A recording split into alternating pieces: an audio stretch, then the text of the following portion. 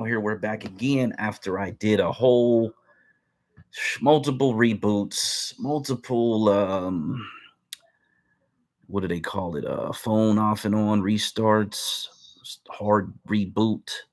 And then I even went into the app and deleted all of the data and cache. And still here we are in a situation where I see people are getting tossed out of the space or having a hard time maintaining themselves in the space. And ironically, it doesn't really make it clear that the space is ended. It doesn't really let me know on this side that the space has collapsed. So it's just going to be what it's going to be. I think for whatever reason, people definitely gotta either update their apps regularly because of course this X does these restarts. They do these updates. They were doing a massive update last week where it looked like the whole app was down. um so as we're here now, and I can hear the echo in my other phone, so I'm assuming we're still live. I'm assuming we're still rocking because there's really no way for me to check outside of, maybe I can go on the laptop and see.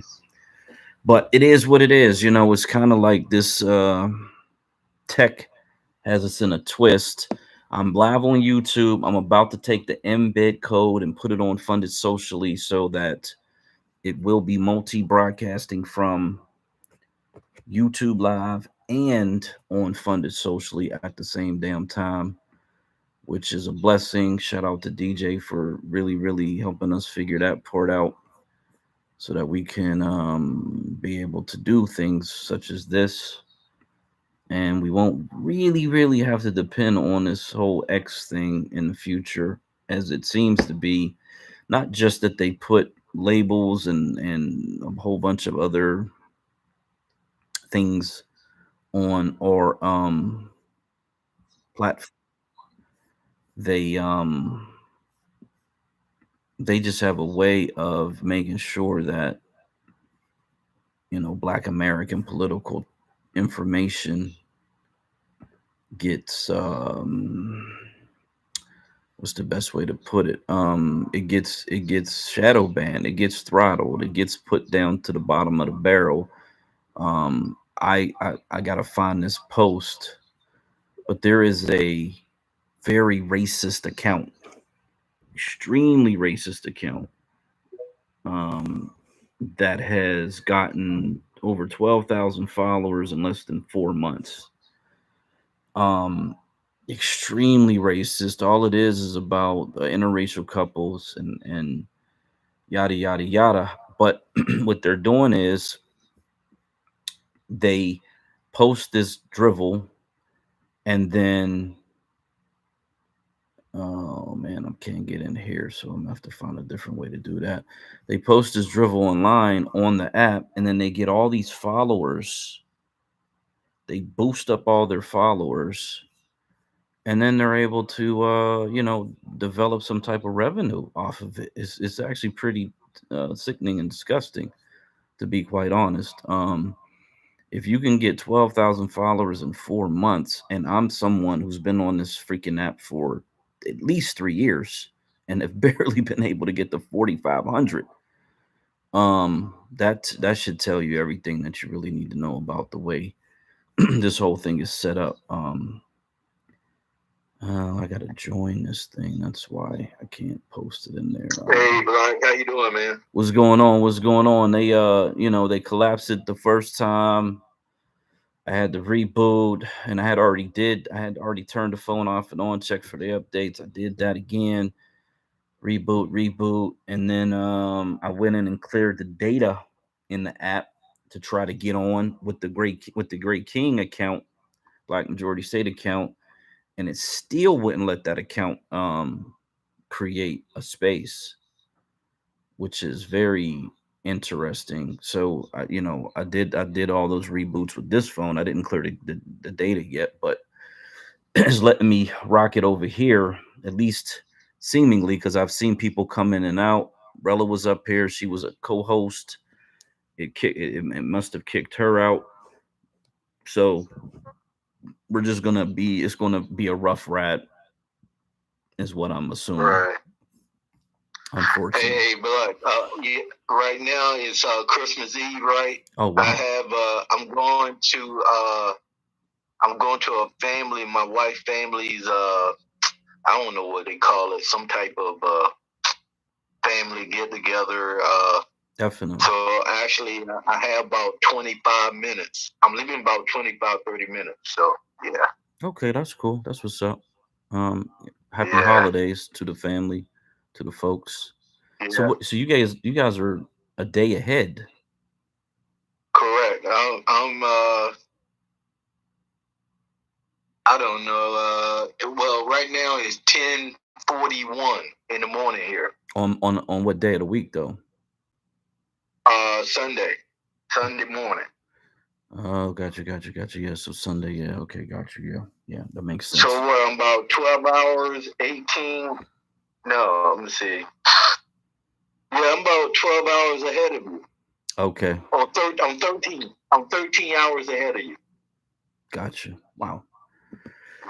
Well, shout out to other folks in the space. Again, they are really playing around with this space here. And that's just putting it mildly. So we gonna try our best to get this thing set up here now. Ironically, I'm not able to just go right in here on my other thing that I normally would just post a video. So I have to post it somewhere else and maybe copy it later. But yeah, so we're live on YouTube, of course, and we now can embed these codes from YouTube Live straight over to Funded Socially. So we multi-stream on both platforms. And it's very likely that we'll be able to do this with other like streaming platforms as well. We just got to take the time to figure out how to do it. Oh, see, this thing is telling me Hey, to. hey, Blood. Hmm. Hey, Blood. You mentioned about how many followers you have since you opened your account in 3 years ago. Now, look, my Black American Homeland account, I started that in 2014, and I got 3,600 followers. And then my Black Southern Strategy, I started that in 2012, and I only had 1,030 on that account. So yeah, I'm not doing that well reaching out to reaching people. So, but that's just the way it is, man. Yeah, but I know you're not posting nothing controversial. Like they have this account, um, they have it listed as sensitive content. So even if I DM people sometimes, if they have their if they have their profile set to block sensitive content, they can't even see the DMs, let alone seeing stuff I post or stuff if I respond on a post. That's one way that they have throttled this account, and that wasn't something that I did. You know what I mean? Like it wasn't like I set out and said, "Hey, make this account sensitive content," because I'm not posting anything that's not news, news relevant, newsworthy stories. It's That's just one technique that they have, but the other account that I'm talking about, again, once I get a chance, I'm gonna stick it up in the jumbotron. It's a racist, anti-interracial, but not like, in a positive way or any way. It's really about degrading black men who date white women, and I guess there is an element of them degrading the white women who date black men too, but it's really just anti-black male. You know what I'm saying? And they've gotten Right, 12,500 followers in less than 4 months. That's a lot by any standard, in comparison to all the people that we know and interact with on a regular basis who are not able to get you know to 5,000 even, or 10,000 for that matter. So it's a very strange thing. I know of some black accounts that do interact with a lot of white accounts, and they're political, and they are able to get, fuck, there's the one dude who's got nearly a million followers. Matter of fact, he said every time I get to 800,000, they take followers away. So even him, someone who's able to get to 800,000, which is like, pretty insane. And he caters to a white Republican audience, but still, even he's getting clipped with the ability to grow on the platform. You know what I'm saying? And he posts some Yeah. wild shit, some shit that ain't true. It's like altered pictures, whatever they call it, photoshopped and all types of weird shit. Deep fake Right. videos and all of that. But even still, I think it's racially bent towards keeping black profiles down, to be quite honest. Right. Well, I do notice that if your account caters to the multiracial or the white you know accounts, right, then you can get a lot of followers. But I mean, I'm catering this all to Black Americans, Black American agenda, Black American policies and issues, and yeah, you know, and I only have 3,600, so that's just the way it is, man. I'm not really worried about it. Yeah, I mean, and I hear what you're saying because I'm not super focused on it. Only time I really do focus in on it is when I see these other accounts that grow really fast, and I see them making it just hard to even be on the freaking app to just do a normal freaking space. You know what I mean? Without trying to get too vulgar and curse and everything. It's really Right, annoying, super fucking annoying, to be quite honest. You know what I'm saying? Like, damn. Because it's not right, like we're really talking about a whole heck of a lot other than the conversation, or normal type of conversation that we normally have here. So right. yeah. One thing I did notice, I remember when the first 3 months, I started the Black American Homeland account. I went from 0 to 1,500 in less than 2 months. Mm. I remember that, and I thought I was going to reach 10. I said, you know what? I might can reach 10,000, within a year. But it seemed like once I hit that 2,000, it is almost like it just shut down after 2,000. Yeah, I think I reached 2,000 by 2016.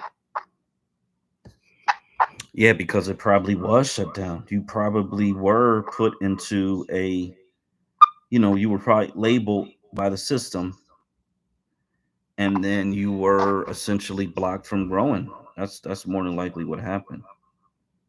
Right, I mean, it's as conspiratorial as it sounds. It sounds like a conspiracy theory, I guess, but right. it And just you is what it notice is. I do have my blue check. You notice I have a blue check now. I finally was able to get my blue check a couple of weeks ago. I mean, it took me 2 years to get this thing. It took you 2 years, even though you had to pay for it.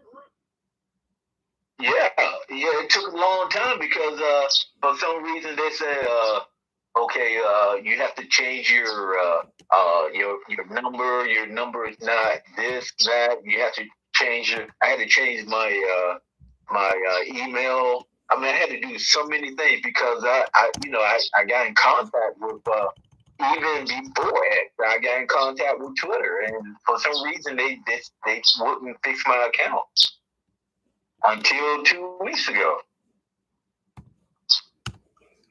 Did But they tell you what the I've problem? been trying to get a blue check since 2019. Now I remember in 2018, 2019, they said I wasn't famous enough back in those days. Right. Yeah, but right? once they open it But up to anybody who can pay, it didn't matter anymore. right. But I still had trouble because of my email and telephone number, all that good stuff. Yeah, That's crazy. yeah. Oh, what the fuck? I'm having a hard time signing it over here. Um, oh my god, that's crazy. But I'm sure they didn't tell you what it was, other than they're trying to blame you instead of blaming their system for what's going on. Right, exactly. Was did you have to get in touch with them through emails and all of that, or was it you actually talked to somebody? Through email, they asked me to change my email, Oh, and when I changed my email, about 2 days later, that's when I was able to get my blue check. wow. Yeah. So yeah. I'm having a situation. So somebody's like, I can't sign back into this over here. Now I'm having a situation because I never actually logged out. That's why I was like, wow, what's going on? I never logged out over here. Now it's not taking my passcode. That's weird. Damn it. Right. If it's it ain't one thing, it's another with this technology. That's why I say there could be this whole great reset where they just take all the digital content off the fucking internet and it's just gone forever. And then Right. everybody has to start over. I think You remember I sent you a DM and I told you, to look at this clip of Charles Blow. And man, I was totally shocked that he was able to get a movie deal or HBO deal before he even wrote the book. So now how do you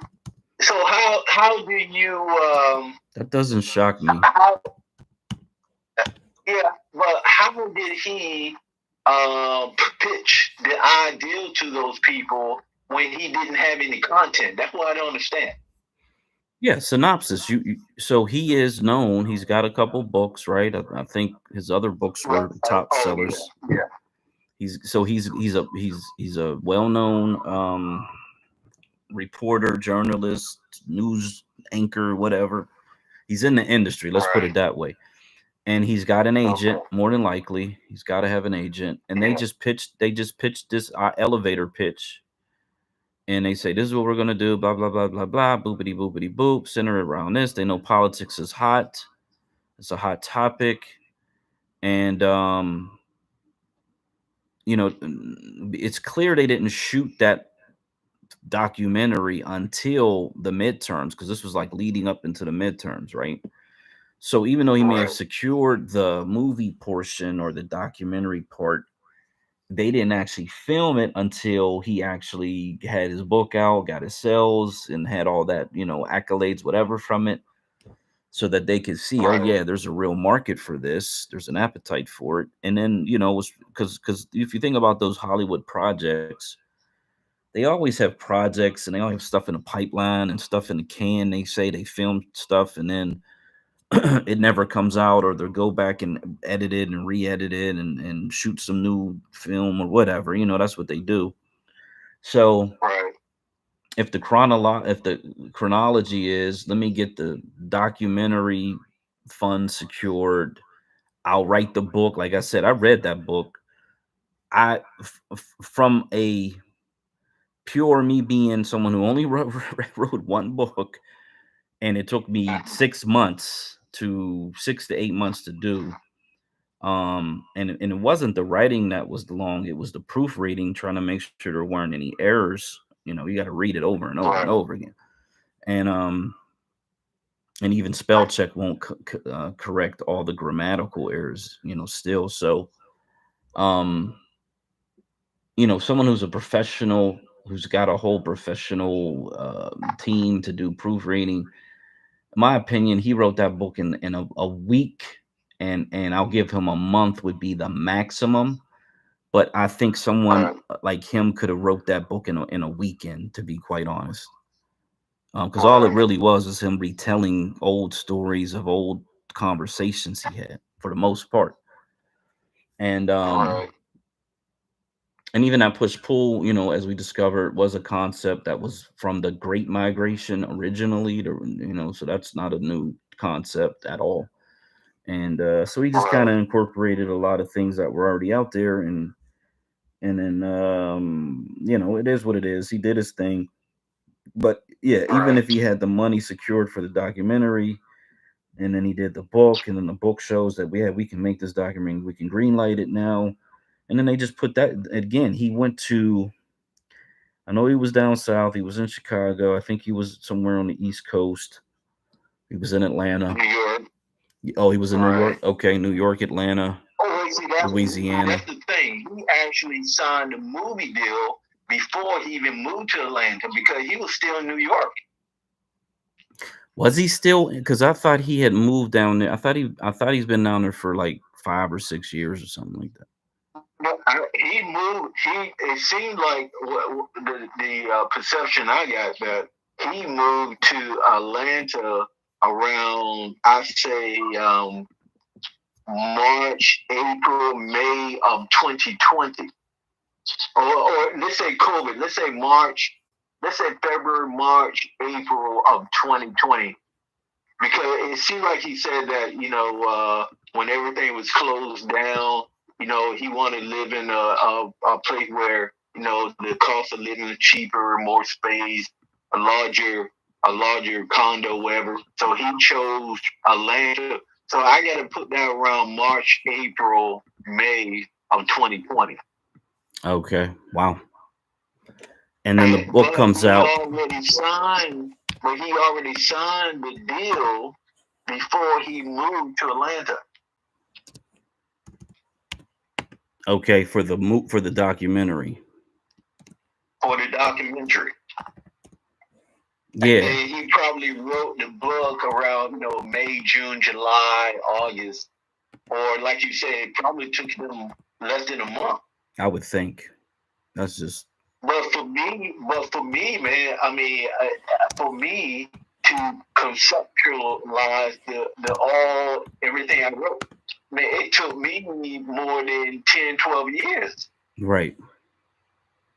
because I had to, like when you come up with an idea, like okay, you got to take over a state, okay, all right, what you have to figure out, okay, what's in it? What is the state? What powers and rights does the state have? Right. See, I didn't have anybody tell me, you know, you had to learn all of those things. You can't just say, hey, we need to take over a state, and if somebody said why, you have to know the laws, the Constitution. So I had to learn all that stuff. So to me, man, it took me years, man. Yeah, not only that, I'm still learning all like so even after writing the Yeah, book and doing as much, I'm doing my internet research, quote unquote, and doing what you can do as far as that goes, but at the same time, there's still so much more to learn because when I did it, I didn't go backwards. I was just kind of looking at the current situation. I did like an initial um and this was just really off of things that I had known in terms of the past, and then right, there was like this whole Wikipedia page of Black American history. I basically swiped that whole page. Now I put in all the right, what do you call them, the credentials, or it's not right, a bibliography because I didn't do that part, but I did put citations right next to the stuff that I right, swiped. right. You know what I'm saying? So it's right there next to it. Yeah, Um, I talked about the Freeman's Bank. I talked about just a lot of stuff from the past and yada yada yada. And then I was bringing it to where we are today, and then I wanted to take it into the future, right? So it was kind of like past, present, future. Um, right, and then I sprinkled in, the different, all the list of massacres and things of that nature, and um, so there is some historical reference, but then I do talk about the states and the populations and how many people we need to get here, there, whatever. And then I mixed in Right. some poetry, which is like revolutionary poetry.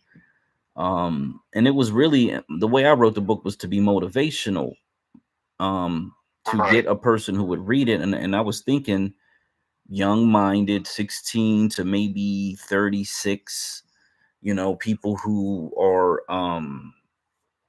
who still have hope and still want to make change and who still think outside the box, who are not completely indoctrinated, and who, could potentially do this revolutionary radical thing, even though it's not really that revolutionary, it's not really that radical. It really is just participating in the system, to be quite honest. But Right. Right. people are gonna spin it and twist it how they want to. But yeah, I mean, when you have that pipeline and you have that access, it just kind of is what it is. So I don't I just I'm not shocked that these things were lined up in the way that they were at all for me. I Mhm. appreciate the fact that Ebony K. Williams, because she's a feminist.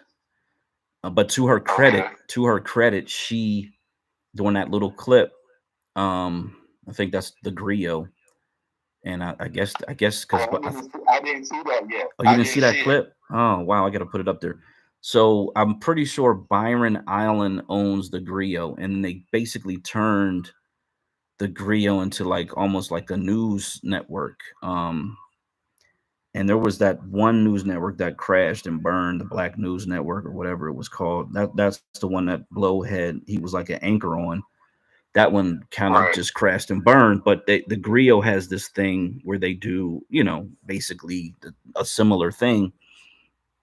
And Ebony K. Williams is on that, and she does these interviews. And in the interview, it's just a short clip. I'll try to find it. She says, and I'm going to paraphrase, but she says, this back to the Okay. South thing, which we know others have discussed or others also have had this idea.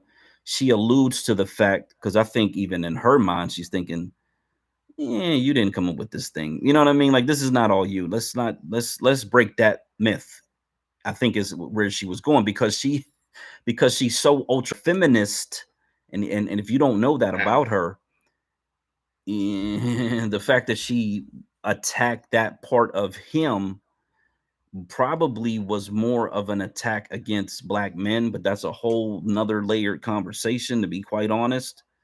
But she Right. put it out there like that, and he essentially agreed to the fact that he understood, yeah, others have had this similar idea, versus every other time you heard him speak, it's always my big idea, my great idea, it's always from that perspective. But this is like the first time where I've seen that kind of get broken, that whole mythological idea that this was something that he came up with on his own or whatever. I don't even know how to describe it at this point.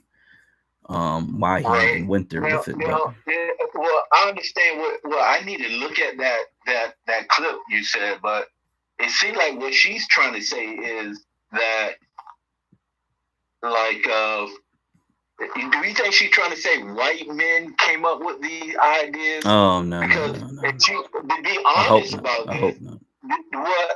where I had to get my information, of course, like the we call it the Federalist paper. That's where my ideas came from. The Federalist paper, the U.S. Constitution, and the U.S. Census. Those are the three we call it the three sources Damn that it. I got most of my information from, because there were no black authors or leaders before talking about the U.S. Constitution, that Black American. I mean, I might be wrong. You might know, but I've been reading for years, and I have never read a black author or leader that said, "Hey, we can use the U.S. Constitution, the 10th Amendment, federalism." to take control of states. I have never heard a black author, but of course I heard plenty of white authors or guys or leaders back in the 1800s. Well, so But here's the thing. He always tries to yeah, give credit to the Playboy, because there was a Playboy article about, yeah, what is it? Is it like the hippie movement or something? Something yada yada yada yada. yeah. Um And I heard of that too. Yeah, I I heard of heard that about that, too. I and heard of that too myself. I don't remember if it was during the writing of the book or not, but I certainly came across it at some point right, in time. But I think if we look at that, because when I looked at the libertarian movement, which is the Free State Project, I don't believe that yeah, that is the same thing as the 1970 Playboy article. I think they're two different movements, because the Free State is much more recent, and right, the guy who originally penned that letter or whatever it was, he actually kind of disavowed it after the thing kind of got going. He kind of walked away from it. So I think that, because I think what they're talking about, because these libertarians are like almost radical Republicans, I think he's talking right, about the left wingers who are like the Bernie Sanders types. And if you know anything about that part of the country, Vermont and New Hampshire and Maine, they're kind of on different political spectrums. To be quite honest, they're not like all the right, same politically. So right. I Hey, think, yeah. can I tell you something about that group, the Libertarian Free State? Do Hmm. you know those guys? When I got to crypto back in 2015, those Libertarian Free State crypto were their what's that word? Like, if you want freedom, if you want to get out of the system, you want to invest in Bitcoin. Mm, That's what those guys were talking about back in 2015, 2016. wow. So that's what That's where I got a lot of my ideas. I said, okay, yeah, but I never actually put that in my book. But but yeah, those libertarian free state guys, they were talking about crypto, about Bitcoin back in 2015. Mm. So yeah, Yeah, I missed that. I relate a story how I had an accident. I came into a significant amount of money, and I came right, across it when it was like $300 a coin or whatever. It was a very nominal amount, but it seemed like ridiculous, because I was trying to pay for something that cost $20, maybe 20 right, bucks, and they're like, well, yeah, you can buy Bitcoin and use it to buy this, and I'm like, that don't make sense. What I mean? At the time, it doesn't make no sense. But now, right, obviously, if you can go back in time, I would have probably dumped at least 50. I wouldn't put it all still today, because I'm not, that type of person, but I would have put half of right, it over there. You know what I'm saying? right. But let me play this Yeah. short clip. It's only a minute 45. But yeah, this is Ebony K. Williams at the Griot. And like I said, they have, I think Byron Allen bought them out recently. And she's one of their news personalities. So here we go.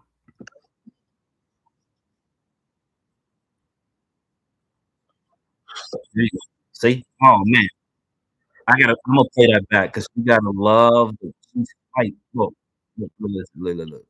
If you don't know who this woman is, she I is never heard of. every word out of her mouth, damn near every other word is like anti-black male. I swear to God. So she kind of pierces this veil, and she's able to really attack him on this idea that this is his own, this is his thing, but also swipe at black men at the same time. This chick is, ooh, dear God. Okay. You gotta understand how these people operate. But here we go.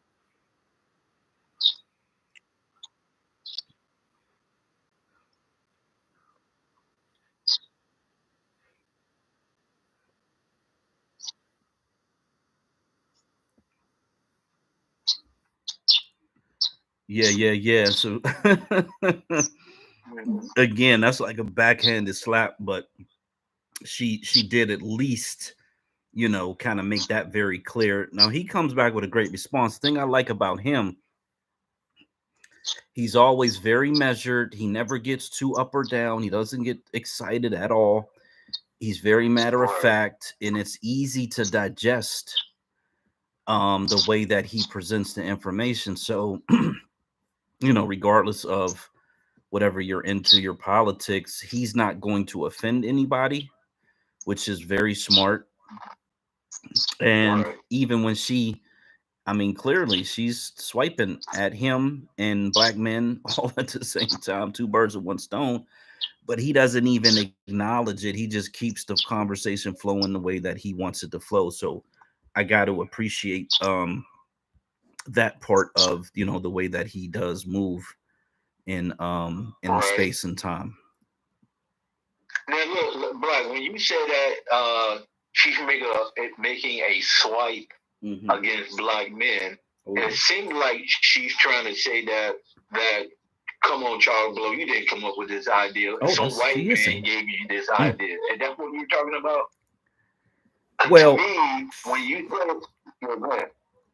well.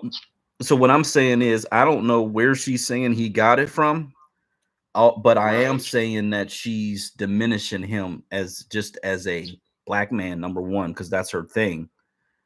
And right, then at the same time, she is kind of opening it up to and just saying that you didn't, it's not the Charles Blow show. Like that is actually pretty aggressive, if we're gonna be honest about it. Um, right, and again, he didn't take the bait. He just kind of kept, moving forward, which I got to appreciate that. So, right. yeah. Well, that takes a lot of experience. He's been doing interviews for years. He's been a columnist. I mean, the dude's been writing for over 20 to 25 years. So so he know how to take those questions. Yeah. Yeah, no doubt. Shout out to Miss Rella. The space was glitchy. they they might have banned me from holding spaces under this black majority account. So we'll see what happens. But Hey guys. hey, hey, hey. Hey, well, oh, hey, DJ, and yeah, and Yusuf, hello, Yusuf, and Capital, and JV. Yeah, hello, guys. Merry Christmas. It's Christmas Eve here in Southeast Asia, so I'm about 13 hours ahead of you guys. Hmm. Yes, yes. Happy holidays to the family for those who celebrate. I tried to make it to the post office before they closed. And I knew I was going to be sliding in the door, right before they closed. They had to sign up as if they were already closed. And I just went right past the sign. And I wasn't really going, I was trying to set up this PO box, but, they're in there like, oh, they don't expect anybody else to have a holiday. They don't want nobody else. And I'm just thinking, man, come on, man, just let me do what I'm here to do. Because not every, if we really think about it, not everybody celebrates these holidays, man. Come on now. You know what I'm saying? Not like that. You're here, you're supposed to be here till 1, or at least the door's supposed to open till 1, and then you're supposed to be here till the last person gets served. So let's not make it into a problem when all I got to do is basically get my keys and get the box number, and then I'm on my way. You know what I'm saying? It's not difficult. So, and I was the only one in there. That's the other part where it's like, damn, they was trying to slide out early. And it was 1 o'clock in the afternoon, so it's not like, it's 9 o'clock at night or something, and it's Christmas Eve or Christmas Day or whatever. I mean, this is way early in the time cycle as far as I'm concerned, but whatever. So Black American Homeland said he's going to spend time with his family at some point. He will be essentially dropping out.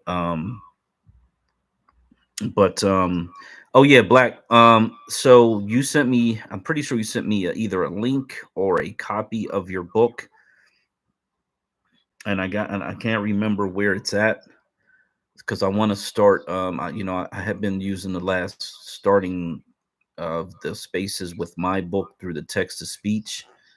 But if you did email it to me, if you could just DM me the email address you used or something like that, so I can find it, and then I'll run through some of yours in the text to speech at the start of some of these spaces. I guess because next week is not next year yet. It'll be the last space of Okay. this year, but we can start text to speech and running some of your book off too, so I can get a chance to at least hear it, and other people can get a chance to hear it as well. Okay. What I will do, I'll just go ahead and send you a what do you call it, a flip book copy through through the DM. I'll just send you another one. No problem. Okay, yeah, I appreciate it because for whatever reason, and there's probably other ones, but the one I got, it's a little older. Like I said, I used it to help me write the book, but you've essentially got to copy the whole document and then dump it into this app and then save it as a file. Oh, oh, so you have to. Okay, so you won't be able to do that through the flip book. I have to actually send you a PDF or something. Yeah, does the flip book have does it talk to you as it does it automatically, or? No, the only thing the flip book does is it's just a document. It looks like a book, and you can turn the pages. You can, and it sounds like you're flipping pages. Okay. That's why it's called a flip book.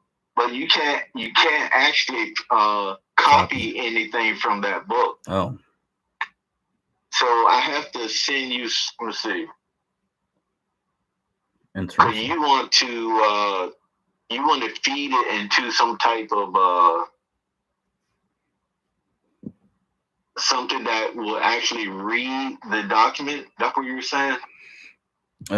Yeah. So text to speech T2S is one of the apps, and then it'll just read what you've pasted into it. Um, yeah. Okay. So that means you need a PDF copy of Yeah. the Anything I PDF. could copy and Yeah. then Okay. paste. Yeah. All right. Okay, cool. Okay. Yeah, so because we can play it during the beginning and then 15, 20 minutes, whatever, as the space is warming up. Um, Right. so yeah, so we did our whole part one of the 1992 Donahue after the LA riots discussion that was held on PBS, not on Donahue's normal show, but it was on PBS public access. And we got through some really powerful speakers. Tony Brown from Tony Brown's Journal. I'm trying to think. There was a couple other. There was the brothers in L.A. who had rehabilitated themselves out of the streets to selling sneakers. And then there was another snippet. I think that was about the Chicago projects, Taylor Green Homes, or something of that nature. Excuse me. So I know going forward, there's a Cornell West one, which I was in space, and I kind of brought this up. Now, the person who responded to it had inaccurate information because in this clip, he's in a black projects. There are black men and women at the table. There are no Hispanics. There are no other all these other populations that this person brought up. It is centered on black people. It starts off with him talking to some white business owner. I think he may be the property owner. I'm not 1,000% sure. He may be a developer or something. And then he goes in and talks to the people on the ground. He may even be talking to a pastor, if I remember correctly. And you kind of get a good idea of who the man is. And this is from 30 years ago. Much younger. him and Sister Soldier have a back and forth that is actually really powerful. It's a really good exchange, and so that'll be good to like listen to and kind of get what that is. Sister Soldier's very powerful in this. Alan Keys is actually really good on it for most of what he says. Then there's a point where I think he's trying to make a point and it kind of gets lost in the whatever and him trying to explain it. But I think he does correct the narrative. And then there's a brother who is a former Black Panther and or a current Black Panther. I know he was incarcerated, so he may actually have been a current Black Panther at the time. And then there's a bunch of these old white guys who, oh God, just have their fucking normal perspectives that you kind of gotta float through. And then Donahue plays devil advocate or whatever, he does his little thing. Um, but yeah, so we can crack that up and get that started. I did get to play that. Mhm. Yeah, look, right before you do that, Homeland, can you check your DM? I sent you some things that I need from you. Okay. Let me. Okay. All right. Yeah, let me say shout out to Simone Biles. Simone Biles. There's been a lot of this back and forth on the timeline. From what I understand, she is married, and she is married to an NFL player who is either still a player or is a former player. Let me go off mic on this one. No, he still plays for Green Bay. Okay, awesome. So he's a baller, right? They got married. I remember the whole dating pictures, everything. So she's in love, which is awesome. Now these, you know how this damn app is. Okay, awesome. So he's a You know how this baller. app is. They got married. I remember. We got the echo because I'm trying to get in over there. Okay, so whatever he said, he said what he said. He said what he said. And then, of course, the gender wars jump in and try to attack this man who's happily married. Yada, yada, yada, bing, bang, bing, bang, boom. They pulled up some tweet or quote or whatever from, I guess someone said he was like 16 years old or something, talking about Olympic athletes. It's really absurd how far and deep these people will go to try to discredit somebody. But at any rate, I guess she's kind of been staying out of it because why would you even get involved in that negative energy? But she did. It's the first thing in Jumbotron. She got a picture of a little black kid who's scratching their head and kind of looking like, like what the F is going on? But she says, "Are y'all done yet?" Oh man. That's actually it's hilarious, but it also is just a damn shame that, you gotta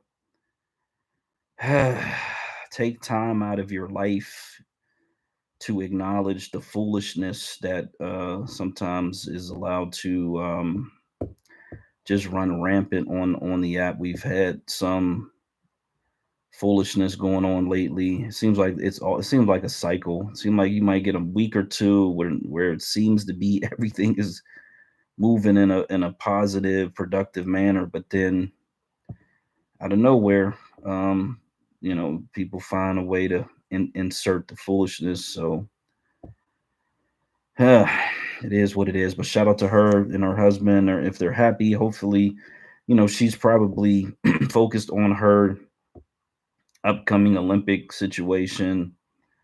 But I would assume, as a young black family, that they probably will be planning to have kids at some point, and all of those good things, all those blessings. So yeah, but here we go, right here. I got it pulled up. I think it's about where it was. I'm gonna go back just a little bit. Yeah, Tony Brown Journal. We did get through most of that because that was a pretty good rebuke of Donahue. Donahue tried to tried to, I'm not gonna say talk down, but he be talking slick. Donahue be talking a little slick and then trying to make it seem like he didn't know. They do a lot of that. Oh, I didn't know. I wasn't sure. Oh, I'm just joking. Oh, yeah.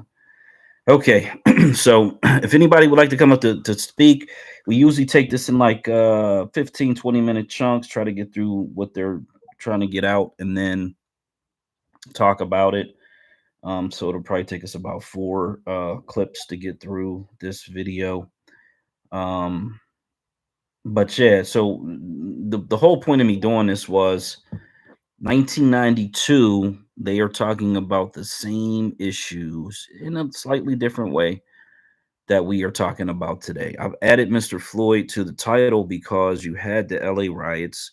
That was supposed to be the thing that kind of made race relations, people were supposed to look at that and learn from that and then change everything. But then you go, whatever, basically 30 years later, and you have the situation with Mr. Floyd, and that sparks a whole nother similar situation, except for it's not just centered in one city. It kind of goes all around the country and around the planet for demonstrations at least. And there's been so many multiple names that it's hard to even um, remember all the names at this point because there's just an endless number of names and many names that we don't know. For every one individual name that we do know, because it gets press and attention, there are likely 10 to 30 to 50 other names that we don't ever hear, to be quite honest, that suffer the same fate. And so that kind of is just the unfortunate nature of it. But we're gonna play about 15, 20 minutes. We'll come back, we'll talk about it, and then we'll kind of repeat that cycle.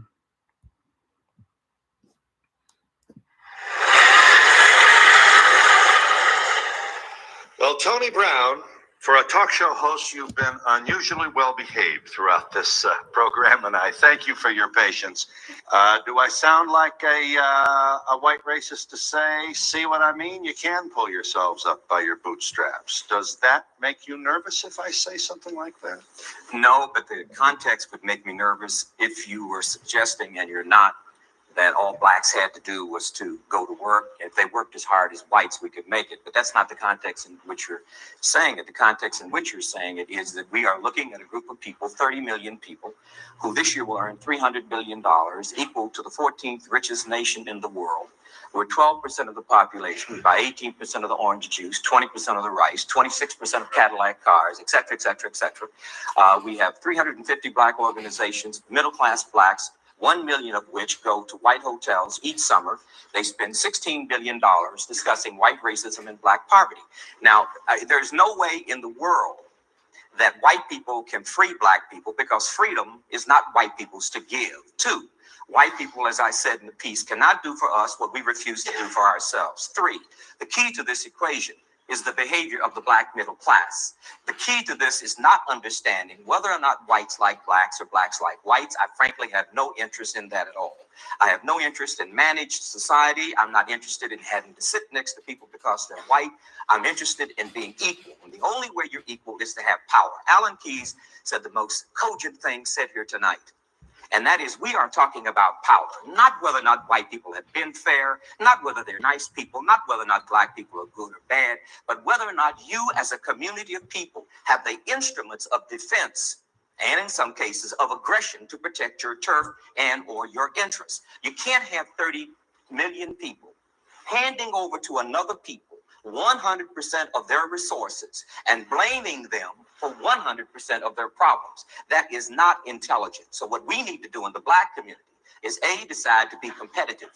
And the only way we're going to be competitive is to use our resources. The final thing I'd like to say is this: the primary resource we have as a people is not our money. It's what we know. And what you know is called human capital. And the fleet of human capital from the black community has been enormous in the name of integration. We've lost our brains to the white community, and nobody is there for the intergenerational transfer of information from middle-class people to poor people. So we now have what we call so-called underclass people. But if what you know is that critically important, and I don't know anybody who will argue it, how is it possible, in the light of Mr. Kozol's nightmarish and brutally honest and well-researched review of the horror story of public education, especially in the inner cities, for black children to know anything? White power structure and the white community in America are out of options.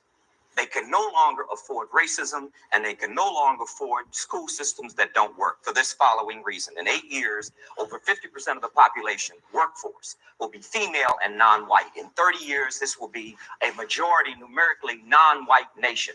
If we do not train women and non-whites to go into the workforce for high-tech skill jobs in the next 8 years, none of us in this room is going to have a job at all. So Mr. Kozol, there's another dimension to what he is saying, and I'm sure he's more than aware of it. And that is, it is not black schools that have failed. The American school system has failed. It is not the ones who drop out that are the problem. The ones who graduate are the problem. We do not have a school system that does anything for post-secondary education, and we don't have a school system that does anything for the bottom 50%, which is why Germany and Japan are beating our brains out. Regardless of the color of the student. Regardless. Now, when you get to blacks, we cannot leave out of this equation the black middle class. And we cannot leave out of this equation, no matter what the government does, and the government should do something. Right. We cannot leave out the obligation of the black middle class to transfer its wealth, primary wealth, which is human capital or information, to those in our community who don't have it. Yes. May I ask you're a capitalist with a... Hey, I'm going to stop it right there because he said so much there. And I don't want to go like 20 minutes and then have to remember it. But he said we were 14th. We were the 14th wealthiest country. Today, we're like in the 7th, 8th range of the wealthiest countries. So this is what's so very disheartening. In the 30 years, our revenue or spending, whatever, income, collective wealth has gone up significantly. Our ranking has gone up significantly, yet and still every other thing about our situation has gone down significantly at the same time. The other thing that he just started talking about is this theory back then, 30 years into the future, they couldn't imagine this immigrant invasion occurring the way that it's occurring. So they couldn't imagine the fact that these jobs would not be here, that they would be flooding the country with these different people. Artificial intelligence, we can get into that conversation. That's a whole different thing, although that is going to play a part in removing, Black American descendants from some of these positions. But the immigrant wave is the real issue that they couldn't imagine. And I think part of what we have to do, and what I tried to do when I wrote that book, and I'm sure Black American Homeland did too, is try to imagine a future that doesn't currently exist that we can react to now, so that in the future, the generations that, my granddaughter and her granddaughter will be prepared for. It's very hard to predict the future. There's no question about that. But if you look at Dr. Claude Anderson, he kind of was talking about this at the same time as this particular video was out. He was writing books, and he could see into the future if just by observing what was going on, maybe his positions in the society where he had some of this information and kind of could understand it and analyze it differently than most. But I think part of it is the people, and this is the collective, have got to start listening to the smaller voices. It can't always be the person with the large platforms or the people that are listened to, because unfortunately, as if you go back in history and time, they don't often have all of the information, and they don't always have the best information. Oftentimes it's the smaller person. It's the what someone would call the nut job on the corner, to be quite honest, who may be homeless, who has the most rational knowledge on the planet because they're living in it, they're bathing in it, they're washed in it every single day.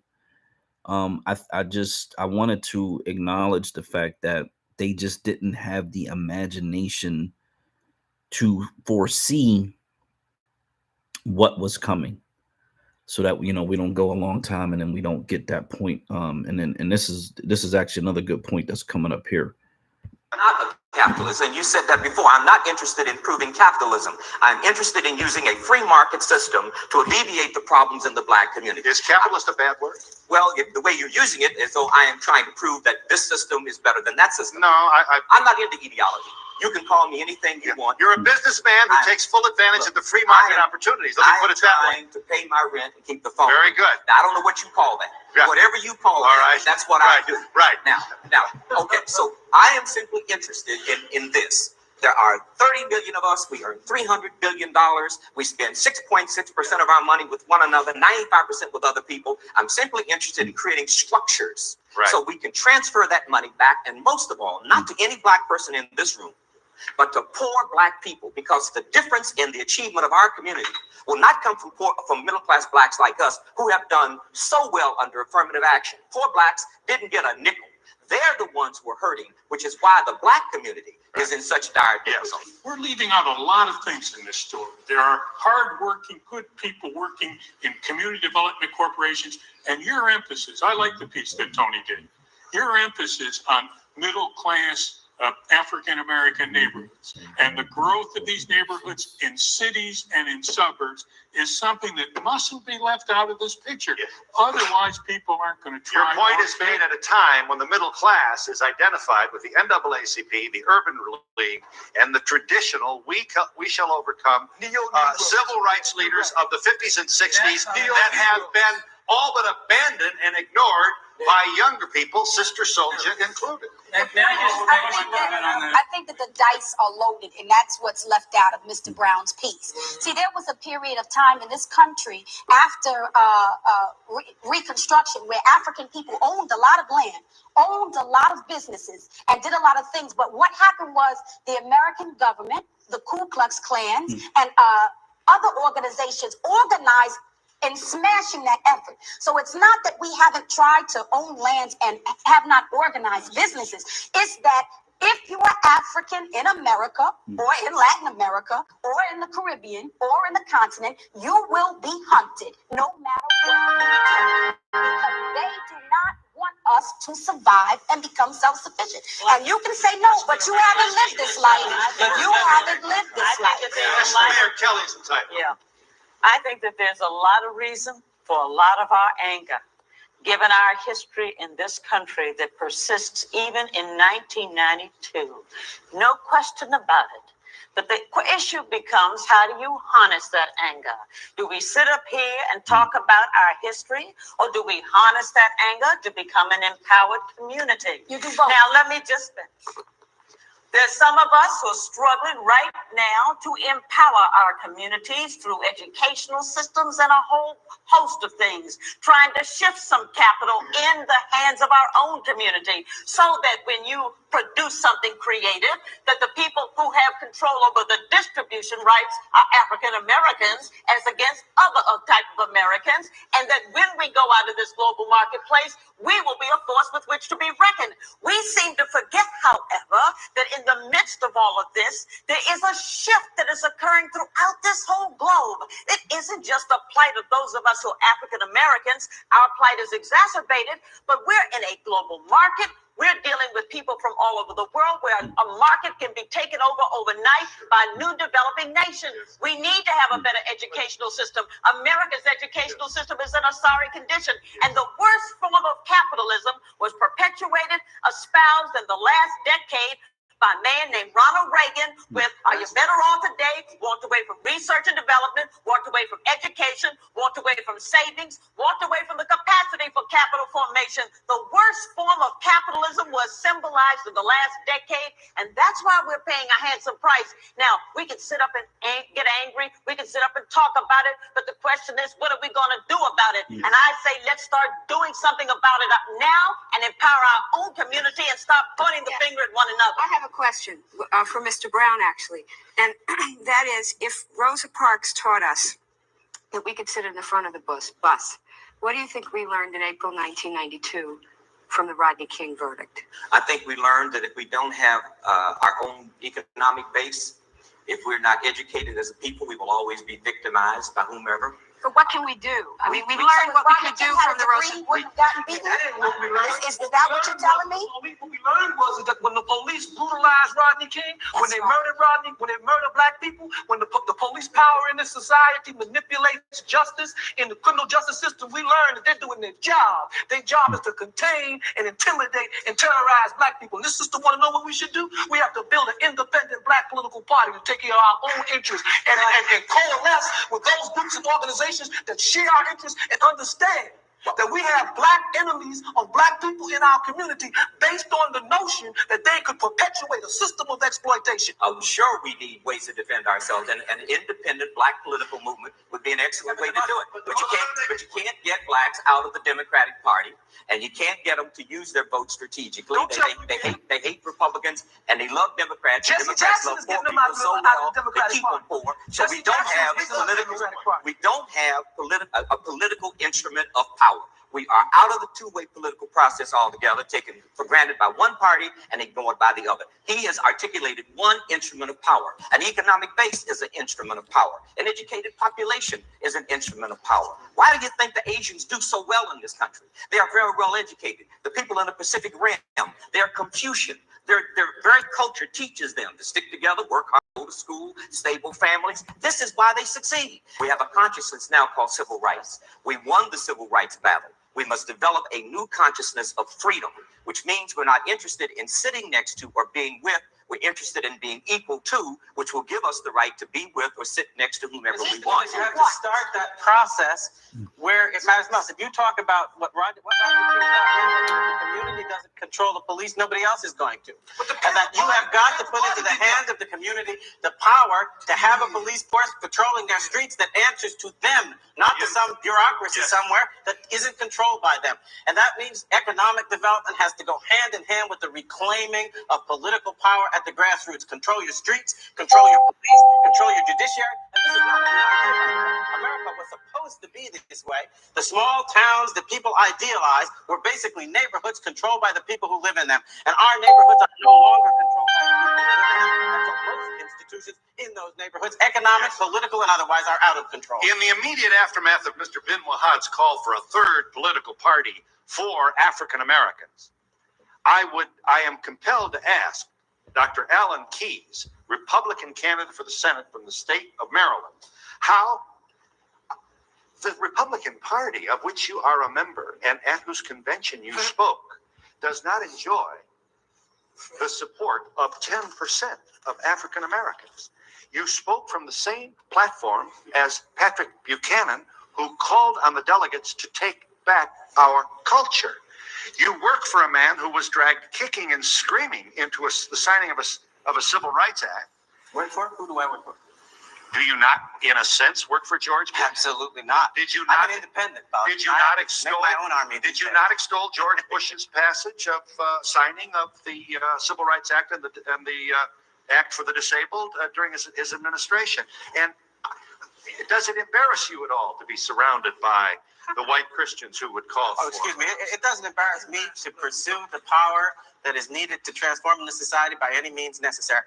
People have transformed that phrase to mean violence and all this. It doesn't mean that at all. It means look for what's going to get you ahead and get there. Don't be so stupid that you allow people to convince you that a door to political power has the Republican label on it, so don't walk through it. If the door is a door you can walk through, take the power and worry about the rest later. You are not going to get me to say that I am not going to walk up the path that many other people have walked up to our political power in this country, I'm going to stay out of politics because Pat Buchanan is in it, then he will control the situation. Don't give me this.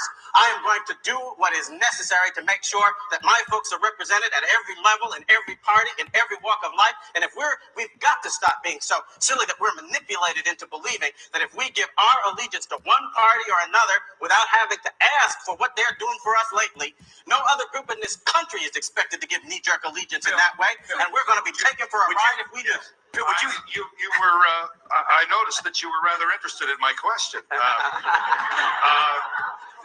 We should say again that his opponent in this race this November is Barbara Mikulski, who declined our invitation to appear on our panel. Mr. Brown, sir, briefly. Phil, would you think of ever asking a black Democrat why he or she is supporting a candidate who belongs to, attended white country clubs, a candidate who has stayed away from black people, although he depends on their race and so forth? There is no Democrat or Republican Party that is better or worse for black people. Neither party is doing anything. This makes Mr. Bin Wahad's point, doesn't it? I said we need a third party. We need a way to strategically use both parties. But the inference is that when a black joins the Republican Party, you sound like one of the black leaders. It's sort of like you call their mother a name or something. We need to be in both parties. We know the Democratic Party was the party of segregation. It was the party of tacit lynching. It was the party that kept us down for decades, and we changed the party because we went into the party. We cannot allow Patrick Buchanan and his nativist, racist, sexist, xenophobic, anti-Semitic message to become the dominant majority party in this country. And his participation at the convention should not exclude black African Americans from joining the Republican Party. Alan Keyes should be rewarded and praised for going into a party and giving it a point of view he doesn't have. Cornell West is a professor of religion at Princeton University. With time now short, let's go to his essay on what is wrong and how to fix it. This is New Brunswick, New Jersey, on a Sunday morning.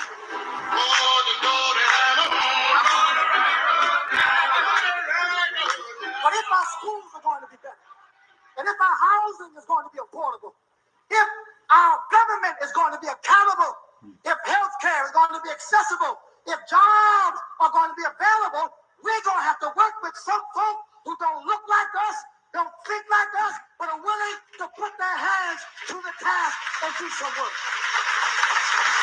The Reverend Buster Sored is the new dynamic pastor of First Baptist Church.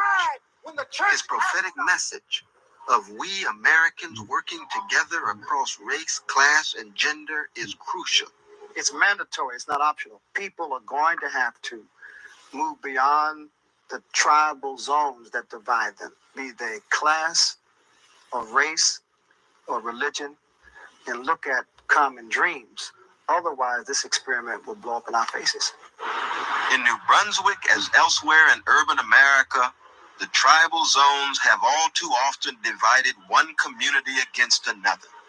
When things go wrong and people get hurt, the divisions don't take long to surface. A young white boy was shot over here on Nelson Street. Right down the street. Right down the street here. Right down the street. He was shot in the head. Right? It took them about 24 hours to catch the person that did that. My son, little Jason, was shot Saturday night. They still ain't got the person that did it yet. In the climate of fear and distrust that racism engenders, common ground is often hard to see and harder still to reach. Sometimes, though, a community will discover the advantages of coalition. That's what has happened at the New Brunswick Memorial Homes, a low-income community on a prime piece of riverfront real estate. Some people came together and decided that they wanted to do a redevelopment of the downtown area, which included market rate condominium, townhouse configuration, sort of a Georgetown style look. And they approached the tenant association basically saying, oh, we'd like to relocate everyone away from this area. And it's just like being herded like cattle. Have you ever seen cattle being slaughtered? They're hurted in the pain. That's the way we feel. We feel like we're being shipped out to the outskirts when we would like to better our own community. Faced with the loss of their homes, the tenants group has sought support from other community groups with common concerns and common frustrations. A lot of people don't see revitalization in the areas where their homes are. I'm not totally satisfied. I think that there's a lot to be done, again, in neighborhoods where this improvement has not quite reached. Blanquita Valente is the first and only elected Hispanic official in a town 1/5 Hispanic. 345, 345. Yolan Varga of the Hungarian Civic Association represents a community that has been part of the industrial labor force here for over a century. And Priscilla Daniels is a business owner and committee woman from the 4th Ward. All are part of a multiracial coalition that has become a player in the city's redevelopment campaign by connecting groups that have seldom before had much to do with each other. Cooperation. I feel a lot of the lack of communication that exists between, let's say, Hispanics and Afro-Americans or Hispanics and Hungarians. It has to do with the lack of knowledge that we have about each other's cultural backgrounds. I think the key ingredient that will bring success in New Brunswick and that will speak to the potential in Los Angeles, Chicago, New York, is the mobilization of people engaging other people for the purpose of redevelopment. Redevelopment cannot be someone writing a check and sending it to an agency run by professionals on behalf of the have-nots. Redevelopment has got to be, at its basic level, people connecting with people. People from the suburbs who drive in to come to church here, connecting with people who live in public housing. Families with dads connecting with families without dads. Children who have computers at home connecting with children who don't have computers at home. So that we begin merging dreams before we consider merging agendas. When that happens, sometimes plans are blocked. When that happens, sometimes feelings are hurt. When that happens, sometimes names are called. But if we can suffer through the process, then we have some meaningful development and exchange, because human development requires human interaction. Now, and you're talking about this within the context of the Black church, within the context of the Black community. Could something like that take place across races, Black and brown and white and Asian? Well, when it doesn't, then you end up with thousands of people living on the West Bank in isolation of an entire world. When it doesn't, then you have people shopping downtown in South Africa and not living downtown. When it does happen, then you have meaningful development, you have measurable progress, and you have significant change. It's not optional. It must happen. We cannot survive having one set of people saying Rodney King deserved what he got, and a completely different set of people saying let's burn the sucker down because of what happened, living in the same country. Government alone isn't going to solve these problems. The community alone isn't going to solve them, and the business sector alone. But together, I mean, literally working together against some common objectives, and I think we've proven that here. John Hellridge is a former top manager with Johnson & Johnson, New Brunswick's largest employer and a pivotal force in the city's revitalization effort. As head of that effort, Hellridge has learned some valuable lessons from the Memorial Homes experience, lessons about the limits of an either-or debate on self-help versus government assistance. It's a balance between the two, because I think sometimes we move the pendulum too far either direction, because then if you move it too far this way, then it becomes a dependency problem. I mean, almost an entitlement problem. And I'm convinced from my experience that a community has to be committed to do something itself first. Then they need to support systems to do that, which then requires local government, state government, and federal government. While the battle over memorial homes is far from over, the tenant organizing efforts, at least for the moment, appear to be getting results.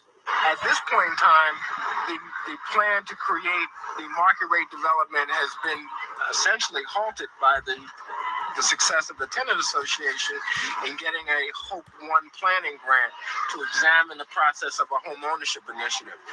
New Brunswick homes, it's worth fighting for. It can be just as beautiful down here as it once was, and that's my dream. Well, tell me what you think will be the case 10 years from now. I haven't been to the mountaintop yet. I'm going to tell you like Martin Luther says, he's been to the mountaintop and he looked over it. I haven't been there yet, but I'm climbing. All right? I'm climbing. There's simply no place to hide. Either we decide to work together across the divisions of race, class, and gender, or the growing gap between the haves and the have-nots threatens our collective survival.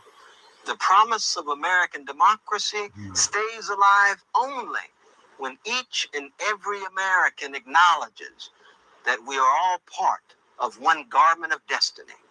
And I'm wondering what you would say to young, poor people, especially young, poor Black people now, at this present juncture in American history, as to how and why they should hold out for a sense of possibility and hope. Well, because the blatant reality of slavery and racism and segregation was such that people who are still alive could never conceive of African Americans teaching at Princeton University, sleeping at Hyatt hotels, being on national television. This was inconceivable in our lifetime. And today, the world is completely different than it was for our grandparents. Not because they saw it, but because they believed it could be that. Likewise, for our young people coming up today, it can be impossible to see a different world. But the faith of our grandparents, if properly understood and properly attained by us, will cause us to see what we can't see and to believe that we can have something no other generation has had. Without that kind of faith, we just self-destruct or die. With that kind of faith, we press on to see what only God knows lies around the corner. Professor West. Okay, I'm going to stop it there because there was so much BS and propaganda in a lot of that. And if you don't know, Cornell visited the church. It started with the church. So that pastor ended it. He was talking in the beginning. Then they went to this black housing thing, and I forget what she called it, New Brunswick Homes or something like that. And those were all black people, by the way, at that particular location. Then they went to this multicultural, whatever that was, thing where he's in some office and it's a white lady, European, some Hispanic, white-looking lady, and then this black woman. And then it goes to this Johnson & Johnson white executive guy talking about if you give them too much, they become dependent, they feel entitled, yada, yada, yada. And then it swings back to the black woman at the homes who says, no, we want to have our own shit. Basically, we want to own homes too. Essentially is what she's saying. We deserve a chance. And then he swings back to the pastor.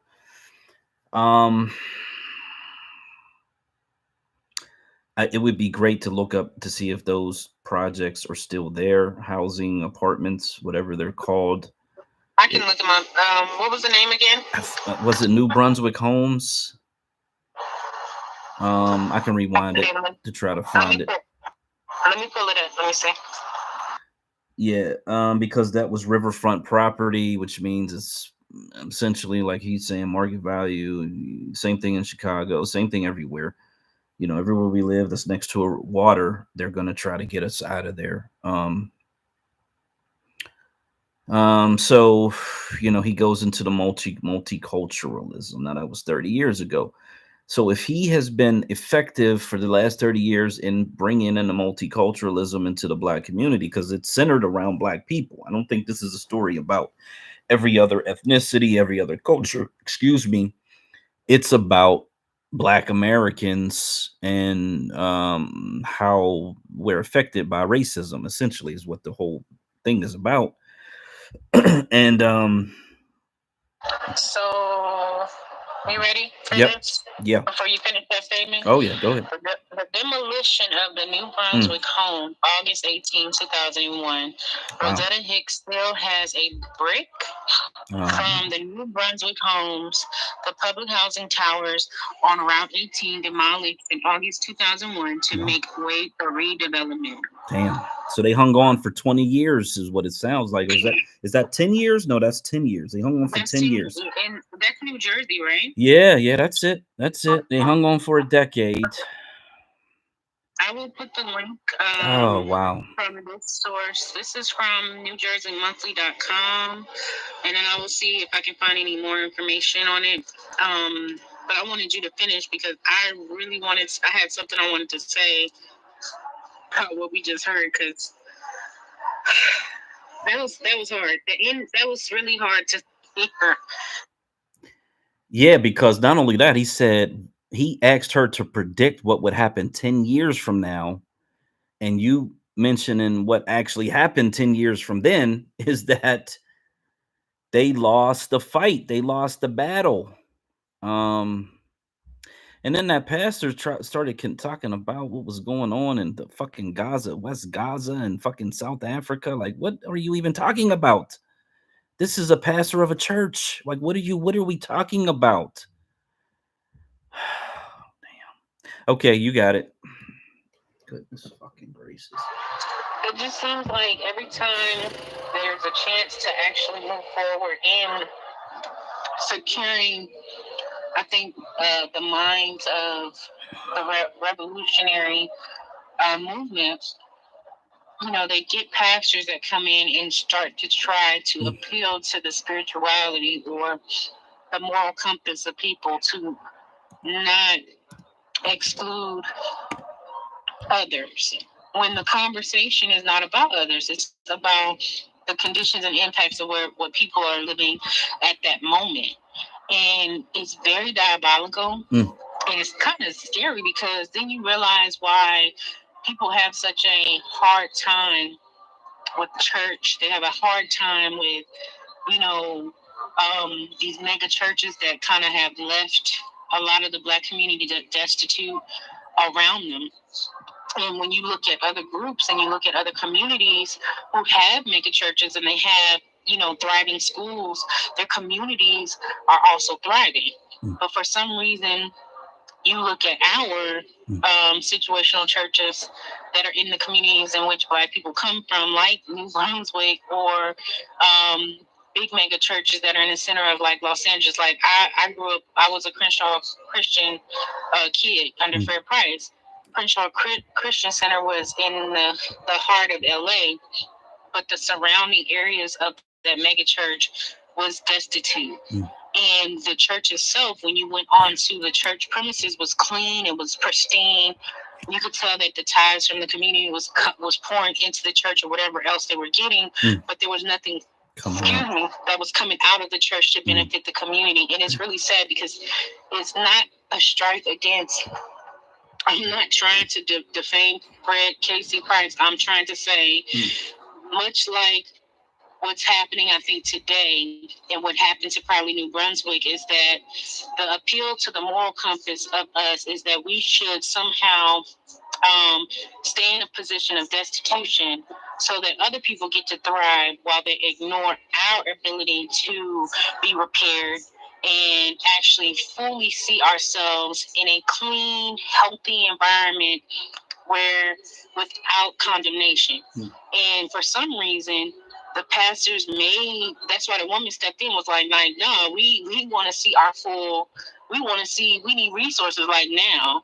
And the pastor's like, well, you know, we got to look at all these other different things. And I'm thinking to myself, what is really happening?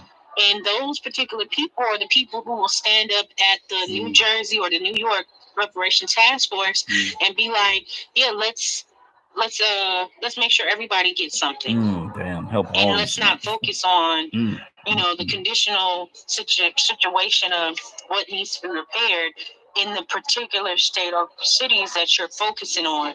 And then they make people feel shameful for wanting to pull out history, for wanting to actually say, okay, these are the things we need to focus on. And they bring this, I don't know, like, it's like a cloud. They bring this cloud of fake faith, fake pastoral shit as if they're really doing something, but they're not. They're harming us at the same time, and they're using the name of, in the name of God, to do so. And that to me is such, it's sickening. My stomach is turning just thinking about it. So I just wanted to say that. Yeah, because you know, Pastor Dr. Cornel West, who is a pastor, I gotta call a pastor. You know, there's been a couple spaces where I just gotta, like, you know, I had to go. I'm not anti this guy. If he was a private citizen doing his thing, do your thing. You step into the political arena, then we gotta really investigate who you are, what you're about, and what you're about is selling the people out. Like, literally, as I'm listening to that, and this is probably the second or third time I've heard it, the first time I really didn't catch it. Now, this third time, my ears are saying, hold up, wait a minute. Is this guy literally selling these people out? Is he ushering them into replacement, displacement, gentrification? Because that's obviously what's going on here. Talking about multiculturalism, because, you know, anytime you put a coalition together, Black people are always at the bottom. They're always going to get the short end of the stick. And so, is it a thing where this highly intelligent professor and emeritus, yada, yada, yada, just doesn't understand? Or is it that he's complicit in it? Because you can't be that naive and or hopeful when the reality is what the reality is. If you're just blindly following faith and hope that if we just keep putting, and this is what to Alan Keyes, he's the Black Republican that people used to, you know, I remember growing up that he was like the devil, to be quite honest. Meanwhile, everything that comes out of his mouth is accurate. It's accuracy. You need to have power. You literally need to have power. And unfortunately, the pastor, Dr. Cornel West, seems to want to give all our power away to everybody else in these pretend coalitions to make everybody else feel good while we get nothing at the end of the process. And the other pastor, kind of was echoing that and talking about we either do this or die, or like, what are you talking about, bro? It is very disheartening. But you know what, Black? We need to be honest about really what he was doing, because he really was sidetracking their, you know, the conversation. They were trying to get to a point where they can come to a full, you know, like a full plan, a full strategic plan on what needs to happen. You know, there's different minds, different people, different perspectives, different spiritualities and stuff like that that are probably happening. At the same time, they're trying to come to a, you know, a point to move forward. And then here comes this monkey wrench, just bulldozer, and like it's like a bowling ball. Somebody threw a bowling ball down and just hit all the pins, just knocked everything out. It's ridiculous. Derailed the whole conversation. And if you get a chance to watch this video, you see this beautiful Black woman's face, and you can tell there's like, she's a little excited to be on camera, but she's speaking from her heart. She's speaking for the people. And all she's saying is, we want resources. We want to be homeowners. We want an opportunity too. Like, you know, that type of, give us the ability to do for ourselves, to put ourselves in a position and he's just selling them the dream of multiculturalism. It's really sad. Do you see Black Pressure? He had there you go. Okay. Hey Pressure, what's up? Yeah, it's sad. It's disgusting. Hey, what's up, fam? What's good? What's good? What's good? What's good? Doing well. Doing well. I wanted to, if I may, I wanted to kind of, a couple of things, and give you some props because I think you were reading my mind. You brought up definitely an excellent observation about Black people and our moral compass. I mean, I was actually thinking that too. I'm going to say this. One of the things that I love about Black people is that we actually have a moral compass, and even if you look at the situations, our most dire situations in some of our communities where, the narcotics trade and,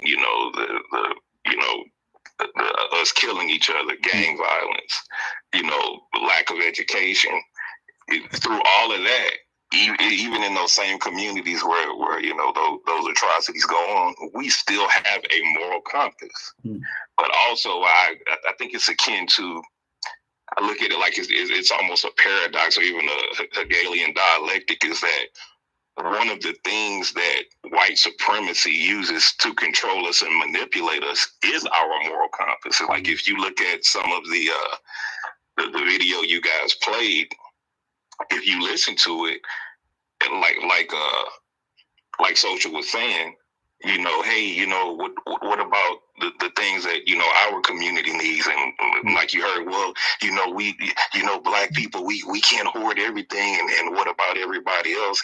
I think, like I say, that's a blessing and a curse, is that we actually have a moral compass. And I'll mute up and listen. Yes, sir. Yes, sir. Yes, sir. I agree. I think that, the shepherd, these pastors, these whoever's the quote unquote leader, entertainers, I believe it's getting to the point where I just think they're all reading from a script. They all are incorporating propaganda, and they are absolutely manipulating our people in a certain way, and it's not to our advantage, because there's got to be a point in time where you simply have to say, yeah, I'm willing to die for something, whatever that is, whatever the people decide collectively. And then you move forward from there, but not continuously giving your power over to others. Before that clip came on, the mayor in DC was talking about how they were transferring, outsourcing entire industries out of the country. And if you think about it, this is during Bill Clinton, NAFTA, right? 1992. This is right in the midst of all of that. This is around, like I said, I bought my first home 97. So I think that was the second administration of the Clinton years. And, it's kind of like this was going on around that time. Like this is probably the second or third wave of them shipping, because the steel mills had shipped off earlier. And then now they're shipping all these other industries over to these, because she's talking about us competing with the global based on them shipping all these manufacturing industries out of the country. And really what she said is very relevant today, because the world is coming here quite literally to compete for the jobs that are even here now. So yeah, wow. Yeah, and to both of those points, again, I feel like we've always been there's a piece of spiritual slavery that happens when it comes to the moral compass, and I know that we are manipulated when it comes to that. And I think, to Pressure's point, that is the beautiful thing about us and our ability, I think, to connect on that level. But it is also, I think, it is a dangerous tap in, I think, when others who know that abuse it to the point where they keep us in destitution, knowing they're using our innocence in that area to keep us in a position of harm. Innocence. And to the point of what Sister Soldier was saying, as far as even the competing, I talk about reindustrialization, and how we have to reindustrialize here because the world is coming here. But at the same time, if we don't have no imprint outside of our world here, then we won't be able to combat the world as it comes here. And I think that was the other gentleman that we had in the space, Black, a few weeks ago, that actually is developed his organization, Mrs. Bow's nephew, across the world to help us to build relationships so that we can compete. That means if you got a business, products, ways to start manufacturing where we can get it into the hands of other groups of people that are across the world, because now we are in dire need of that money to circulate back in. When you talk about how the wealth gap is so large, even when we do and how we get reparations, and you look at the way in which money still has to circulate to actually close the wealth gap from other groups back into the Black community, it's wide. It's wide because they are stifling a lot of Black businesses from becoming a manufacturing business that actually produces and put, having the ability to be seen across the world. I think Taraji tried to hint to that. Monique tried to hint to that on how we're being kind of like snuffed out almost. I think Byron Allen was trying to get to that point. But again, once you get people that feel like they've arrived, they forget that their mission was not just to be in a position where they are seen and heard. It was to continue the mission of, I believe, getting us in a position where we have authority in certain areas. So I think Ice Cube is one of the people that's trying to move in that direction with the big three. I think even though Byron Allen is skeptical, excuse me, probably can't even speak. I have paused with him because I don't know, what his intentions are in building himself. I don't know if it's for selfish gains or is it for a collective community to become a, kind of like a hub, an investor as a billionaire, or if that's just for his family legacy. But then you have Robert Smith, of course, when you can point out these particular billionaires and the work that they're doing in particular spaces, it makes you wonder if they are globalists or if they are actually about rebuilding the infrastructure for Black Americans here. So I don't know. Sorry, I kind of went off the rails, but hopefully that made sense. Yeah, that made perfect sense. So to the Taraji and Monique, State Attorney General, Ice Cube, Big Three, State Attorney General. Once you have that level of authority, you can call these people in. You can do the investigations. You can start finding these entities, corporations that have these. Why? I mean, that whole thing where what was it for Benjamin Button? That like she got 100,000, 150,000. He got 10 million. You gotta start bringing those corporations in and just simply saying this is not going to be tolerated. We're going to come after you, whatever it takes. Because there is a racial component to it.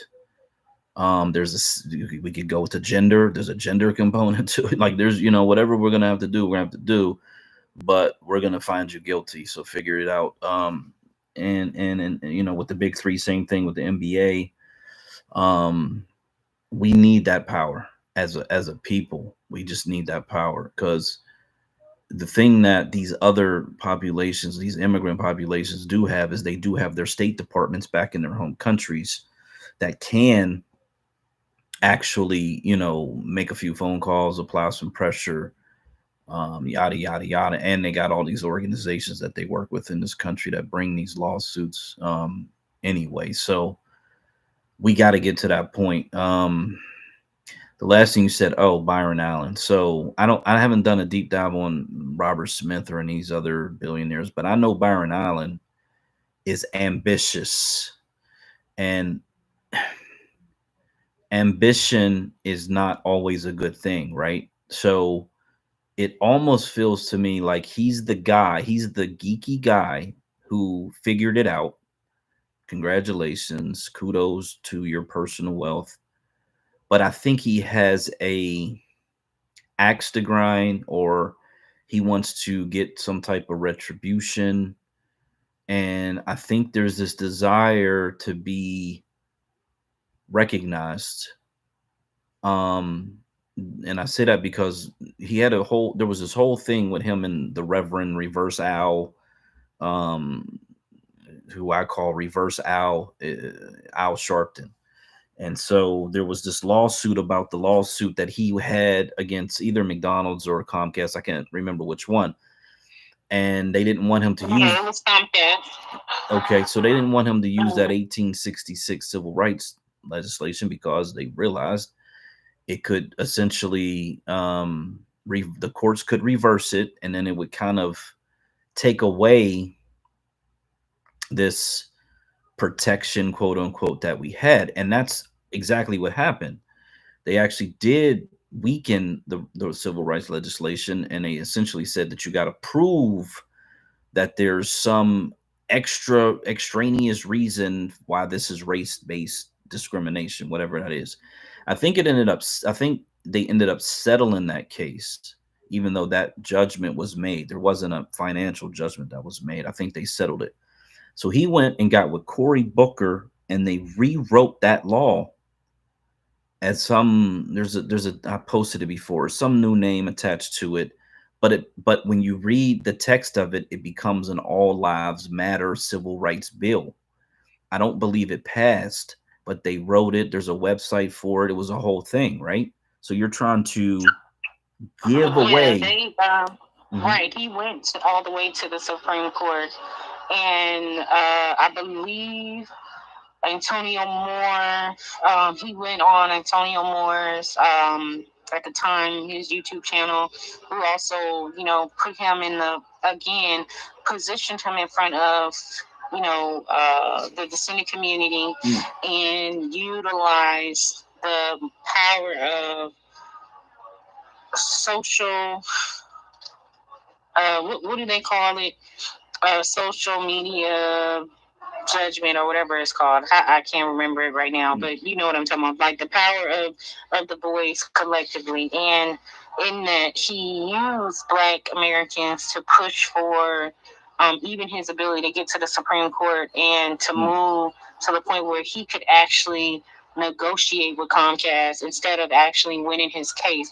And I think he stopped fighting because no one really knows. He didn't really, I don't know if there's a video of him saying what really happened, but the speculation was he just gave in and went ahead and just settled with Comcast while he was telling everybody that, this serious thing is happening. They're trying to, stop us from having a voice and a position of being able to, buy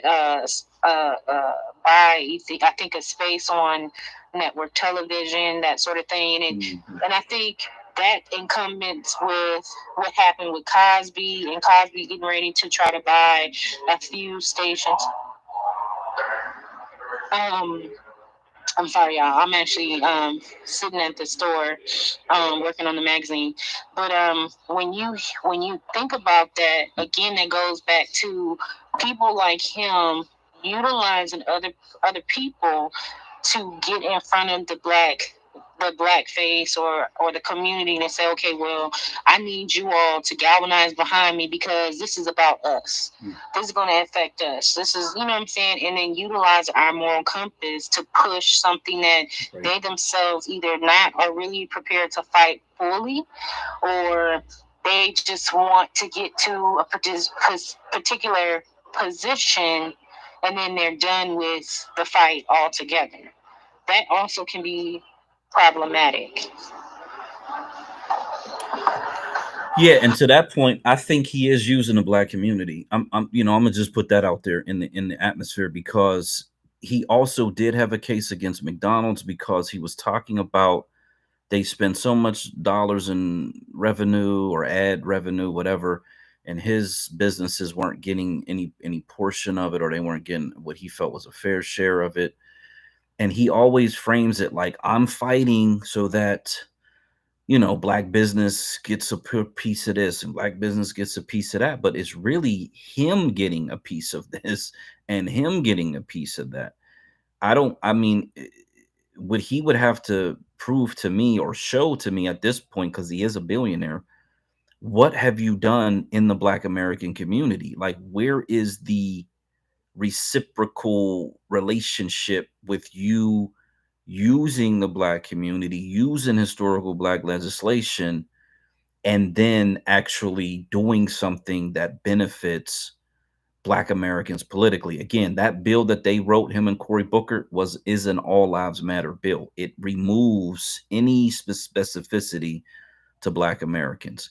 And that would have replaced the 1866 civil rights. It may actually replace a lot of civil rights legislation if they get it passed, because that's essentially how laws work. You put in a new law and it essentially makes a lot of the previous law moot. It becomes null and void in many ways. And so it's very dangerous what he's doing for people who are not paying close attention to the guy. Every time I hear him talk or see him talk, it's always about him and his businesses and yada, yada, yada. And then he tries to frame it like they're doing it to us. But they're doing a lot to us collectively, and where are you participating in trying to stop that or help us in that fight? I don't see it. You see what I'm saying? I think I just saw something where he's trying to buy BET again. He's always trying to, move up the corporate ladder, and I just don't see how it comes back to us in a beneficial way. Well, I mean, if you look at like how other groups are able to have control, like Telemundo, there are groups of of different people. They have control of their network. Right now, I don't know the specific names. I'd have to do some digging and some research, but they might have a fight, or they might be going through the same thing. But when you look at their networks, it's very representative of them. It's very representative of the culture, the language. Everything is representative of the people it's supposed to represent. There are no other group is influencing that network. But like what we had with BET to me never really got to evolve because it was culturally trying to follow the times. And I think during the eras of from the 80s to the 90s, and even into the 2000s, it didn't evolve because we were not in control. And now you see people like him, Tyler Perry, Magic Johnson, different things that they're trying to get into. I probably have to leave soon. But anyway, different people who are trying to. Can you guys hear me? Yeah. Or can you hear her talking? I got both, but I can hear you over it. Sorry. But different groups of people like Magic Johnson and Tyler Perry, people who have money and influence, are trying to, I think, utilize that to get control in those different areas. But it's not panning out. Like, something is still missing. There's something still missing, and I cannot put my finger on what it is. Well, I'm trying to find now. He did write. He had the nerve to write about that in the Grio. I'm trying to actually run through the legislation. Now, we know Cory Booker's not like, he's not. Doesn't he own the Grio? He does own the Grio. That's what I'm saying. Yeah. He had the nerve to write about this, him and Cory Booker hooking up. And he says to strengthen civil rights laws, which is very, this is where the deception comes in. Like, I'm gonna keep it like 1000%, because this dude whatever he's into, man, if he's successful, especially when it comes to these laws. Now his own business thing, whatever, buy this, buy that, do this, do that. But when it comes to these laws, that's where he's taking it to a whole nother level. I guess I gotta find the name of the bill, because I know I saved it and all of that, yada yada yada, but I've got to find the actual name of the bill that him and Cory Booker put up. Because I know when I read through it. I look for it and send it to you. Okay. It was about Comcast, right? Well, no, this bill is about this. It's a civil rights bill that him and Cory Booker put together. And it probably was like a year, like 2022, maybe 21. And it was supposed to be, and the way he frames it is, it was to strengthen civil rights. Okay. But I'm gonna pull it up. Comcast. I'll pull it up right now. I'm looking for it now. Okay. Yeah. Yeah, because that's going to be really, really a good walkthrough, just to understand what the guy's up to. There was, like, when I found it, it's like a whole website for it. They were trying to sell it to the people essentially through this really hyper stylized website, which is not necessarily normal for legislation. It is Byron Allen though, right? Byron Allen, because the GRIO has one that says Byron Allen partners with Congress for bill seeking to strengthen the Civil Rights Act of 1866. That's it. Is it that one? That's it. If you can find the actual website with the language of the bill. It was on the GRIO. Let me see if I can find the actual bill. If they have a link to the actual bill. Yeah, because here's the title of this: Comcast wins Supreme Court case over interpretation of civil rights law. So he technically lost that case. He damaged the 1866 bill, but they still settled out of court, which is an interesting thing. This was his $10 billion lawsuit against McDonald's. So he's been suing. He's just been running around suing these people, which is what I believe. What's his name? Jesse Jackson used to do. They call them these shakedowns or whatever. So he's become that type of person, that personality who's just running around shaking people down. Now him and I think he had a lawsuit against the Reverend Reversal at one point, because they were kind of saying don't do that, don't put that up, yada yada yada. He kind of may have said some things about him. And then recently, when the GRIO did their award show, like this Black American Awards, whatever it was, who gets an award? The Reverend Reversal. See, and to me, that's because we know how slick that we know how slick the Reverend is, right?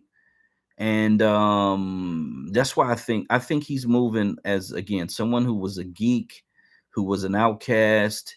He finally got on top. All the cool dudes is now like working, or they're struggling, and I really think this is the thing where he could sit on the throne essentially and say, in his mind, he probably will never say it out loud, but like, look at you, look, like, what happened, Dan? What happened to you? I really think it's that type of energy with the dude. I could be wrong. I certainly hope I'm wrong, but in the way that I see him moving and building and all the things that he's doing, like, what does it benefit you? Because he's got the Weather Channel, he's got all these other non-Black specific channels.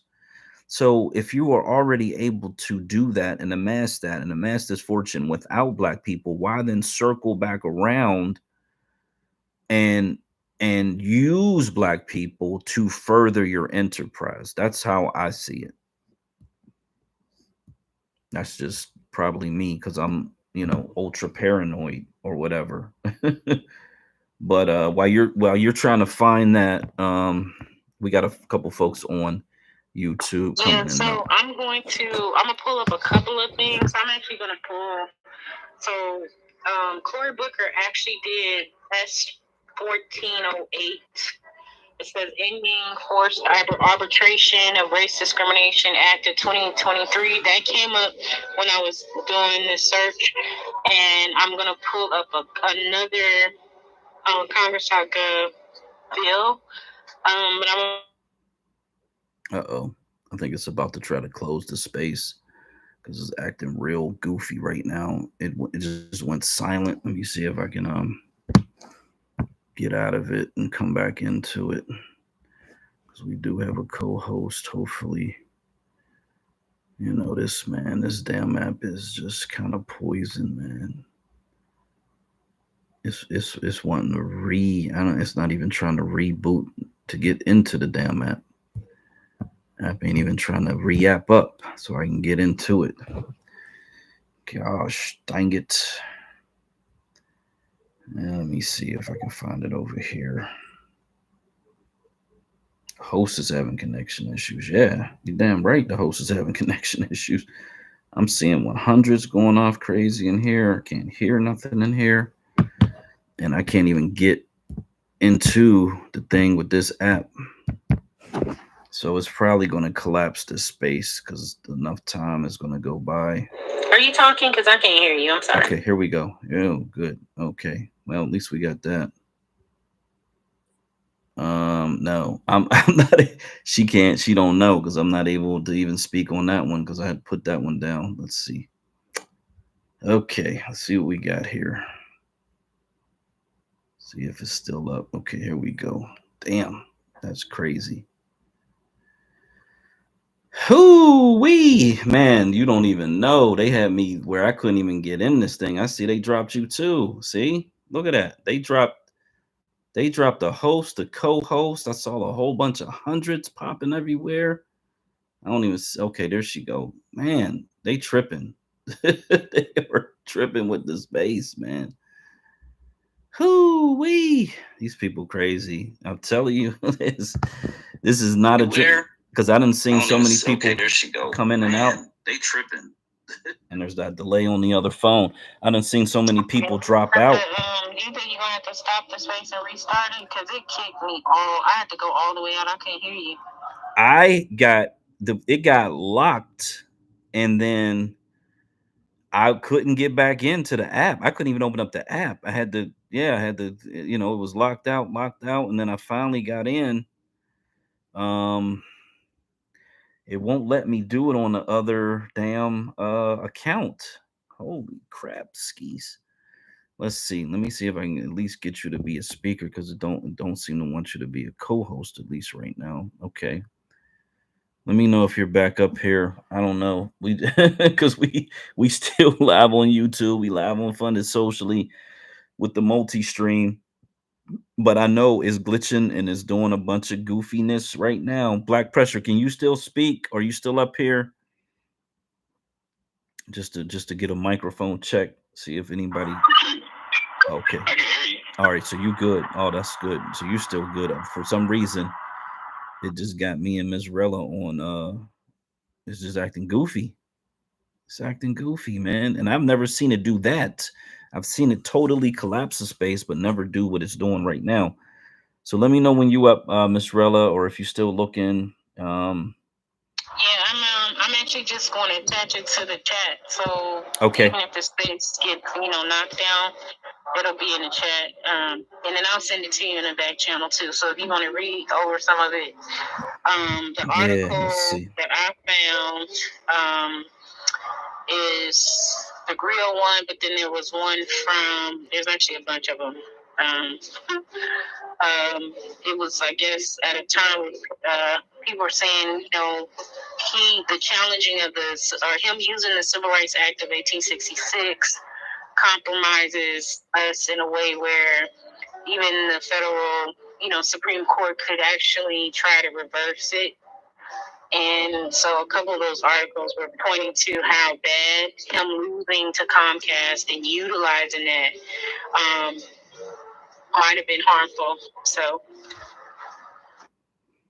Okay. Let me make sure I can speak. Okay. Yeah, I'm looking at this thing. And I don't know if this is actually it because it's real short. I'm glancing over it. I don't really see the. I don't know if this is the thing that I remember because, like I said, it was a whole website. This was May 2 of 2023, so this is a little. So I think this is a little newer. This may be connected to it in some type of way, but I don't think that was the one that I was kind of referencing. I know what I'll do. I'll start this Donahue thing because we only got like another 24 minutes, so try to break it in two parts, and then I'll look for it on my other phone while this is playing, and then maybe I could find because I know their two names when I searched for it, their two names were connected to it.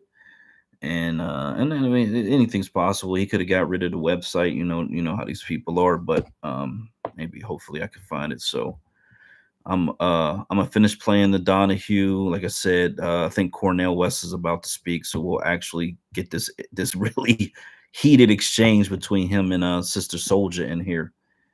Okay, here we go. My speaker's off. I gotta turn that up, and then I gotta. You know what? I probably gotta finish playing the Donahue. Like I said, I think Cornel West is about to speak, so we'll actually get this. I gotta figure out how to play that without having that interfere with it. Let me see. That's gonna be tricky. Faith of our grandparents, if properly understood and properly attained by us, will cause us to see what we can't see and to believe that we can have something no other generation has had. Without that kind of faith, we just self-destruct or die. With that kind of faith, we press on to see what only God knows lies around the corner. Professor West, sir, your piece is reminiscent of Martin Luther King Jr. and the 60s in its idealism. What a wonderful idea. Against what we've heard from this panel on this program, this is romantic, but as about as effective as the wonderfully memorable strains of the hymn "We Shall Overcome." This ideal cannot be realized against the kind of observations we've heard from this panel on this program. How would you respond? No, I don't believe that. One is because it's always been bleak for Black people. And the fundamental question first is, how do you build on the best of the legacy of the Black freedom movement, which is a moral issue. We have to look for higher moral ground and then look the realities of power in the face. What do I mean by that? What I mean by that is ever since Black folk have been here, our problem has been twofold. Too much poverty, too little self-love. To raise the issue of too much poverty means to raise the question, what is the distribution of power and wealth in our society? We live in a society with 1% of the population on 37% of the wealth, 10% on 86% of the wealth. So all of those in this room are struggling for crumbs in a certain sense. At the same time, too little self-love. The white supremacist bombardment that Brother Wahad and Sister Soldier are talking about is real. The white supremacist bombardment against Black beauty, African beauty, against Black intelligence, African intelligence, Black capacity, Black dignity. Those two are inseparable but not identical. Which means at the same time, and this is what I think when Martin King talked about we're part of one garment of destiny, it was a description of our condition. We don't choose circumstances in which we find ourselves. Right. The ugly history that this brother's talking about is real. But alongside that ugly history are Americans of all hues trying to hammer out democratic institutions because the higher ground is a struggle for democracy. And so the question becomes, no matter how bleak the situation, how do we keep alive a substantive and precious ideal of democracy in light of our present circumstances? And the way in which you do that is to create multiracial coalitions with higher moral ground, but looks at the realities of power and control and wealth. We have no other option, it seems to me. And I refuse to be discouraged I refuse to be disempowered by anybody who comes along and tells me that we black folk, with our creativity, with our improvisational sense, do not have the moral courage to link up with other folk who are willing to get us out of the hell in which we find ourselves. So that black people, brown people, people of all colors want to get to the same place. And as to paraphrase, in a general sense, we're in a situation of conflict. We're in a situation. Wait a minute. Don't we want our children to be happy? We want to have food. I'm talking about that. All right. Okay. Now, to paraphrase Senator Bradley of New Jersey, the state from which your piece was. Senator Bradley gets much right when he talks. He does, and he, among other things, and he's not claiming to be particularly original with the observation. We can't get there unless we go together. I have a terrible feeling that behind me are some people who do not agree. Senator Bradley of the all-white United States Senate said we can't get there unless we all go there together. Sorry, none of us are where he is. That's number one. Number two, you're making a moral appeal to a country that doesn't have a moral conscience. The question becomes that when white people feel serious and angry and upset about abortion, they come out in the thousands up to the millions to say, this is what we believe about abortion. Where is the white outcry against white racism that murders African people all around this entire globe? It doesn't exist. So who are these white good people? I want to meet them. I want to see them.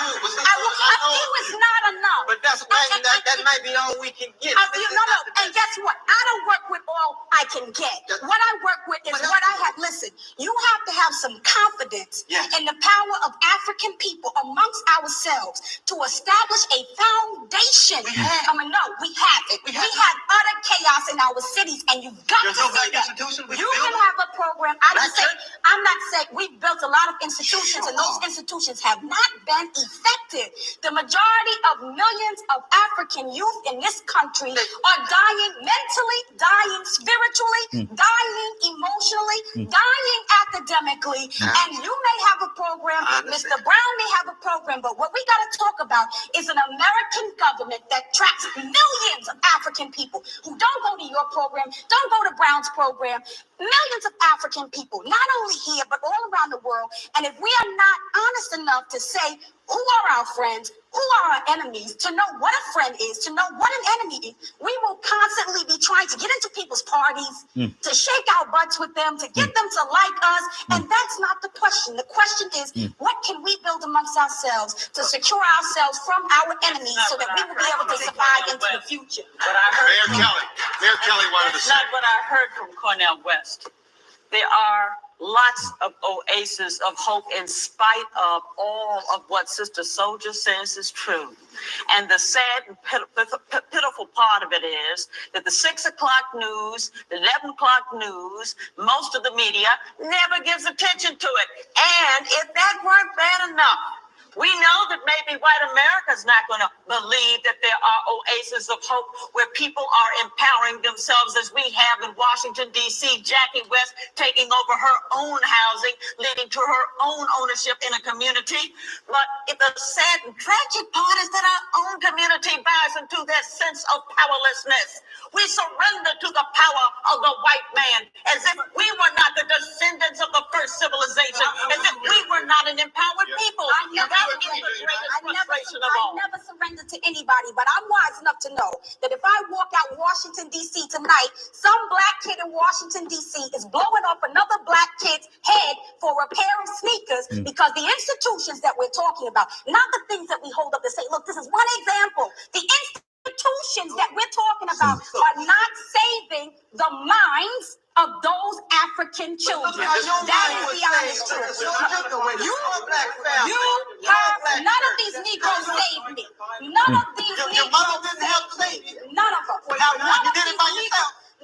Listen. You know who saved me? A man named John DeSane in Englewood, New Jersey, who told me who I was, who showed me my history, who told me who my enemies were, who let me know that this was not an easy world, who let me know that this was a cold environment, who let me know. Now, what he's not a part of is dilly-dallying with the minds of African children and letting them know what the real situation is in America, where they will be killed if they do not know. Left out some very important facts. He apparently left out some very important facts, because I think that I hear everything that you're saying, but if you are going to tell me that in the course of this country's history through slavery, civil rights, and so forth and so on, everybody who's come before you sold this out, failed, etc., then somebody hasn't told you your history. If the white power structure in this country is going to be said to have destroyed everything black, then you are indicting black people as well. We were, in fact, and we are today engaged in a struggle. We are, in fact, and we were today, in many ways, and you can see it on the street, engaged in a kind of warfare in which our survival is at stake. But don't tell me we have won no battles in that war.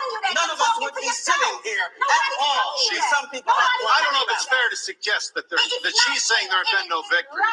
Integrity, especially from a black man in a Republican party. But hold up. Let's just make something clear here. This woman has never said that we're supposed to disregard our victories and just focus on the failures. You can't have no justice in this country without equality, and you cannot have in this country any peace without justice. So when you talk, when this man sits over here and tries to berate the soldier and say that what she is saying, is that we haven't accomplished anything. The woman is basically saying that before you can liberate a people, you have to first liberate your mind and stop kissing the behind of white Republicans and white Democrats and thinking that you're getting ahead. This must be the time for the president of Boston University, John Silver. What's that? Oh my. I said that sounds like the arguments we be having today. That's exactly when I ran through this. I said that dude sound like that one guy sound like New Negro. Not New Negro. The other, what's the other one? What's his name? Irie? No. The other one. They always say he needs the commander. Oh, the commander. Gotcha. The Black Panther. Yeah, so a lot was said there, and you see, if you could see the pastor Cornel West, oh my God, his facial expressions, his hands, he's shocked, he's in awe. Like, it's like, come on, bro. Like, his whole stick is entertaining the people he's talking to. He's been doing it for decades. I just don't to me in this interview, he was not credible at all. He lacked all credibility because all he's saying is we need white people to help us. We need white people to save us. We got to get these white people over here. She's saying, I don't see no good people, white people. Where are they at? He's saying, I know a few.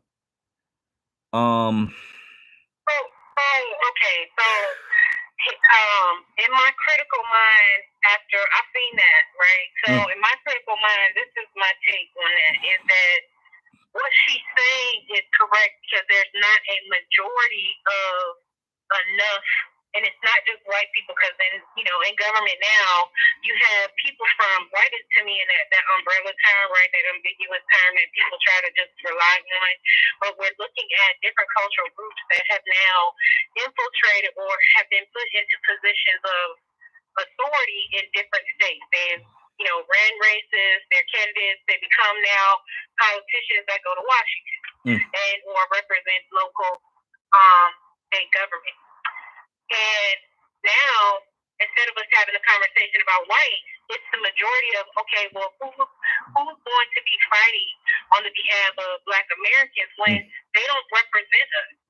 The people that are in positions now of authority in these particular states, even if they are under the white umbrella, they are worried about themselves. And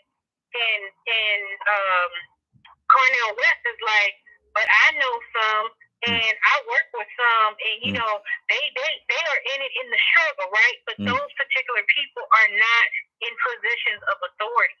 They do not have a representation of people in government that are actually speaking up on the behalf of the descendant community. Well, that's true.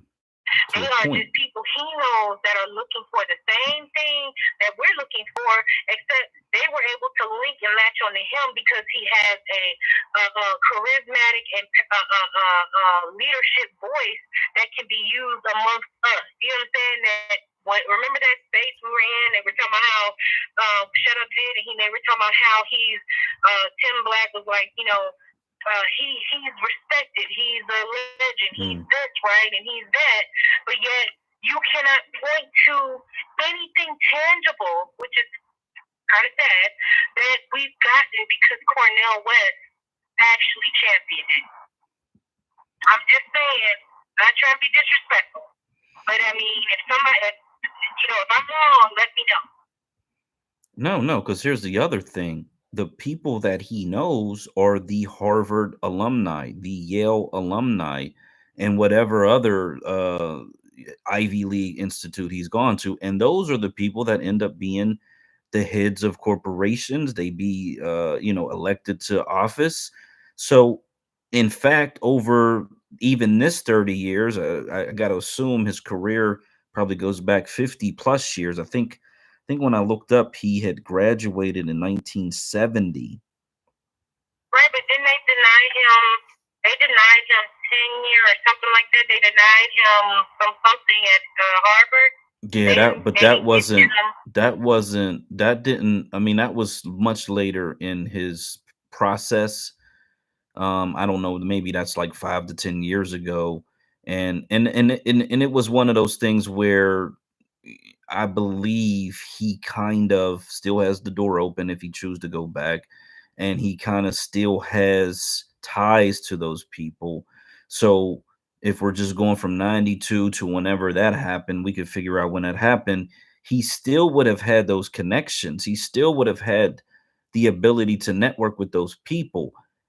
To your point, nothing ever came out of it. There's nothing that we can look to other than him maybe trying to get his name on a library somewhere, because that's really what it seems like these academic types really are only concerned with, is getting their name on a library or whatever.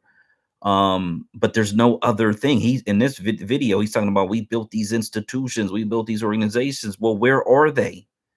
What do they do? And that's essentially what she was saying 30 years ago. Well, if you're making that comment 30 years ago, you have access to funding, you have access to these minds. Again, at these Ivy Leagues, these are the leaders of the future, and you're the professor over these minds. So it's not even like we're talking about your peer group, your colleagues in the professordom of these Ivy League schools, but you're actually teaching the people that are eventually going to surpass you in economics, in their earning capacity.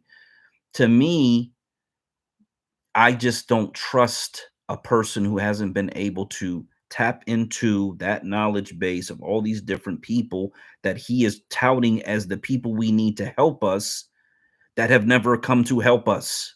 They have never said, okay, here, we'll donate 10% to this, put together an organization, yada, yada, yada. We'll put your name on the the outdoor foyer or whatever. We'll put your picture up in the hallway. None of that has ever occurred. But see, that's the same thing, though, what happened with Booker T. Washington. And George Washington Carver was trying to point that out. And again, I wish that we could actually talk about their interaction and how George Washington Carver actually had his concerns about Booker T. Washington, only because of certain things that he was doing to try to, like you said earlier, the advantage of trying to really scale and in their way of, I'm doing something, I'm laying a foundation, but there's also consequences to some of the actions that they took. It's no different than anybody in academia. When they do great things, they do deserve to be recognized. I guess maybe a library or an auditorium or something is named after them, or a high school auditorium is named after them because that's who they went to. And I'm not taking those types of things, I think, away from people who are legendary in that way.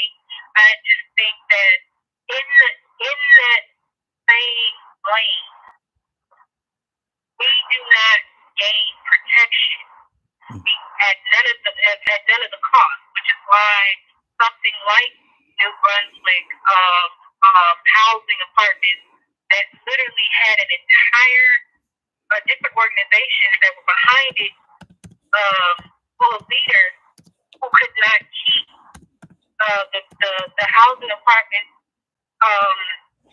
built even for today's time of homelessness and things that we're dealing with, for it to be beneficial.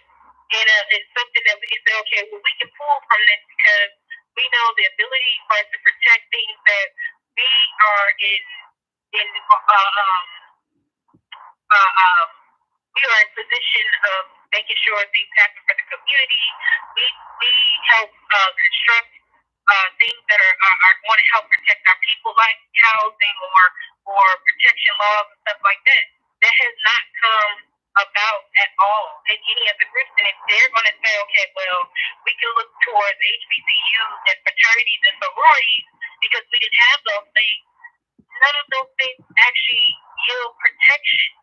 That's just stuff that we can create collectively.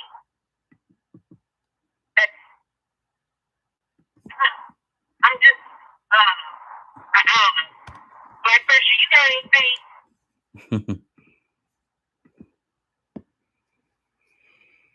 I'm actually listening attentively.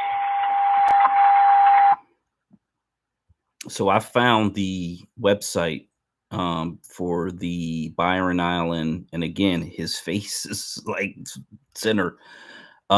Economic Inclusion Civil Rights Act. So I think the thing you said kind of did connect to this, but the website has the vision, right? He's the center of the vision, which is just insane. So if you can look up Economic Inclusion Civil Rights Act.com, and I'm looking at the case for the bill.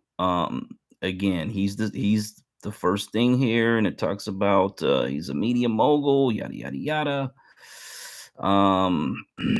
He talks about a bunch of senators, 1866, and then it says this was in 2021, June 24, 2021. They introduced this Economic Inclusion Civil Rights Act of 2001, landmark legislation that would amend and strengthen Section 1981, a product of our nation's first civil rights law. Now, you go to the next screen and or the next box, and the picture shows Hispanics. This guy looks Ukrainian. This woman could be biracial Hispanic, and then there's a Latin-looking woman in a wheelchair. This is the picture. It says, despite people of color, okay, making up significant portions of the U.S. population, these communities lag far behind their white counterparts in terms of economic inclusion. Systemic racism has kept many people of color from home ownership, entrepreneurship, and many aspects of the American dream. And you can read more. And this is what I'm saying. Now, the next thing, historical facts. There's a picture of a hand holding up a sign that says, history has its eyes upon you. By the hair, this is not a Black American. There's a bunch of white people here. This is either a white woman or a Latin woman in this picture. It says in August of 1919, the first slave ship arrived on American shores. More than 200 years later, African Americans were freed from slavery, but still have not received the true keys of freedom, economic inclusion. Now that's the about, and you can see how visually they're moving it from the black, black mogul's face to this whole ambiguous racial class looking faces. And then you got a pure white woman holding up a sign. And you can only see the top of her head, but she's essentially surrounded by white people in the distance. So that looks like some type of white rally that they used as the picture there. So, and then there's this is like the long version of the bill compared to what was on that Cory Booker situation. So we'd have to go in here and kind of, I guess, look for people of color language, because that's really what it was about. The sponsors are, I guess this was 2021, Elizabeth Warren, Richard Blumenthal, Cory Booker. This is an Asian woman, Senator Mazie Hirono. I guess she's Japanese. Sheldon Whitehouse, Bernie Sanders. Oh God, see, these are the typical players. There's only one seemingly black person in this legislation. These are hardcore liberals in here. You see what I'm saying? And so I'm very skeptical of any of this, any of it. But we'd have to go through it and read through it and really chop it up, because the outward expression is not for it to be exclusive like that 1866 was exclusive to Black Americans, Black American descendants, lineage, whatever. I'm going through. I see a picture of an Asian Mexican looking person. That's like the big screen picture. I just think this has a picture of a retired judge. He's a black man. Then there's Cyrus Mary. He looks, I don't know, Middle Eastern maybe. Joshua Karsh, he looks like a small hat. David Goodfriend, he kind of looks like a small hat. Contact them for legal questions. What was it that you wanted me to look up? Visionary, what was it? Economic Inclusion Civil Rights Act.com. So I think it's, let me look at the title of the thing you put up. Because this happened in 2021. I don't think it passed though. I think that was the saving grace of the situation, is that it didn't pass. Yeah, because this is the thing you sent was called Ending Forced Arbitration of Race Discrimination Act of 2023. So this is called Economic Inclusion Civil Rights Act.com. And yeah, that's and so what I remember, it was right, because I didn't even go through the whole thing. I just was like, man, this thing is like kind of a slick little website design. But then as soon as I saw people of color and I see all the different pictures, it's just like, this is not gonna benefit Black Americans based on the just the language and the way it's being sold. It just does not look specific at all. Yeah, so that's why I'm, yeah, it is what it is. You can't trust these fucking people. You know what I'm saying? You just can't trust these people, man. They got ambition, it's personal ambition. They're using the culture to build up their empire. And nobody's holding them to the mat. When the Reverend Reverse Al was trying to hold him to the mat, was he really trying to hold him to the mat for the people, or was he shaking him down? Was he running that old play of shaking him down so he can get a percentage of whatever Byron was trying to go after? You see what I'm saying? So it looks like the Economic Inclusion Civil Rights Act, there was multiple ones. My man, which one are we looking at? Because there was 1875. Of course, there's 1866, 1964, 1960. So are they trying to rewrite? Yeah, they're trying to. Yeah. The goal is to rewrite Economic Inclusion Civil Rights Act of 2023. Yes. So maybe that's. But if you go to this website, Representative Raskin Jamie, Democrat, Maryland. Where are you at? I don't know if you're doing Google searches or did you just go to the website? HR 4183. You know what? I'm gonna just because I think I can. Yeah, okay. So I'm a DM you. Congress decision of the Supreme Court of the United States and Comcast Court versus National Assassin of African Americans owned media. It must be this one. Yes, Comcast versus the National Assassin of African American owned media.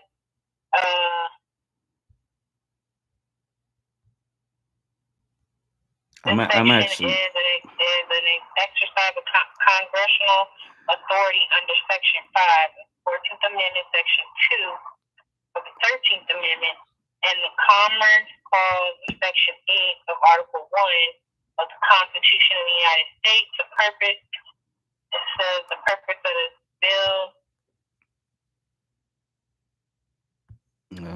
Okay. Can you hear me? Oh, my mic went on. The purpose of the section is to protect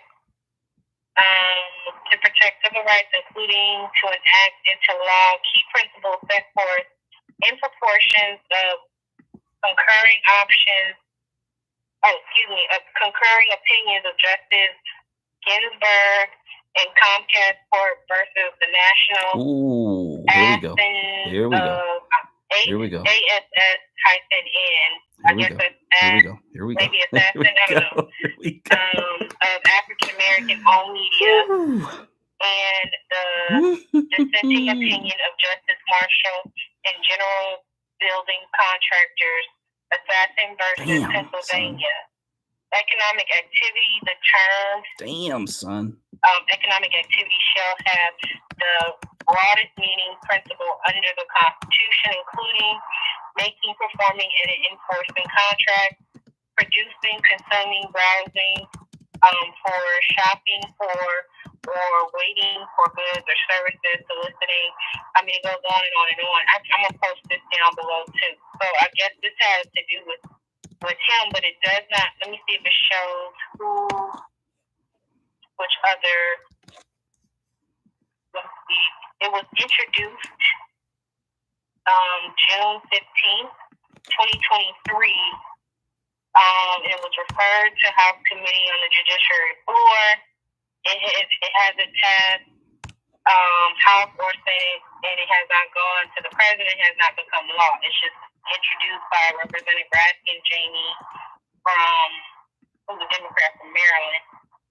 And I'm trying to see if there's other people that signed co-sponsors. Here we go. Co-sponsors are Ivy Glenn, Bowman, Jamal, Representative Green, Al from Texas, Jackson, Barbara Lee. Usual suspects. Jared, whoever he is, something. Eleanor Holmes, Thompson, Bernie, Talib Rashida, Watson Coleman, Mahfoum Sami, Johnson, Henry C. Hank, and Castor Cassie. But I don't see Corey's name there. And all of these are Democratic representatives. Yeah, so I sent you in your DM. Oh, damn. No wonder. Related bill. There's one related bill. Oh, God. That's 2008. Let me see who brought that bill.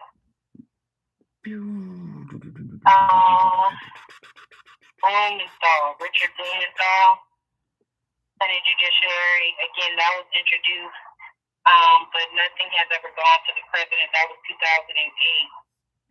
And this one, co-sponsors on this one was, Corey was on this. So he was on this bill. I'm gonna get her to read from the FAQs from that website once we get through this part. So we can actually read these FAQs so we can understand it. Okay, so I DM'd you this website, this Slick website, and in the FAQs, if you want to read this part, the second question is this bill going to help only Black Americans? If you click that link, open that up, and then this will tell us what we need to know about this bill and how dangerous this bill is. And this is the economic inclusion bill, the ones I'm reading? No, the thing I just DM'd you. No. The thing I DM'd you. Okay, hold on, I'm going. Mm-hmm.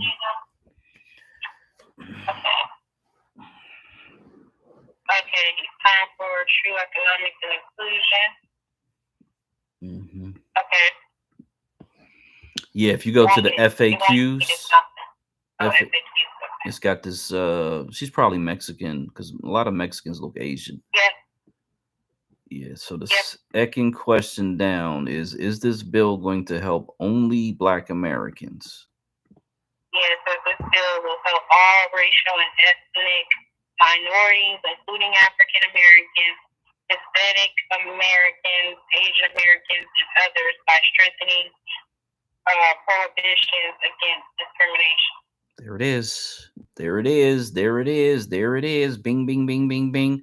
So you take the 1866 civil rights legislation that was specific to our enslaved ancestors, you destroy it in court, and then you come up with this. Minorities, yeah. This whole minorities thing is kind of, it's like, this is what they're using to try to get around excluding or putting us last.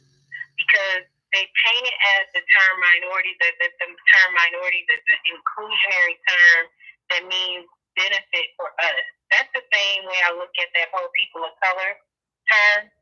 It's not all specific. Of it's trash.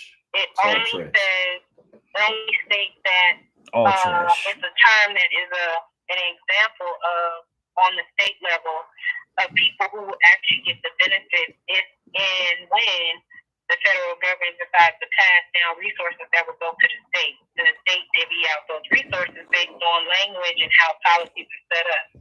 So if I got policy set up in the term ethnic minority, that means everybody else but African Americans, because they made a distinction here.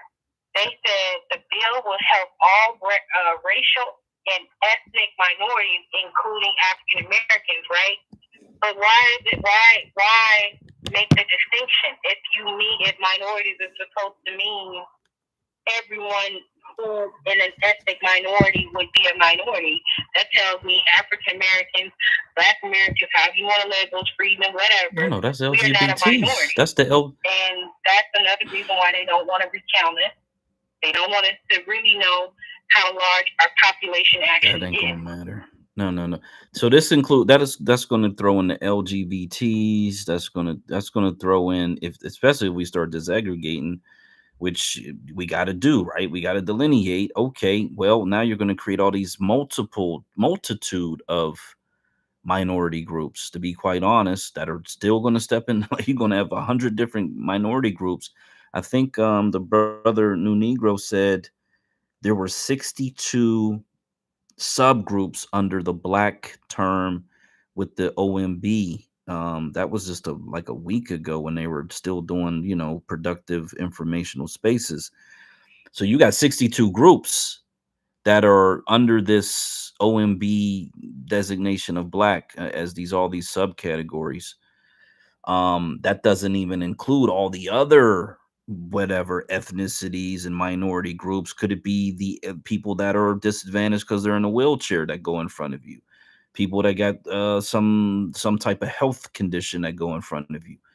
In other words, there could be 1,000 different minority identifiers that go way in front of who Black American descendants are, based on this all lives mattering of economic inclusion, quote unquote. And again, this is him worried about himself and working with the people who don't give a damn about us and are intentionally implementing legislation to destroy us economically, quite literally, so that he can get a couple more shekels.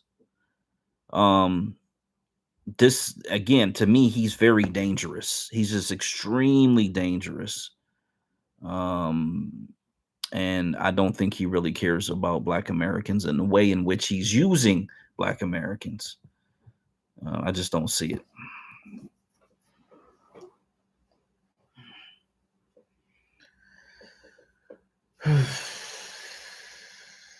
Yeah, that's interesting. Yeah.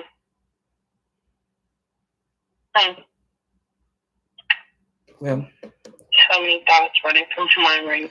It's like the white women who had to be in front of the civil rights legislation day one. I mean, there's no difference than that in this, to me. And by the way, white women are still a minority. So you might as well slide them into the group as well. This would be devastating. And dear God, it may actually have more ripples effects than we could possibly imagine. The same way that affirmative action, they start doing this, doing that, breaking this down, breaking that down. If that thing was to pass, wow. Because all you would need is somebody to figure, oh, well, let's bring a lawsuit about this. Let's bring a lawsuit about that. Let's bring a lawsuit about this. And this could be a weapon to this could be like the Trojan horse that you can put into legislation, and you start dismantling all this other whatever benefits we may have left here, to be quite honest, and just open it wide open to every single minority on the planet. Yeah, it's very sad. Very sad. So again, space is what it is. It's probably been kicking people out. Who knows if it's even up, if it's letting people in, whatever. It is what it is. We're gonna keep rocking.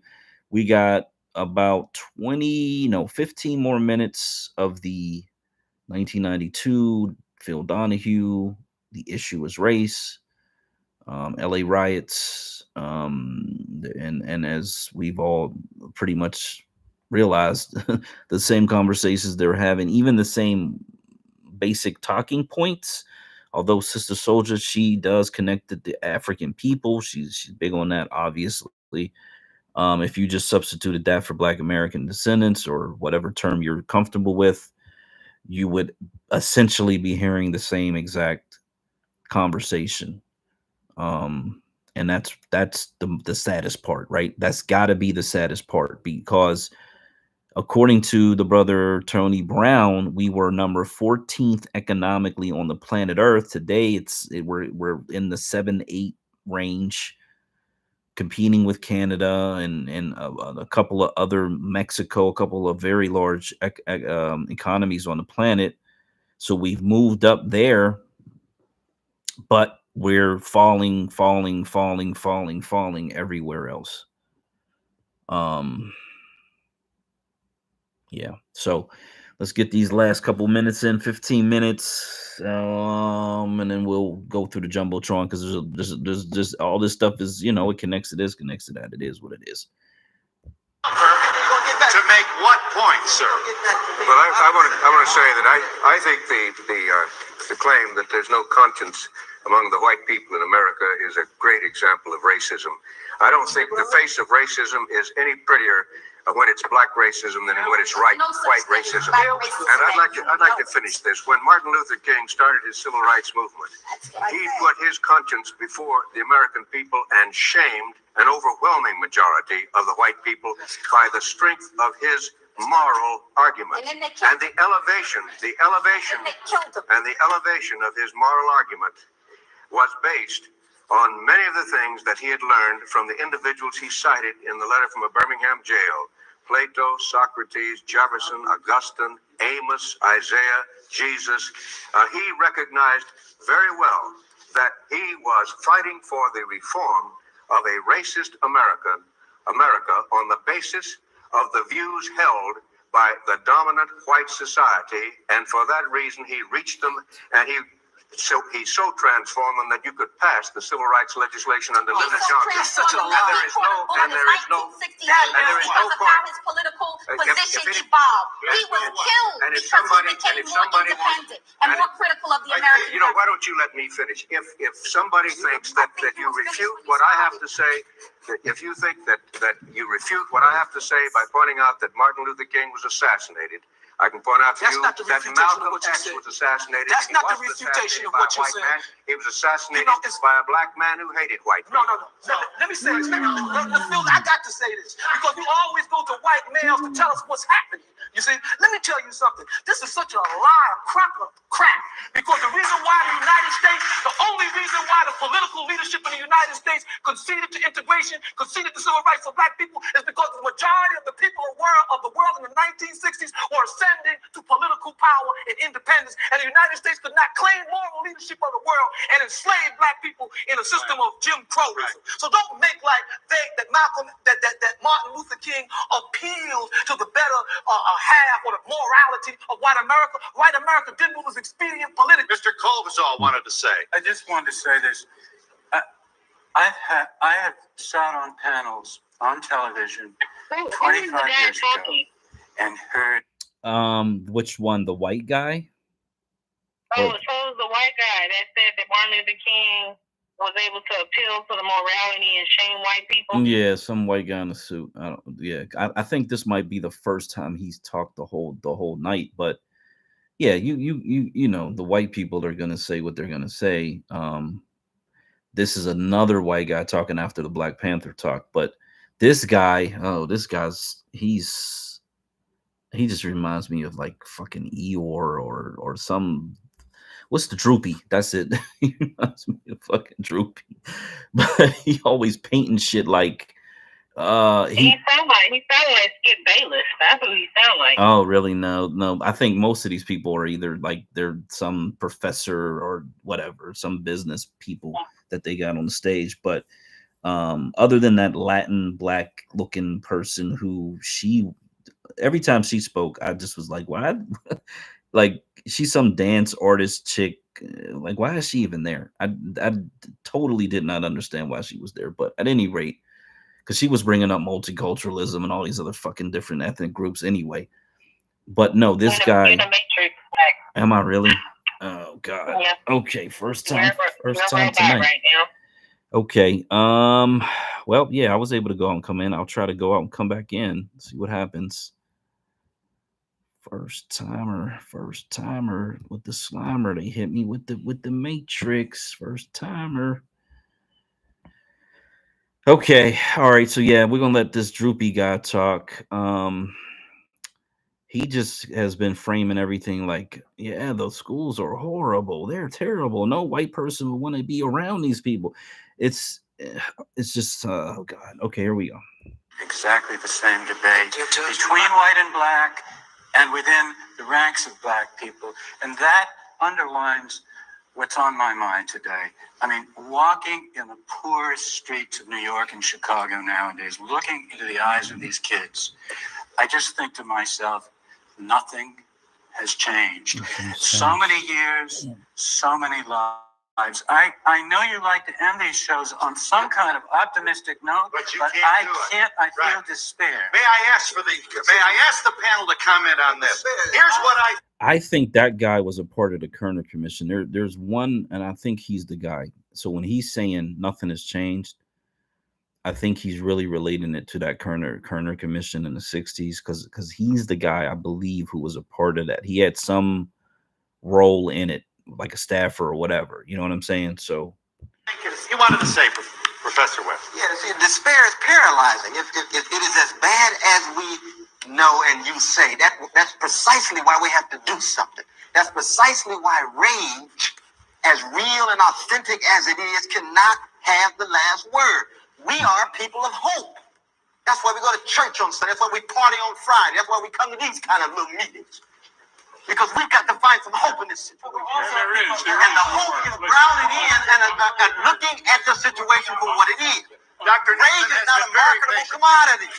As we started this program, I said there's been a lot of growth and a lot of change in the way people of different incomes, African-American people, live in suburbs and cities. And there's a lot to build on. I think Cornel West is right. I think you're too hard on it. I think Tony Brown is talking about things that are happening and can happen and that we can build on. I 25 years ago, I wasn't a member, but I was the research director of the Kerner Commission. And I do not believe that things are worse. And I think that we have a ways to go, and we've got to keep going. And I couldn't agree more with Cornel. Despair is not helping. Okay, so wow. Okay, so that's the Kerner guy. Now that's disappointing because he's saying it's not nothing. Things are improving, and that's been his thing throughout this whole 2-hour conversation.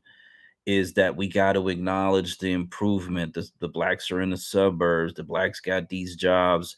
It's all painted with a rosy picture. That's the one white view. The other white view is white people are not immoral. And then the other, these are all white guys. There's not a single white woman on the panel, which is interesting as well.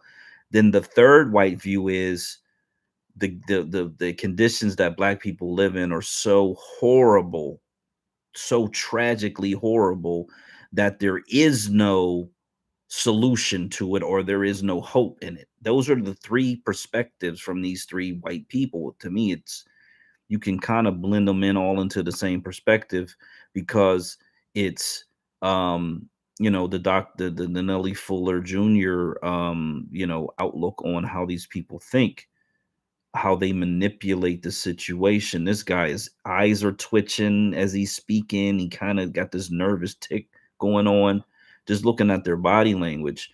So you got, things are getting better. White people are not immoral. And essentially the ghettos are death traps. That's the white male perspective on this panel. Wow. You got, to their credit, a range of different diverse black voices, Republican, Black Panther, Pan-African, even the multicultural, and then you got the black economic group economics theory. So you kind of get a little bit of it all from us, at least. So that was a good panel. But these white guys are just they're hopeless. They're trying to find, again, it's like, it's almost as if like the conversation I was having, I had sent you that TikTok that I was on the panel, the live panel. Okay. And the people in there on the stage, they're looking for a way to feel comfortable in the conversation with the different dynamics, that we have in our particular group. With all the different people that you just laid out, right? So you get the different perspectives based on what people believe and, maybe things that they know or don't know. But white people are always in the midst, trying to find a way to find out, well, which one will allow me to have a soft entry into the conversation so that I can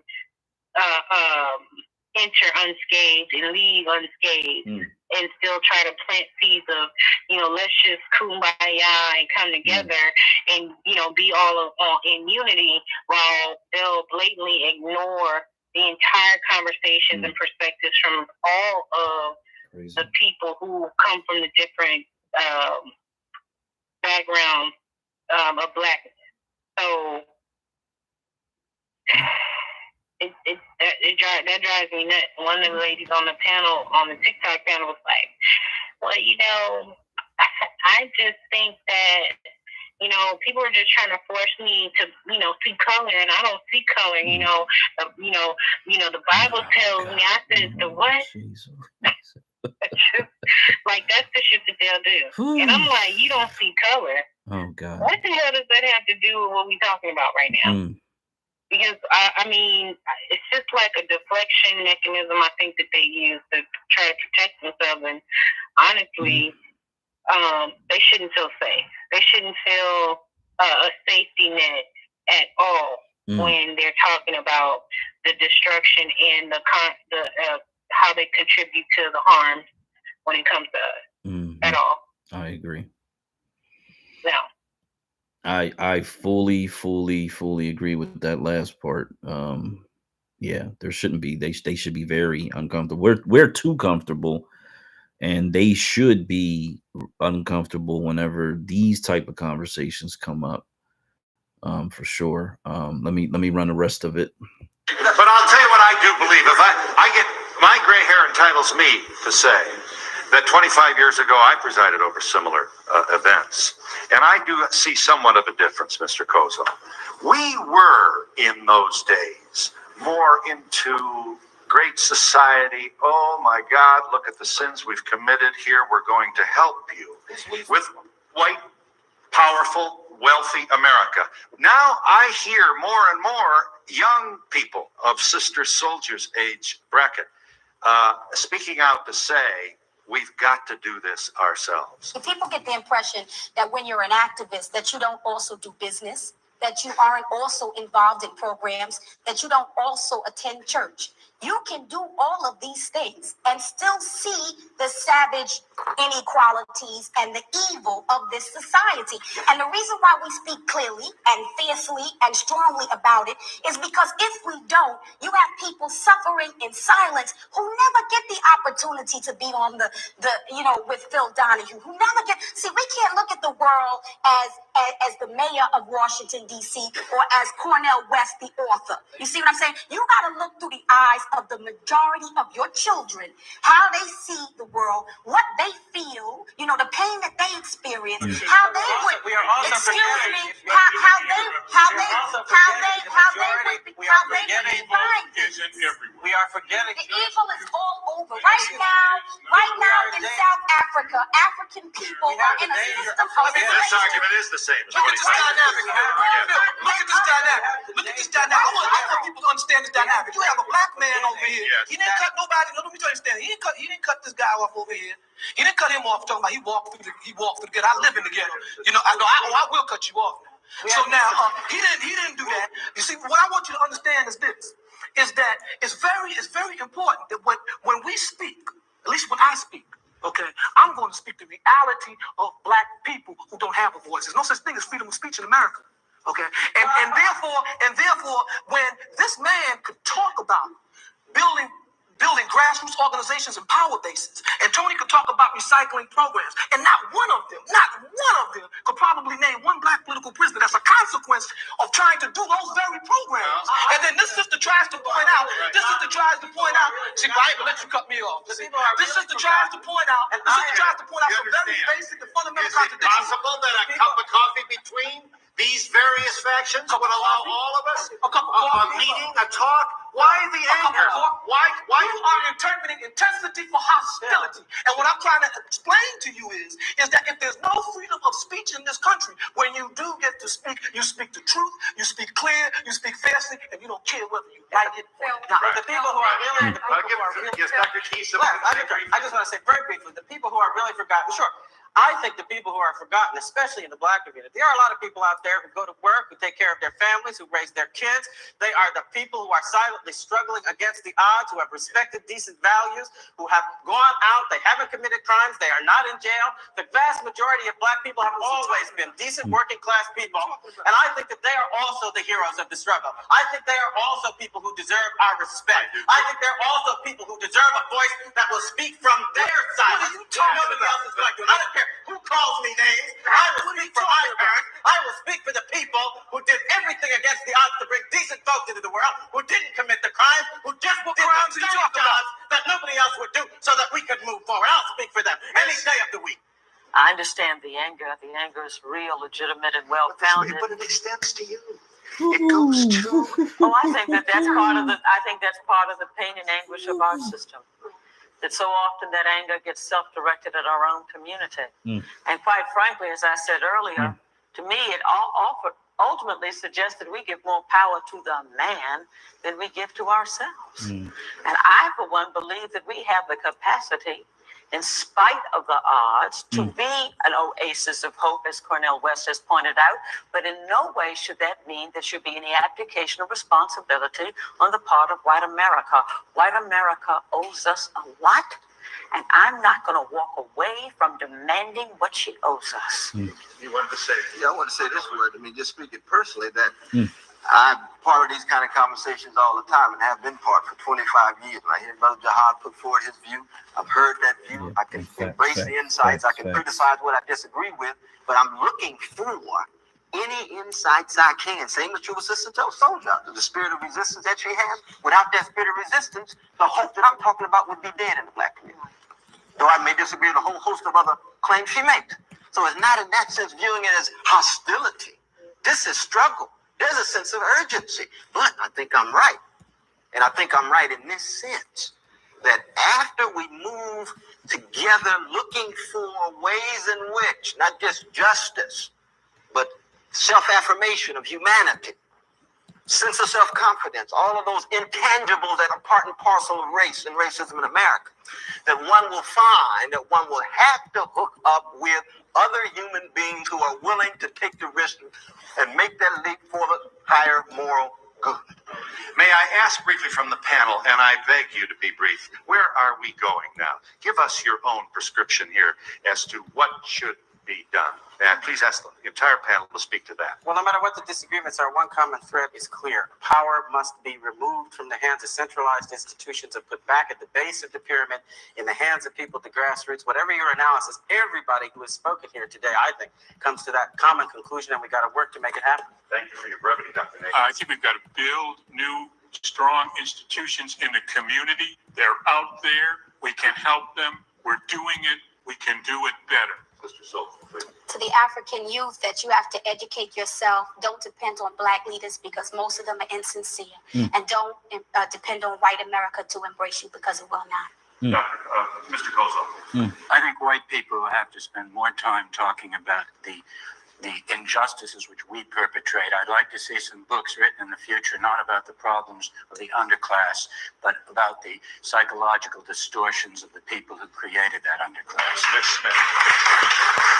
I would agree and say that many veils have to be lifted. And this is why I originally started my remarks by saying that I think the issue of race is more than a black and white issue, so that we need to hear from more people because it is very complex. President Silver. I think the founding fathers were quite correct in noting the inadequacy of human nature and the importance of the division of power. For that reason, I agree with Alan Keyes that we've got to divide power and put it back in the hands of as many as possible.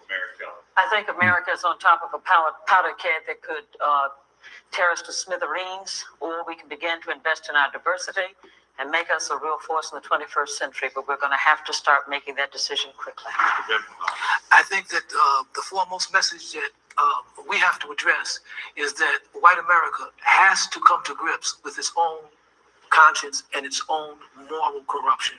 Mr. Monroe. I think that while black people can and should do more for themselves, and while we have to look for coalitions, we must demand that the government of this country treat all of its people, provide opportunities for all of its people at the same level. Mr. Brown. Black people and white people are basically the same. Most of us are average. We have a few geniuses and liberal sprinkling of fools. Democratic ideal is the most precious ideal in the world, but it's the approximate solution to insoluble problems, and therefore the cure for democracy is more democracy, and black people must always be democratic in form and content in their organizations and shoot for democratic ideals so that ordinary people can live lives of decency and dignity. From the Cambridge Multicultural Arts Center in Cambridge, Massachusetts, I am pleased to say on behalf of all those here gathered, a note of thank you and appreciation to those of you who stayed with us for this very, very serious undertaking. And to say on behalf of public television, we are pleased that you joined us. We hope that you found these 2 hours worth your time, and we say to you, farewell. Ooh, okie dokies. Okie dokies. Yeah, that was. I just feel like we need to play that last clip one more time. That last bit, 10 more seconds. Which part? Which part? They was going in. Okay. The part before he did the roundtable part, or? I think the part where he went to the round table and they were giving their last comments, because it was interesting. Like, it was interesting to hear the white guy was like, I just really think we shouldn't look at the complaints of the underclass, but the people who cause the underclass. And I'm thinking to myself, well, haven't we been doing that all these years and nothing comes from it? They don't even acknowledge that they are the impacts of and the cause of harm. Okay. Yeah. No question. They ain't never gonna do that. Even when even when they do acknowledge it, is it real? You see what I'm saying? Like, are these people they don't take. ever There's real? no steps. towards repair. There's no steps towards repair. I have not seen it. Mr. Kozo, I think white. Yeah, the person that talked about it's more complicated. That's the I mean, she looks like a light-skinned black woman, but I think she's Hispanic. Terrorist to smithereens. She had just had to throw because she really wanted to talk about Hispanic issues. You wanted to say, yeah, I would say this word. It's my opinion. I'm trying to line us up to this point where I think it's about right here. Depends on black leaders because most of them. No, that's not it. Damn it. Let's go back here. Where are we going now? Give us your own prescription here as to what should be done. And please ask the entire panel to speak to that. Well, no matter what the disagreements are, one common thread is clear. Power must be removed from the hands of centralized institutions and put back at the base of the pyramid in the hands of people at the grassroots. Whatever your analysis, everybody who has spoken here today, I think, comes to that common conclusion, and we got to work to make it happen. Thank you for your brevity, Dr. Nate. I think we've got to build new, strong institutions in the community. They're out there. We can help them. We're doing it. We can do it better. Sister Sultan, please. To the African youth, that you have to educate yourself. Don't depend on black leaders because most of them are insincere. And don't depend on white America to embrace you because it will not. Mr. Kozo. I think white people have to spend more time talking about the injustices which we perpetrate. I'd like to see some books written in the future, not about the problems of the underclass, but about the psychological distortions of the people who created that underclass. Ms. Smith. I would agree and say that many veils have to be lifted. And this is why I originally started my remarks by saying that I think the issue of race is more than a black and white issue, so that we need to hear from more people because it is very complex. President Silver. I think the founding fathers were quite correct in noting the inadequacy of human nature and the importance of the division of power. For that reason, I agree with Alan Keyes that we've got to divide power and put it back in the hands of as many as possible. America. I think America is on top of a powder keg that could tear us to smithereens, or we can begin to invest in our diversity and make us a real force in the 21st century. But we're going to have to start making that decision quickly. I think that the foremost message that we have to address is that white America has to come to grips with its own conscience and its own moral corruption. Mr. Monroe. I think that while black people can and should do more for themselves, and while we have to look for coalitions, we must demand that the government of this country treat all of its people, provide opportunities for all of its people at the same level. Mr. Brown. Black people and white people are basically the same. Most of us are average. We have a few geniuses and liberal sprinkling of fools. Democratic ideal is the most precious ideal in the world, but it's the approximate solution to insoluble problems, and therefore the cure for democracy is more democracy, and black people must always be democratic in form and content in their organizations and shoot for democratic ideals so that ordinary people can live lives of decency and dignity. From the Cambridge Multicultural. Now, if God, I need to clip that Cornell West because what psychobabble was he even babbling about? Oh my God. Yeah, we must become more democratic. We must become more Democrats than we possibly can ever possibly be, because that's the solution. That's always been the solution. Yeah, it's always good to go back in time and try to see, what the folks were thinking, how they were moving, what their solutions may have been, or strategies, what the issues were, and then, as we see with the New Brunswick homes, they just slowly chip away at the people until there's nothing left, until it just doesn't exist anymore. The fight is gone. The organizations are gone. The institutions are gone. And there's just nothing left. So yeah, that's what we got for that two-parter. Like I said, I know the space. I know Twitter's been just doing what they do. They do what they do. It seems like once a month they really, really make it hard to even hold a space. But we are here nonetheless. So we got some stuff up in the jumbotron. Let me see if I can pull that up. Had to turn the volume down here. I did. I did shout out Simone Biles. I think she's basically trolling everybody. So, yeah, and it's a damn shame people trying to interfere in her happiness in her marriage, but it is what it is. We do have our $2 per month Black Migration Fund link, or $100 per year, depending on the folks who may want to participate in that. You can find that on fundedsocially.com, at fundedsocially.com, where we are multi-streaming from YouTube directly onto our fundedsocially.com platform.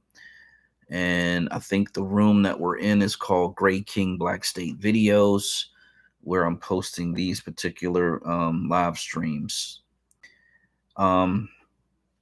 In that conversation, I think it was the Black Panther brother who talked about creating a third party. And here's some news about that. So, this is from the Inquirer, and it's titled "Clout." I don't know why. I don't know if maybe that's the name of the author or what, but it says the Green Party's presidential candidate is off the ballot in a big win for Pennsylvania Democrats. Democrats in Pennsylvania succeeded Thursday in bouncing Green Party presidential candidate Howie Hawkins from the November 3rd ballot. So this is what happens when you try to form a third party. This is what the Pastor Cornel West is going to run into, because as an independent candidate, it's very difficult to get on the ballot. It's extremely difficult to get on the ballot. I think he did post that he got on the Alaska ballot. Shout out to Brother Arenza. I quoted him. I posted him or added him in that post. I said, "Hey, is this your work?" He said yes. So hey, maybe him and his folks up there were able to help him facilitate that in Alaska. I think it's going to get harder and harder for him and JFK Jr. to get on these ballots. It was difficult for Kanye West. All independent candidates have a real hard time getting on all 50 ballots. So that makes it extra difficult for them to actually make that run. And if you don't have any power nationally, which is what the president is, then it makes it very difficult for you to have any real influence over the country, let alone over what happens to Black Americans. And as 50 million people, this seems to be the number that people are sticking to, and kind of forgetting the fact that these diasporans are roughly 25% of the demographic. And that would include first and second and or third generation diasporan. So when you say 50 million, or when the US government says 50 million, guess what? You got to subtract 20 to 25% of that number to even be close to accurate. But everybody wants to go with the 50 million, so it is what it is. Scattered across the country, you're not going to have a lot of political power with that number in a country of 340 million or so people. So it's just sad. Now, this is a brother who his name is Michael Epps Jr. When I first saw it, I was thinking, man, Mike Epps, we all know the famous brother Mike Epps. I think there's a couple brothers with the Epps name that are famous. And this just happened. This just happened a couple of days ago. He was stopped December 19th, 2023 at about 10 p.m. Tuscaloosa, Alabama County Sheriff was asked to get out the car for running a stop sign. It says family arrived to the scene to witness him being beaten by two deputies and tased repeatedly. The family is calling for justice. So it's just, it's like, again, for every one that you see that does get some attention, there's likely 30, 40, 50, 100 that you don't see, that never report, that don't go to social media. And it's very, very sad. It's extremely sad. It's extremely troublesome. Very, very worrisome. Especially in Alabama, we got like 30+% of the population down there. So it's just, God bless him and his family. I hope he gets justice and gets the, um, whatever they decide justice is for him and his family. I hope he gets it. Kanye West, Yeezy in the building. Yeezy entered the chat when we had that chat about the issue in Detroit where these protesters of a certain faction crashed, literally trespassed, invaded this Democrat party, holiday party that had some politicians in attendance, but really was just a celebration for the holidays.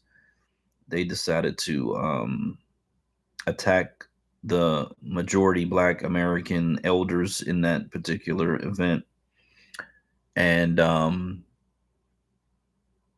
Yeezy's name came up in a conversation we had about that. So this is like the second time I get to mention Yeezy because he does his thing. He goes off and whatever. But they're saying there's a reports out that he is building a city in the Middle East. Doesn't give a actual location, but it says it's 100,000 acres. Self-sufficient city, will be 4 times the size of Paris and more than half the size of New York City. Who convinced him to do that? Akon? Well, so I'm gonna read from what is just like type on a, I don't know, white piece of paper. Is YZY, which is Yeezy. Then it says Droam. I don't know what that means. Phase 1, 100,000 acre V1 city, piloting in Middle East, recruiting, project manager, engineers, architects, contractors, builders. So this looks like maybe a dream board. I know he had that Donda dream board a couple years ago, and there were so many different things that he wanted to do. That was on that board. Did he buy some land? I know he had bought some land somewhere, so maybe that's where he had bought the land. I know before he started kind of going off to different directions in his, journey, he had there was a story about him buying a lot of land that he was trying to prepare for his kids. Oh, that was it. I don't remember it saying where it was. Yeah, that was that Wyoming? Or are we talking about his ranch out in Wyoming? He's got a lot of land out there, I believe. Maybe that's where it was. I know they had pictured him. This is when he was with Kim, and then it was him and the kids. His hair was blonde at the time. Yeah. And I don't remember if they said where it was, but I just remember them doing a story about it.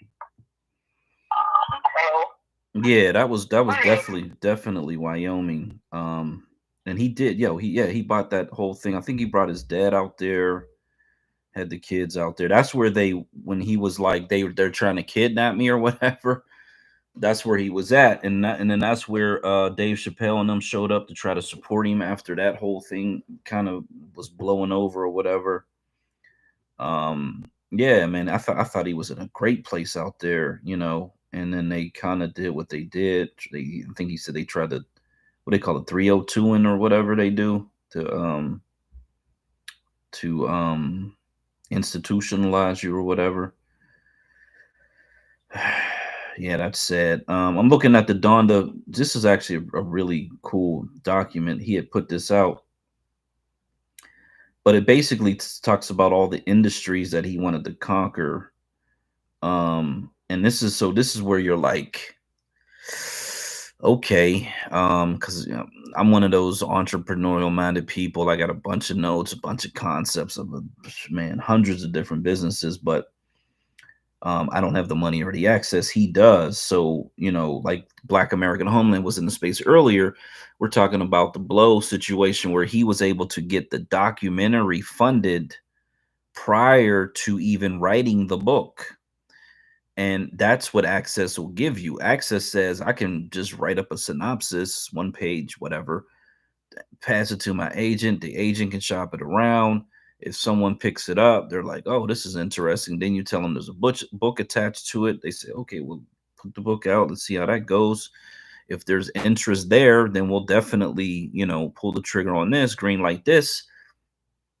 That's how that access works. If you got the access. And this is where, to Kanye's credit, where he kind of went off the rails, he may have destroyed a lot of that access. He may have burned those bridges or burned it down completely. But, as we talk about, we have these morals and all of that. I think it was in his mind for a moral reason. I think he was really stepping out, because he's got these spiritual battles. You can just see it in his career, in his life, in his personal life, definitely in his professional career with the music. He talks about a lot of this often. The visuals and the videos go between very dark to very light aesthetics. And so yeah, but I'm gonna go the titles of some of these, and he's basically covers everything in these categories. But he talks about the lifestyle, and this is video games, brands, merchandise, music, merchandising company, amusement parks, so films, and homes. He wanted to develop, looks like, entertainment, 7-screen movie experiences, audio control. So like some type of home entertainment company. He wanted to get in consumer finance, banks, credit cards. Wanted to get into medical research, cancer, HIV, which is listed here, trademarks and patents, transportation, all different types of vehicles and transportation. He wanted to do management, protective services, marketing, hospitality, internet services, corporations, wellness, learning, which is in the educational sector, and then alternative energy sources. Of all these things, the banking stands way out, medical research stands way out, because these are billion and potentially $1 trillion. Transportation stands way out.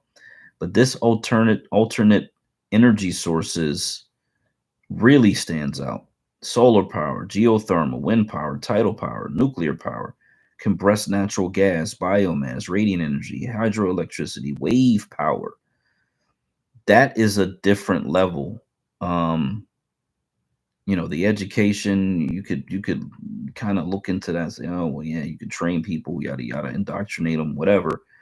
But if he was able to become a titan in the energy area, that's just a different level, right? That's a whole nother conversation.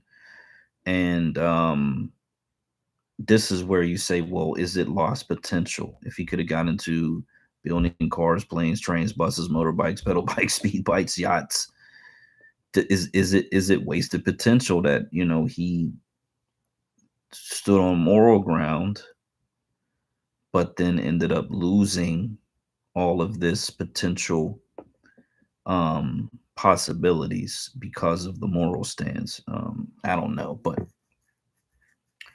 yeah, I mean, talking about building a city in the Middle East, I hope it's a safe, stable, non-warring country, because there's not a lot of those in the Middle East. All right, and on top of that,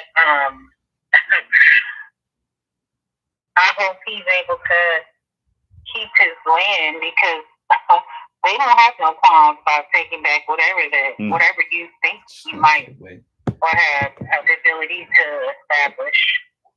They'll put you out. Yeah, no doubt. And then the question is he going to convert to the religious ideology? Is he going to follow the whatever Sharia law, whatever's in place? And it does start to present a lot of questions, more questions than answers. And why would you want to be all the way over there is just a whole nother question. Who knows, man? Hopefully, I don't know. Maybe it's just like one of them thoughts and ideas that he has, and somebody caught wind of it and whatever. But hopefully not because that, to me, if it was in Africa, sub-Saharan Africa, then it is what it is. Liberia, Sierra Leone, whatever. Maybe it makes some sense at that point, but I don't know. It just seems like a strange place. The next one is, or maybe that's what he means. Because there is that place right between Africa and is that Asia? No, Europe. Hold on. Is that Africa or Asia? What is it? The northeast, where they consider the Middle East. But when you look on the map, it looks like it's right a part of Africa. That would be Egypt or Iran, Iraq. But they're in Africa, right? So when you look at the Middle East, or what's classified as the Middle East of Africa, oh, I guess you're right. So Middle East, Sub-Saharia, Sudan. So that piece that's still connected. So Egypt is still connected to Saudi Arabia, which feeds right into Iran. Right. So they call that the Middle East. But when you really look at it on the map, it just seems like a piece of land that broke off Africa. Yeah. Or that, either they made, demolition, made that landmass kind of split, but it's still connected to Africa. Yeah, I think it is technically a part of Africa. I think the way the continental shelf works, that whole part that juts out is still technically a part of Africa. They renamed it to separate it, of course, and yeah, because it says the Middle East is the geopolitical region encompassing the Arabian Peninsula, the Levant, Turkey, Egypt, Iran, and Iraq. The term came into widespread usage as replacement of the term Near East beginning in the 20th century. So the crazy part is, this is why you have Egyptians believing that they're not African. Right. They think they're Middle Eastern. That's crazy. Yeah, and it's very likely that they conquered. This is the danger of these migrations and these invasions. It's very likely that they conquered the darker skinned people that lived in those northern portions of the continent and pushed them further and further and further south. Yeah,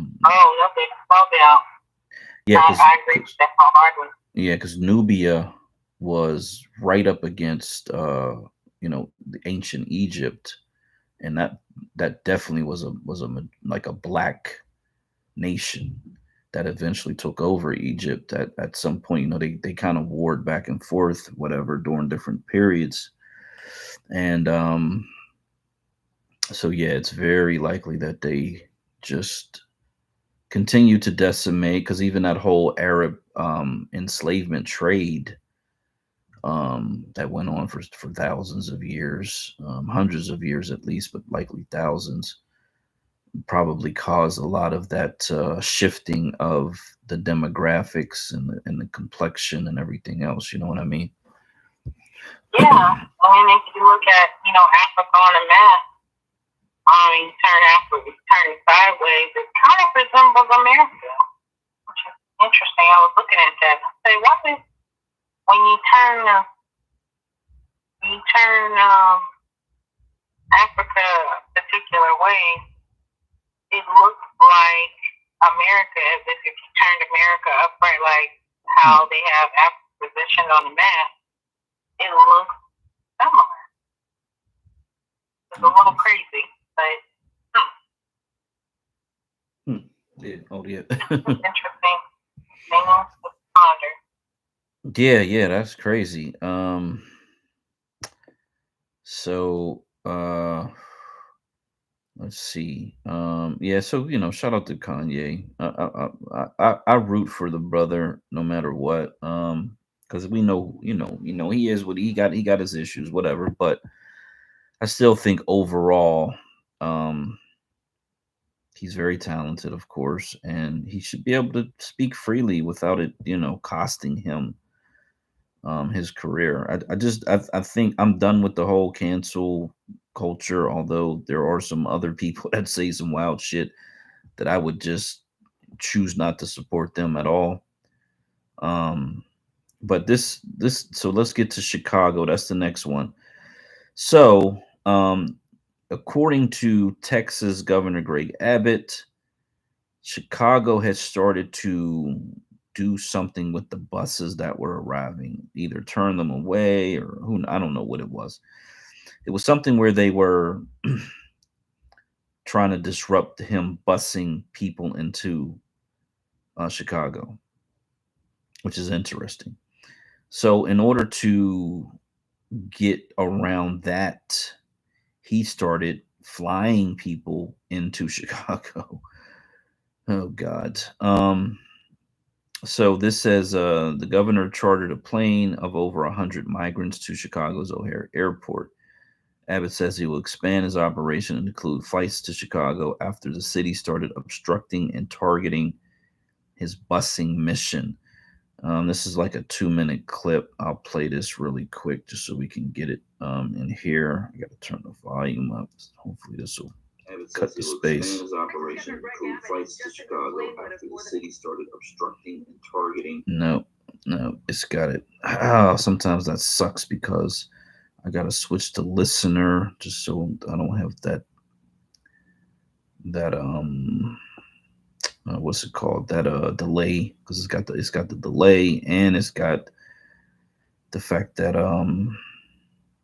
it's picking up this thing. Let's see, how can I do that? Because normally when I hit play, it actually cancels. What's it called? That delay, because it's got the delay. I'm gonna have to let the delay play out.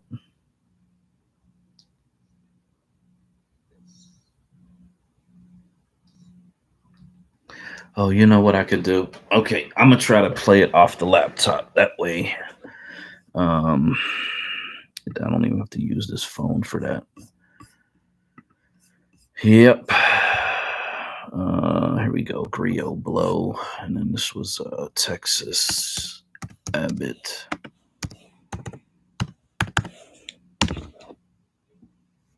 You think about what's going on in Chicago, and finally they got the pushback. And then there's that part that says, well, damn, by the time Trump gets in, that's a whole nother year. And then, how long is it going to take him to get up to speed? He'll probably hit the ground running. I'll give him credit. Once he got in there, he's likely to hit the ground running. The Border Patrol, they probably already got plans in place because I don't think they like Biden, from all the interviews I've seen and heard, but at least the leadership,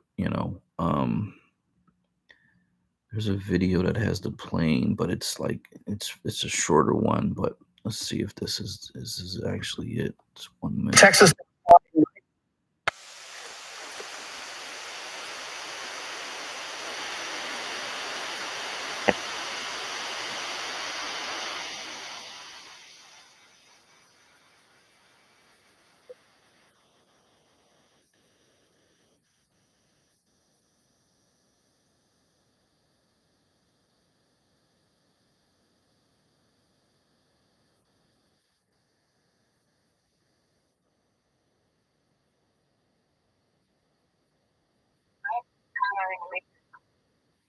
I'm in the Matrix. Damn, because this is a good one. Because I can play this, then I'll go right into the other one. Okay, let me go in and come out again.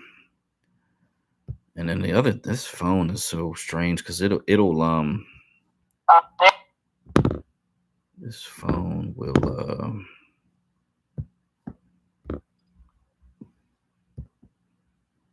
Talking. Can't hear you. Oh no, I went in and came out just so I could kind of get it clear, hopefully.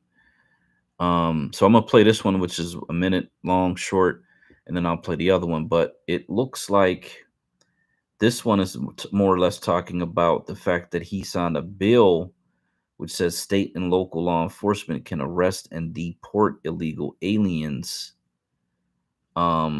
Which is kind of, yeah, maybe this is against federal law, but I know they were making this argument way like a year ago or so that the federal government is violating the U.S. Constitution with this, just allowing these people in, opening up. They're literally opening up the gate for these fucking people, cutting barbed wire to let them in.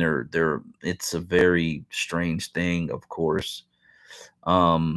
So this talks about that law, which is giving power to state and local, because the federal agents at the border are letting these people in. They're facilitating them to come in. So that probably produces a conflict between state and local and federal officials, I would think, eventually. But and then the second one I'll play is about him flying these people into Chicago because the busing situation is being disrupted.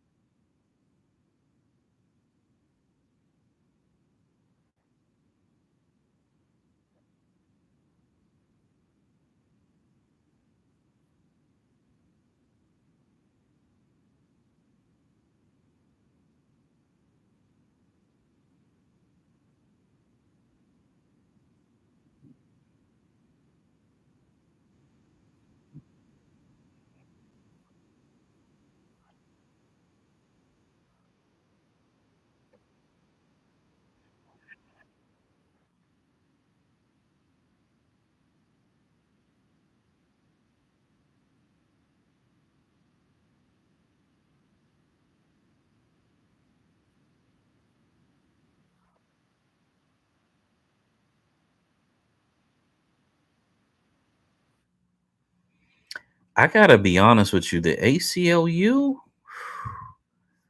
that's small hat territory. Like, you know what I'm saying? Um, I there's a part of me that just, like there's whatever. You can be a conspiracy theorist, whatever, but it just feels like they really are intending to kind of destroy the country with this whole situation. Like, this to me is very intentional. Here goes the second one.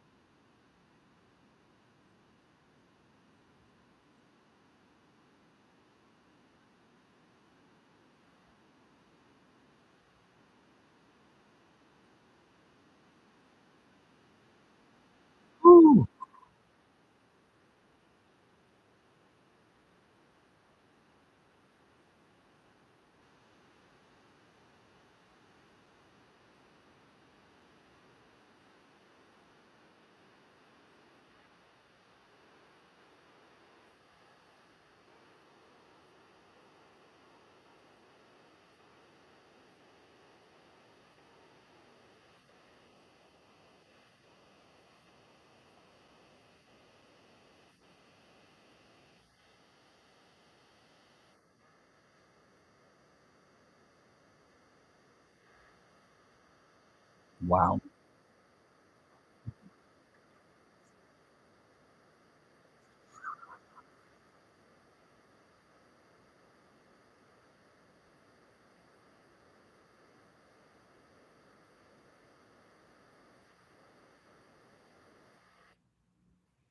Did you hear the passion in that mayor's voice for these people?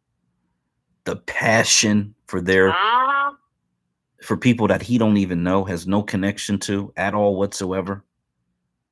Okay, so now the humanity again is righteous because again you're putting people on buses to come into the country into cold conditions instead of sending them back to their country. I'm faulting Brandon, but I'm faulting Abby because he could have put them people on a plane and sent them back to Mexico.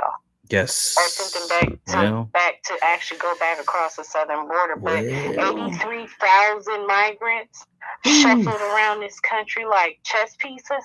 And you're doing it because you're trying to keep the Texas southern borders clear. Really? So you don't send 83,000 back across where they came from and hold that the foreign governments accountable because of the cartel. You ship them to only Chicago. Chicago is one city in Illinois. Why aren't we hearing from other cities in Illinois that are having 24,000 migrants or immigrants that were shipped to illegal aliens? Illegal aliens. You telling me that this is there's something else at play, and they're trying to get us caught up in this whole the Democratic whatever wars. Brandon ain't shit. We already know that. We know that's clear. Because them people were shipped up to Chicago and started attacking the residents, and there's videos of that. Remember, we had that discussion. And then Brandon didn't try to do anything about it. And when the residents raised hell about how they're coming into the community and you're unleashing them into the community and they're committing harm to the people, they didn't do anything about it to protect them. But now you have 83,000 and they're counting now. They're counting how many people have crossed it over into Texas that they've put on buses. This is like... I watched a video where the guy, where were they at? Were they in Chicago? They might have been in New York, but he said the buses showed up, the people got off. He's sitting there watching them. They line the people up against the wall. They count the people. Then they go back. They count the kids. Then they go back. They count how many are families with kids.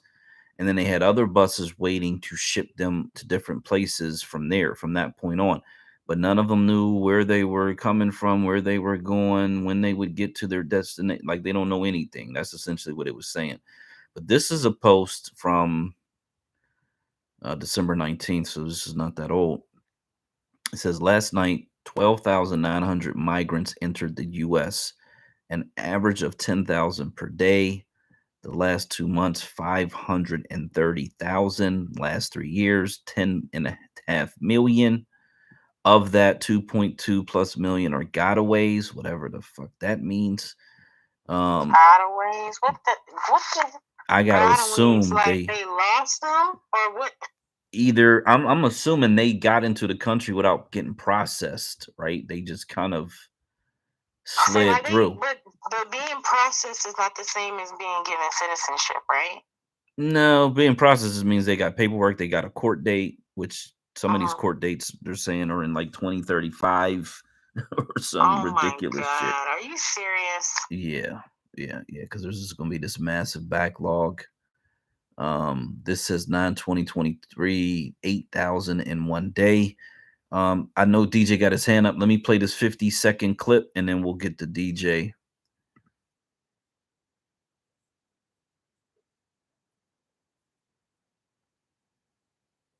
Oh, damn it.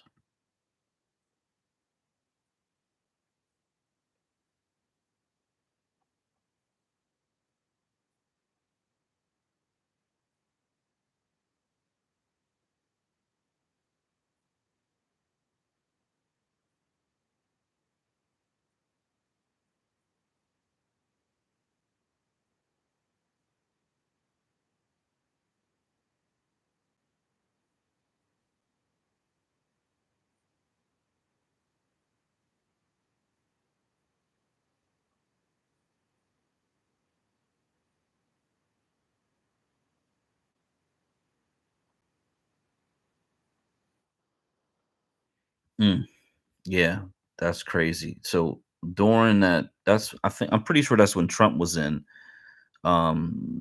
Title 42. They were down 3,500. I don't even know what that means. That it's a negative 3,500. Like they're expecting these people to come through. But they were saying when this video went off, it was 8,000 a day coming across the border. So yep, you got it, DJ. Yeah, got away basically means you had like a letter to come to court, like they're giving these people these pre-trial dates years in advance, so they just never came back. That's just pretty much what that means. Or they can have been caught in a criminal act and released on or some type of bond or whatever the case be, and they never showed up to court or whatever, or never showed up to their immigration hearing, so they're considered gotaways or whatever. And Rella, check the Chicago room on social. There you go. Okay. So let's see, because I do got some other immigration stuff. I'm skipping the one post to get to this other immigration stuff. So, this is an article.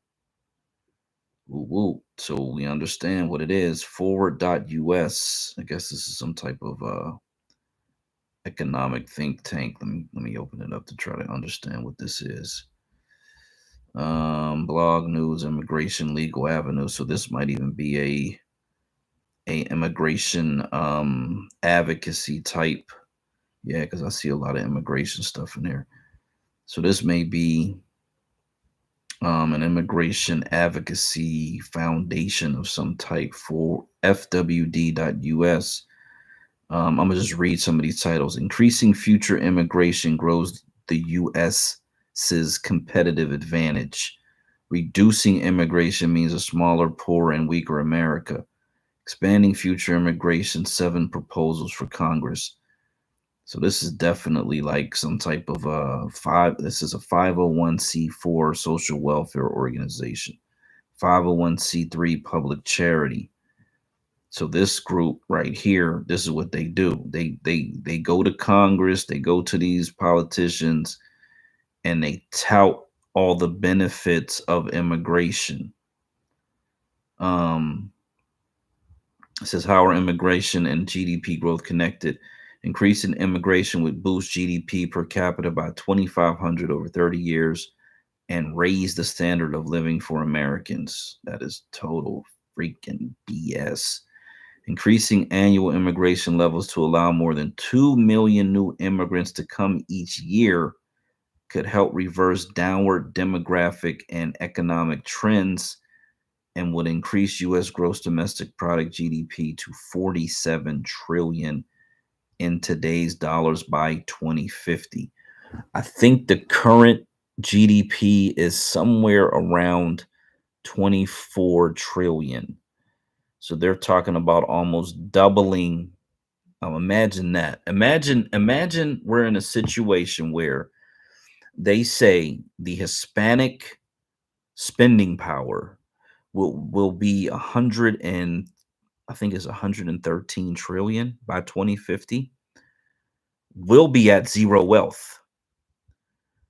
The whites are already at over 100 trillion. They're likely to grow. And the GDP of the country is going to double. But so literally think about that. The GDP of the country is going to double while our economic wealth is going to hit zero. You can't say that this is not coordinated. This is not a plan. This is not intentional. So a lot of people use the word benign neglect. Benign neglect means you're not intending to neglect a thing. You're just busy. You got a lot going on. You forget that this thing exists. Like maybe you got a bunch of plants in your house. I'm in the Matrix. Is that what you said? I'm in the Matrix? Again, that quick? God damn. Okay. All right. Let me bounce in and out again. Golly. Holy craps.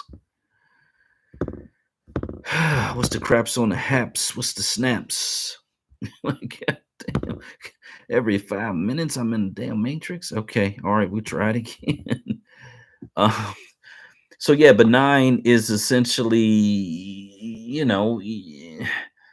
I'm trying to relate it to like house plants. I kind of grew up. My best friend mother, they had a bunch of house plants. They had a garden. We actually had a garden. I had to plant the garden. Sometimes it was like punishment to me as a kid. But it's like maybe you got a pet turtle or something. You got some pet fish, and you just forget to feed them every once in a while. That's kind of benign, right? You just kind of forgot. They're there. You feed them on Friday, but you forget to feed them on Tuesday. That's kind of benign. Intentional neglect, which is what this is as I was leaving the post office, as I got there, they closed at 1 p.m. I got there at 12:55. I snuck in. They're pissed off. I was like, man, let me get my P.O. box key because I only got one day out of the week to make this thing happen. So let me just get my key, man, so I can start changing my addresses. I can start picking up my mail there, whatever. So as I'm leaving there, and I had already saw a couple of weeks ago, these townhomes, the frames of them go up. And it's they're probably about 10, like it's a row of them. It's probably 10 of them in a row. And these are luxury because this is in a built up area. It's like 6 lanes, 3 on each side, malls, shops just line this whole corridor. It's a shopping corridor. And they're putting in these luxury townhomes. So I'm already know they're going to be $400,000 or $500,000. That's probably the low end of what they're going to put in there. So there's 10 there, 10 there, 10 there. And then I noticed up on top of the hill, which kind of was just a hill, but they've leveled it out. There are multiple apartment buildings. And again, this area, they're going to be luxury apartments. There's probably about 6 of those, and there's probably 50 to 100 units in each. And it's just like, and this is just one little small area. I've driven up and down this road. I can't, there's no way for me to count how many times in my lifetime. Tens of thousands of times. And this was just like a wooded area the whole time. But it's like, and it's, in my mind, I'm trying to think how much is an acre. Maybe this is 10 acres of land where they're putting all this infrastructure in. And again, right behind all this massive business district. And it's just like, damn, man, they just keep building and building and building and growing and growing and growing and money flowing all over the place. And we are just falling and falling and falling. And it just seems like it's an endless thing. So there's nothing benign about it. It's very intentional. It's very specific. And Hey, Black Majority, I have a question. Okay. All right, so you know how the demographics works. So once immigrants get here, right, and they become citizens and they have a kid, are the children and the grandchildren of those immigrants, are they counted in the population of immigrants? Because I don't think it's only 46 million immigrants in America. No, a child born on U.S. soil or on a U.S. base overseas or on a aircraft carrier, anything that the U.S. considers its property or territory, is a U.S. citizen. So the baby is not included in any type of immigrant calculations. So are black immigrants counted and with the same population? Are the children of black immigrants counted as Black Americans, even though they're not? Yes, they are. We kind of touched on that earlier. The 50 million number that they tout as Black Americans, that it includes first, second, and third generation immigrants. But they only say it's only like 4.6 million Black immigrants in the whole America. Well, they say foreign born. If you look at that, I think that's that Pew Research. But if you look at it closely, it says foreign born population. That means they were born outside of the country. However, their children are American citizens. Okay, so how many is it actually then? Is it like 7 million, 8 million, 9 million? I think the last time I looked, it's either 1 in 5. It's either 1 in 5 or 1 in 4 or considered. How can they be that large when they only like 10% of black population? And black Americans are like 90%. Well, the way they can do that is because our population isn't growing fast enough. We're having, and this includes their babies too, but as a total, we're birthing 500,000 babies roughly, and roughly 430,000 of us are dying every year. That leaves about 70,000 of an increase in the American population. They can bring over 100,000 actual adults, and they can actually grow faster than us. And even in that 70,000, again, are going to be some of their population because it's not separated yet. So I think they said, and I have to look at it again because it's been a while, something like 2050, there's going to be almost 10 million of the foreign born in the country. But that also doesn't include the second, third, and by that time, likely a fourth generation, very possibly. So like basically like black Americans are like how many, like 40 million, 41 million, they say alone, like actual black Americans. Yeah, that's the good question. If it's 50 million, are they actually like bringing them in like that, like you said, 100,000, like, or unless you were just getting an example. Yeah, I'm just giving. I don't know what the number is. I mean, we could sit here and try to figure it out pretty quickly. I've got a lot of those posts that I can try to search and figure it out. There was about a year ago a few articles that talked about them being, I want to say it was either 20% or 25% of our population. And that was going to increase over time. It may increase to almost 50% of the population, by 2060 or something like that. 50%. Yeah. So that means it'd be just as many as them than they are us. Yeah, because the devastation of abortion. But I don't, but here's the thing: I don't see them. They'll have to pass some Asians to get towards us. I don't see that happening. Yeah, I don't know. I mean, I can't say I don't see anything happening because it's happening. Like, it's literally happening. The Asian population, all these other populations are going to grow. The Hispanic population is going to nearly double in the same amount of time. So they're just going to keep growing because it's not like they're having kids. So that's happening. The thing about it, but the thing I say that when Africans and Caribbeans leave their countries, they fertility rate tends to like go shorter.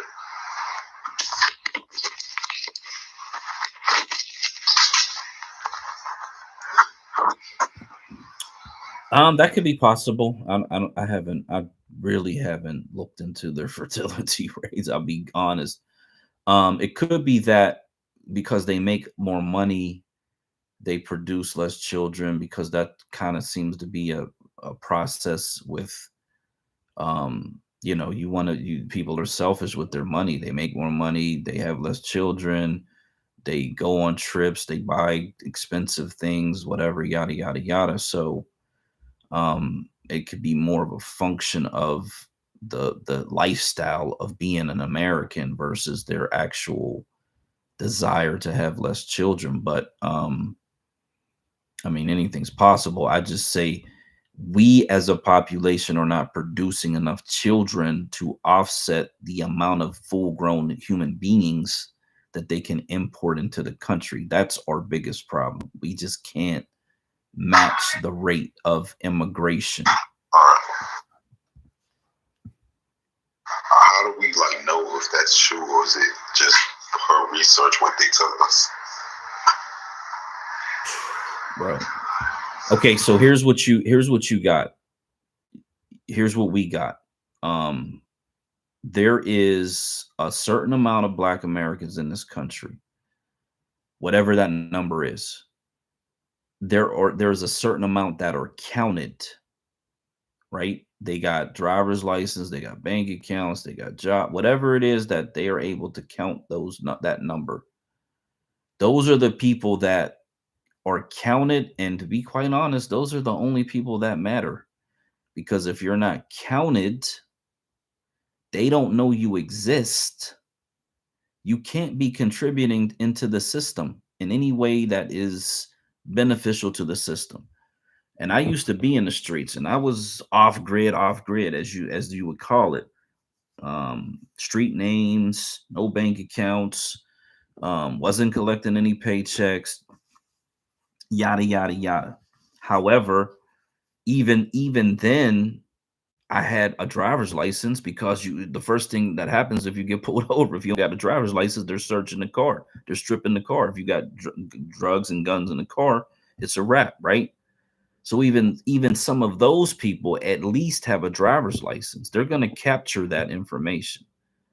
But if you're just one of those guys who you've never been arrested, which is very rare if you're in the streets, and you're able to kind of just fall through the cracks of these census counts and the way they collect this data, and even with the miscount, because I know that 3-4%, it could be high as 10%. Okay, add another 10%. I don't think that changes much, to be quite honest. I just don't think it does. They should just lump them in with their parents that wasn't here, that wasn't born here, instead of us.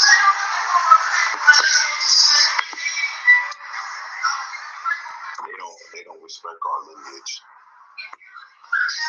because you just let anybody that's born here basically like integrate into our society, even though they not us. Yeah, I agree. And so we got, and this the thing I'm looking at now, Pew Research. So I don't think we add this in, but there is the Black Hispanic population that doesn't even have anything to do with the diasporan population necessarily. I don't think we look at them the same. So wow, that's probably why the 1 in 5. Because it's probably not all Africans or Caribbeans. It could be some of these, South.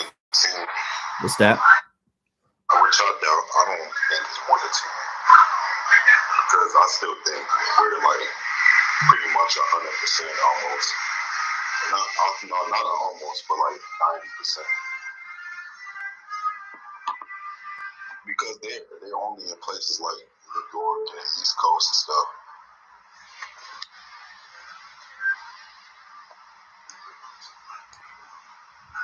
Yeah, so I see the 1 in 10, the Pew Research, and again, that the problem is going to be when they say immigrant, they're talking about foreign-born people. That means that's only the people that came here and were not born here. That doesn't include their kids. That's where you gotta add in their kids to that number. Question, how many generations do you think it'll take for you to no longer be an immigrant no more, or consider one? Like 4, 5, 6. Wow. Or like, unless you like indigenous American, like a Native American, like Black Americans or the Redskins. Yeah, that's a great question. That's a question I've asked before, to be honest. I think it's hard to answer that in the context of this conversation, because we as a lineage have this centuries long heritage here. There were some immigrants here Let me think about it. I'd have to pull it up. I think it was the 1912 Immigration Act. There might have been one in the late 1800s. I think the one that was right after the 1900s tied any type of African immigration to 2% of our population. And that was before the Chinese Exclusion Act. So there were people, and that's probably why Marcus Garvey got into the country and some others like that. There were people that were able to come here based on our population numbers alone, but it was 2% of our population. So people were trickling in. So that's a whole nother conversation. Yeah, what people don't understand is immigration gets a population higher and faster than a person being born. So that's how like the Hispanic population passed us up. Because you could have 100,000 people come in from, let's say, Venezuela, and you could impregnate a woman and then take her like 9 months to carry one baby or two if it's twins. So imagine she's like in her 9th month, you have just a million already in just 9 months. Yeah, that's facts. That's exactly right. That's exactly what's happening. I'm telling you, bro, you gotta watch out for them tatters, bro. You do not, man. They doing all this just a small population. Just imagine if they get bigger, it's gonna be clashes, ethnic clashes, tribal wars, all that type of shit that goes on in Africa and the islands, bro. That's gonna spread over here, and we're just looking at skin color like we all the same. Nah, that ain't true. Okay, so I'm gonna try to put this in a jumbotron. I'm gonna have to come up and be a speaker, but this says roughly, and this is a Pew Research, which a lot of people use this. Roughly 1 in 5 Black people in the U.S. are immigrants or children of Black immigrants. 1 in 5. The foreign-born was 12%. The second generation was 9%. So that's 21%.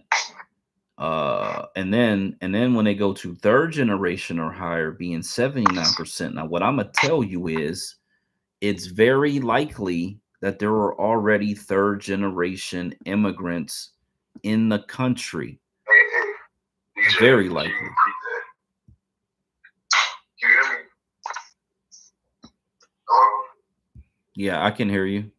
Can you hear me? Okay, can you repeat that? Because my AirPods was connected. I couldn't hear you. No, I'll send this to you. I'll DM you this graph from Pew Research. Again, I was just saying that there's likely already 3 generations of some immigrant families in the country from the 60s, 70s. Even I mean, I think we understand that even Malcolm X's mother was of a Caribbean ancestry. So there was. She was of half Caribbean, half white. Yeah, I thought they got her at connected her to Grenada. Yeah, she is. Right. So she would have had to have been in the country, is what I'm saying, when Malcolm X was born, right? So that puts that way back in the early 1900s, I got to assume.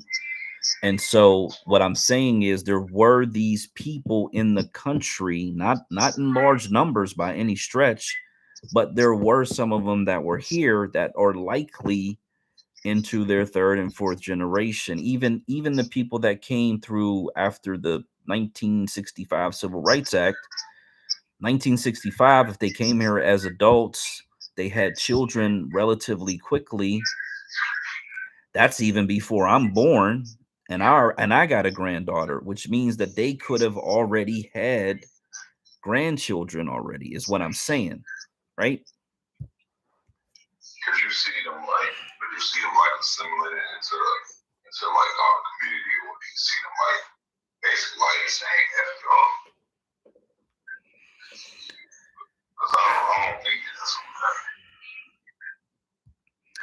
I think it's going to be individual basis, individual community, the standards that the people set. scattered across the country. There's no way for us to control that. Isn't we undercounted too in population wise? We could be, but again, if you're not counted, right? If the person's not counted, not because they're not responding to a U.S. Census report, because there's got to be a lot of other data collection that's happening. Our tax returns, home ownership, you pay utilities, you got car insurance. There's all these different data points. You got a credit card, you got a bank account. And a lot of those forms do allow you have the option to state what your race is. On a lot of these, when you get hired, there's an option to state your race. So if people are not being counted, I think it's very hard not to be counted, although there are undercounts. So is it 5%? Is it 10%? It certainly can't be 50%. I think that's would be a little crazy. But we'll never know because we don't control anything. We don't control the count. We don't control the cities, really, truly. What if we get a real number, right? Like Americans, it says we 70 million, 80 million. Let's say we're 100 million. Let's say we're 100 million. What does that change? If today the federal government came out and said, "Oh, we made a huge mistake. There are actually 100 million Black Americans here." What difference is that going to make? What does it change? Also, to add into that, I understand what you're trying to ask, Smiley, but it's the way you're asking it. So you know how we do. What's good? You know what I mean? So when you asking what are the numbers of these folks, it's more or less you will have to have grown up around them. You feel what I'm saying? To know what the difference is. You feel what I'm saying? And that's the problem with a lot of our folks up here. They haven't grown up around these people, to really know who they are. So when you say, hey, could they have already been here? The answer is yes. They've been here post-civil rights movement of the 60s, bro.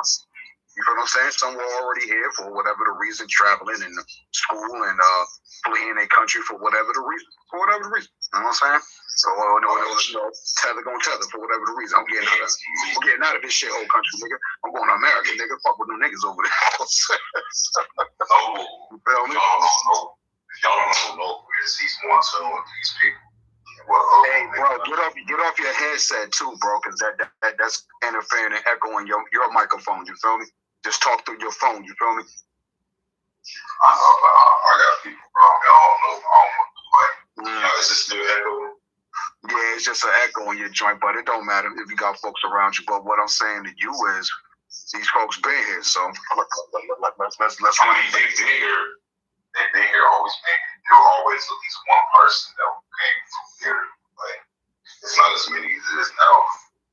Nah, I don't know where you at, my knacker, but they ain't looking like they about to control North, nigga. You know what I'm saying? It's over out here. Black State, knacker, you know what I'm saying? Are you just talking about foreigners in general? No. Eminem gang is getting paid, and I don't have to repeat that. Mouthy making, son. Who's like, what you talking about?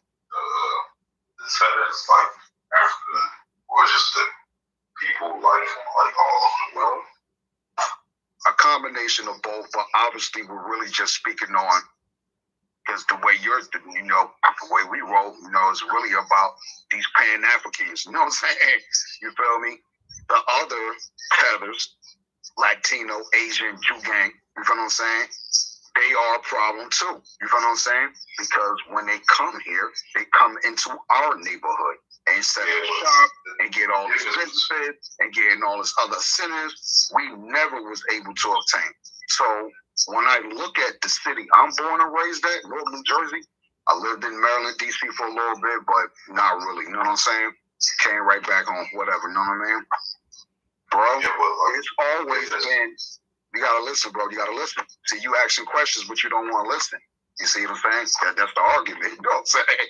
So the answer is, bro, they always been here post-civil rights movement. You know what I'm saying? That's only in the 60s. So when you ask what is the generation span, every 10 years, bro. By definition, a generation is technically every 10 to 25 years. You know what I'm saying? So if you have just multiple people coming here decade after decade after decade, and they stay here for bare minimum a quarter of a century, they had kids by now, bro. And more or less their kids had kids, bro. So you multiply for each people that came into the country, regardless how they got here, from, we'll say 1970 until right now. We'll skip the 60s. You know what I'm saying? Because that was when everything went down and the laws was written. You know what I'm saying? So from 70 until right now. You know what I'm saying? And even though immigrants was coming here before, Ellis Island, all that other stuff, for whatever the reason, those were white Europeans only. Wasn't no other race really like that. You know what I'm saying? Puerto Ricans didn't come here until like the 50s, I think. You know what I'm saying? And they was the first ones to integrate in the hoods over here with us. Or just period, what they call here the mainland, bro. America. They don't even call America America. Hey, that's the mainland, bro. So they are Americans. You know what I'm saying? Remember, Puerto Ricans, they are admixture like we are. Taino, Indian, African, and Spanish. You know what I'm saying? Which is European Spain. You know what I mean? So they some knackers too. So the ones that actually identify as being black. You know what I'm saying? I understand they African heritage and all that other stuff. Cool, you know what I'm saying? But the rest of them, they white Latinos, bro. They identify as Latino, they identify as black. I'm Puerto Rican. It's like, okay, cool. You know what I'm saying? That's a place of origin. Being black is a lineage and a way of life. You know what I'm saying? So when you say these people, you know, where they come from, how long they've been here, generational, all this other stuff, bro, I'd have met people who I've always thought they were Black American. And when I talk to them about reparations and all this other shit, they like, damn, well, shit, you know, my grandfather came from da-da-da, or my grandmother da-da-da, or I'm really da-da-da. Damn, for real? But why they ain't never speak about that? Because their parents and elders and grandfolks told them either not to, or don't associate with us, or don't worry about where you come from. We all black anyway, right? That's how we are. You know, as Black Americans, the most empathetic people on the planet, right? We allow anybody to come set up shop and pretty much roll over us without even trying to keep our shit. So when you say, hey, how many people you think is here? I'm going to say at this point in the game, and especially the way everyone is coming in the country, how Jim Crow Joe just got the border open. You know what I'm saying? Republicans shipping them up. You know what I'm saying? You open the border, we'll ship them to you. You know what I mean? You know what I mean? So with that being said, I think they already have been outnumbered, though, yo. By year 2000, yo. Because when they started coming here, the black immigrants, when they started coming here, that wasn't up until, I'm going to say like 85, 90. No, they started, the Haitians, in my opinion, were the first to come here, and then the Jamaicans. You know what I'm saying? That's how I remember it as a person being here only 43 years. So, I'm old enough to remember or know that this country was only black and white up until like 85. You know what I'm saying? So when you say they came here, they here.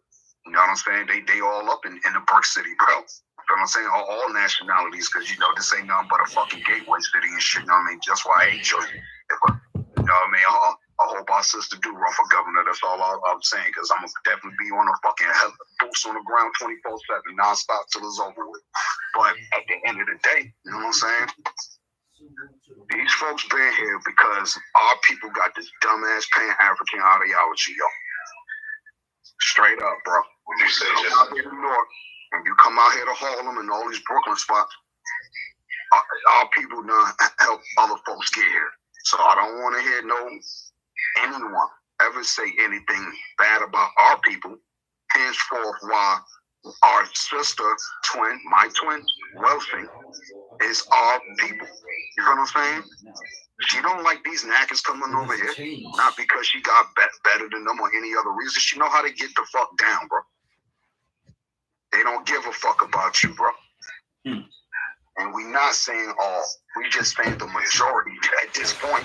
But most, you don't care about the history of what Black America is. Again, why our elders didn't listen to Claude Anderson, Dr. Anderson, you know what I mean? Hey, they're not coming to be your friend. They're coming for resources. That that right there is the ultimate wake up. Oh, hell no, we fight for resources over here in America, nigga. We go to other countries and bomb your ass to Mars, nigga. For that oil and copper, nigga. You crazy? Put the gun to that nigga, shoot him, son. You know what I'm saying? Not even think about it. You know what I mean? That's how they do in their countries, and these the same jokers that's coming over here now. Didn't the Mexicans let out all their fucking inmates? Or the Venezuelans saying we ain't got no people? I ain't trying to live with these niggas. I don't know where to go. Nigga. Let me tell you something, bro. I'm not ever, what's the word I'm looking for? Down anybody, bro. I'll never do that because I don't think some others beat up some our folks. You would just say that for contact records and all that. Context. But at the end of the day, man, listen, bro. We the savages for real because this our shit. You feel what I'm saying? What Nas say, hopping out of cars right before they green cars. You feel what I'm saying? This shit ain't a game over here because we already understood that a lot of them get advantages over us, bro. We understood that back then. You need Google or Twitter to know that shit is all about where you grew up at. So that's why I always say a lot of our people up here on this app do not understand what's really going on when you say words like tether. I know I joke a lot, you know what I'm saying? That's just me joking. You know what I'm saying? America's got the best jokes now because we the kings of comedy. And this is why even today, when folks that are our age and older, they are heard about that African booty scratcher shit, nigga. They are hurt, nigga. Like, I mean, fucking psychological therapy, some of these folks, bro. Over the African booty scratcher shit, yo. They can't take a joke. They can't, bro. It's like, man, why you doing that to me? You know what I'm saying? But, bro, it's just like, chill out. You know what I'm saying? It's not that serious, though. And then, and look, okay, let's talk about the economics. We talk about this money. Michael Blackson, you already know who he is, right? So what was his come up and claim to fame? He talking in an African accent, making fun of Africans. But nobody said nothing to him. He got the praise. And he went over to Africa and built all his land, homeschool, all this shit. He didn't do nothing for us. Did he at least take some black Americans? Hey, I'm taking 10 families and 50 niggas with me, yo. And 100 women. Let's go. We ain't coming back, though. Hey, I salute that. Akon, did you take 500 people with you? You shot that locked up video right down the street from me, nigga. Eminem used to hang on that block, bro. Stop playing, bro. You tell the king, bro. Akon. You know what I'm saying? All that Wakanda City, that shit gonna fail because that's for the Chinese, bro. You know what I'm saying? And I don't wish bad failure on no knacker. You know, it is what it is, bro. That shit gonna be your karma. And then you over here talking ish about our reparations. Let's take a trip over to Britain. Let's go talk about these British black rappers. Soupy. Stop talking about our reparations for black Americans now. It's gonna be yeah. Hey, hey, check it out. Hold up a minute. What about them knackers over in Britain, the rappers that disrespected Daddy Kane and went up on his set because they didn't perform when the promoter told them to? That ain't Daddy Kane fault. You saw him, nigga, I'll take the mink off, nigga. You want to rock? I'm from Brooklyn, dummy. You know what I'm saying? I don't care about none of that. You know what I'm saying? And Daddy Kane still showed him love and grace and let him rock after he performed, though. You know what I'm saying? Warm it up, Kane. I'm about to. Warm it up, Kane. You know what I'm saying? You see what I'm saying? Stop letting these people come over and get you in that position. But just to deal for the record, a lot of them were just regular fucking folk, nigga.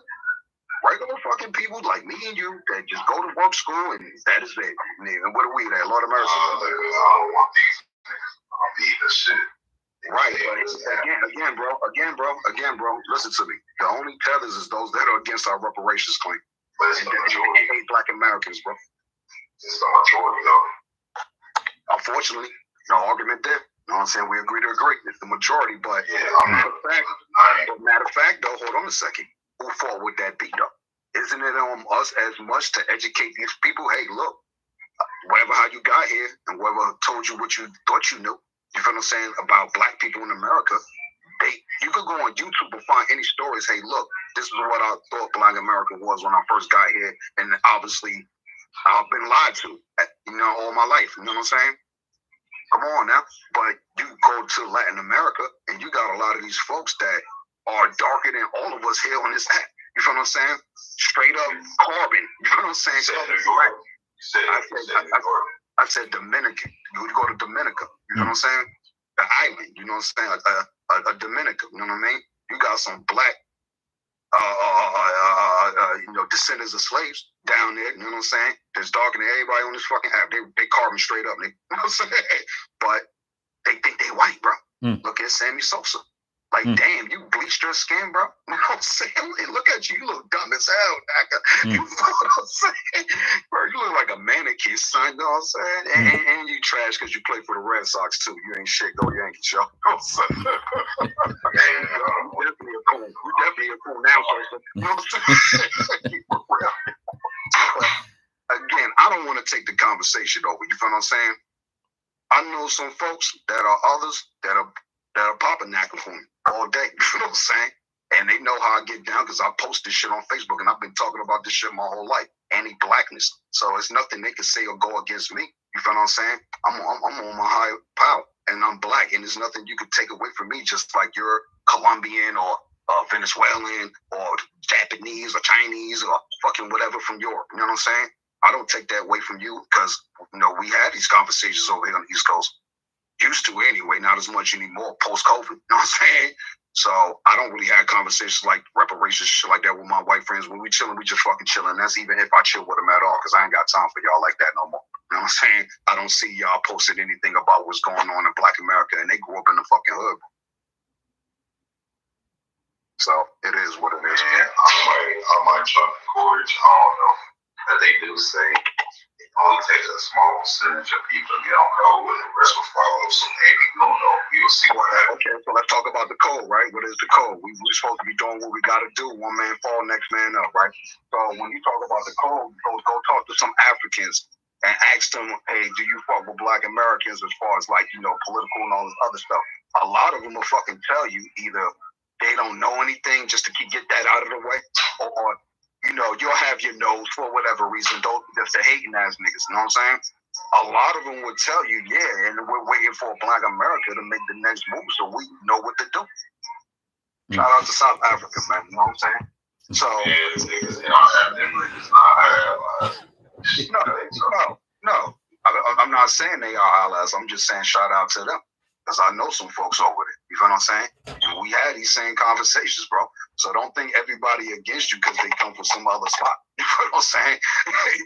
That'll be the dumbest shit ever. Let me tell you a story that actually happened to me over the summer. My car broke down. Was what it was. I needed to jump because I wasn't driving it for like about a month or two. So I asked two black guys. They did offer and they helped to jump it, but for whatever reason, these like new electric cars. This is why I don't want one of these shits. Didn't jump my old 05 Yukon, yo. You know what I'm saying? Couldn't jump it for whatever reason. I asked this white, Spanish-looking guy. I think he was just straight white, though, European white. You know what I'm saying? He had an old Tacoma truck, yo. Boom. Just like that, yo. You know what I'm saying? So, even though I had an accident the other night with my truck, so my shit totaled now, I was trying to hold on to my shit. And I was just actually looking at the same model just to try to get another one. The prices of them don't went up. See that shit? Niggas don't want these electric bullshit ass cars. Where the fuck you charging them, man? They expensive. Hell no. Yeah, the technology dope on them, but that's about it. And you get caught in the snowstorm, you can't turn that bitch on. You know what I'm saying? But I got a full tank of gas in this big ass Yuki and shit. You know what I'm saying? Wrong, knack. You know what I'm saying? Yeah. Shit, nigga, I don't know. It's been so far where I'm starting to say, I'm gonna give up on this shit. So, again, bro, this is what I tell people, bro. Do what you want to do. You feel what I'm saying? And don't let nobody ever stop you. But I can only give suggestion and advice. You just need to get out more and get off this app, bro. That's why when the new year come, I ain't gonna be over here. You feel what I'm saying? It's open. You know what I'm saying? Because you leave this. Say that again. You leave Twitter. Am I deleting Twitter? Yeah. No, I'm not deleting it. I'm just not gonna be over here posting my content. You feel what I'm saying? Content is the new oil, gold, diamonds, bro. So if you got content, shit to say, things to post, draw, art, music, whatever it be, find a way to build that shit on your own platform and keep the shit away from the real tethers, the white supremacists, nigga. And anybody could be a white supremacist, because look at Diddy. Look at his fall from grace. Social media. I tell you, social media is the white nigga. Excuse me. Shout out to Third Eye Radio, you know what I'm saying? Shout out to the liquor stuff, you know what I mean? Yes. Shout out.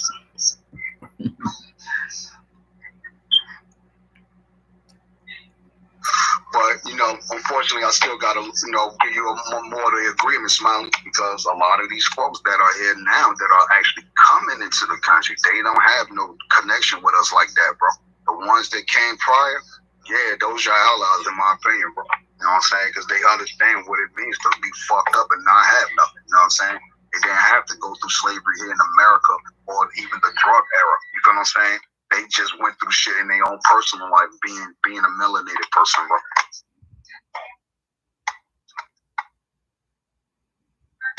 Hey, I'm posting some shit on social in the financial room. I'm not going to tell y'all what it is. You have to come look at it. But all I'm going to say is, I spy. When you see it, say something. And if you got the app on your phone, you'll be getting a ping right now. You know what I mean? Social, y'all, soxcil.com, soxcil.com, fund it socially. The URL should change, no problem. Come on up. This is our Black American NACA network, you know what I mean? All are welcome, but we are Black American, owned and operated. So with that being said, I'm making an account, Smiley. You got your own personal invite link. You can invite who you want, you know what I'm saying? And if you feel like you got some content and want to be a content creator up there, we'll make you a room, bro. If you got business, you got a product for sale, you got bricks for sale, you know what I'm saying? Come up in the social. Matter of fact, Black, could you change, let's go over here, the name. Could you change it to social market e-commerce versus e-products? You feel what I'm saying? But it's still a dope name to e-products, but e-commerce is known. You feel what I'm saying? So I was thinking about that, like, it would be better just to leave it like an e-commerce and services, you know what I mean? So social market, e-commerce and services, or e-products and services, because products are digital nowadays. I got digital music. You could come up on social and download it for free. You ain't even got to pay. You see that? So that's a product that and a service that I'm giving away for free. You get inside of the Kite production room, or you can get in the hip hop echelon room. There's music in there for you to download, courtesy of your boy Seg One. And that's about it. Let's go. Shout out to Be More Codified. You know what I mean? Get your codified t-shirts. Yeah, definitely. Can you just either, you know, text me or something so I don't forget that after this space is over? Do the artists ever talk on the app? Do we ever what?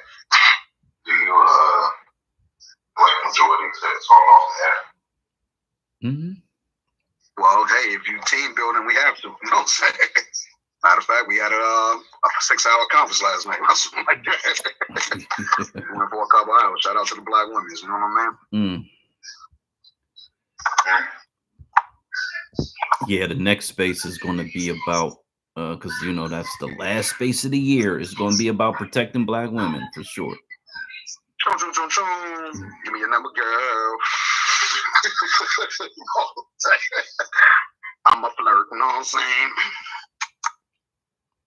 I'm trying to tell you, Smiley. I wish I had a camera when I was young, bro. I used to go to the club, bro. Oh my God, man. You know what I'm saying?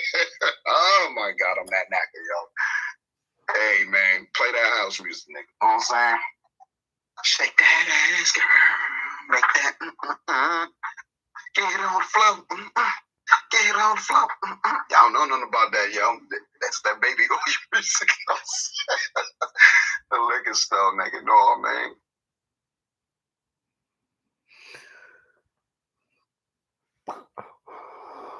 Ooh, excuse me. Shit, I'm just trying to stay wake up in here. Yeah, get on Social League on Financial Information Room. Look at that post I put up there. When you see it, let me know.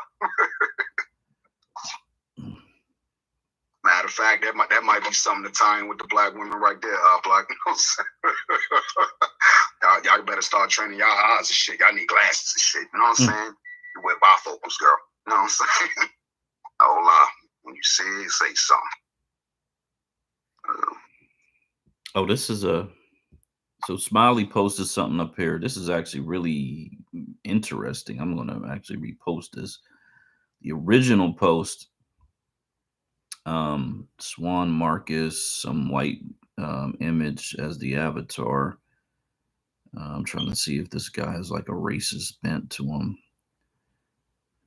He talks about foreign shit a lot, so I don't see like it's not a inherently racist page, but there's a lot of foreign shit on here. So at any rate, it says one of my edgier takes is that the states in the Northeast have effectively purged Black Americans.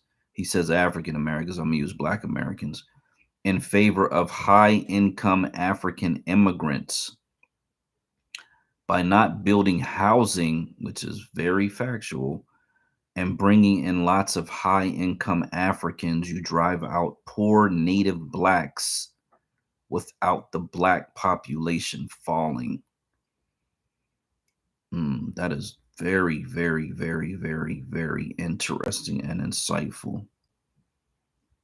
Because essentially what's happening now with the whole massive immigration, displacement, replacement situation, erasement, eventual, that,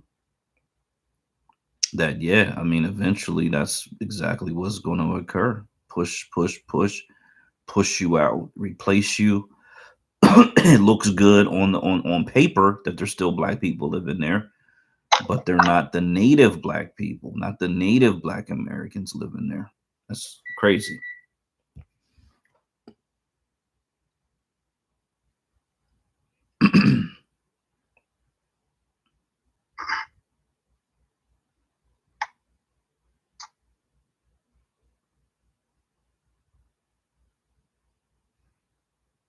Yeah.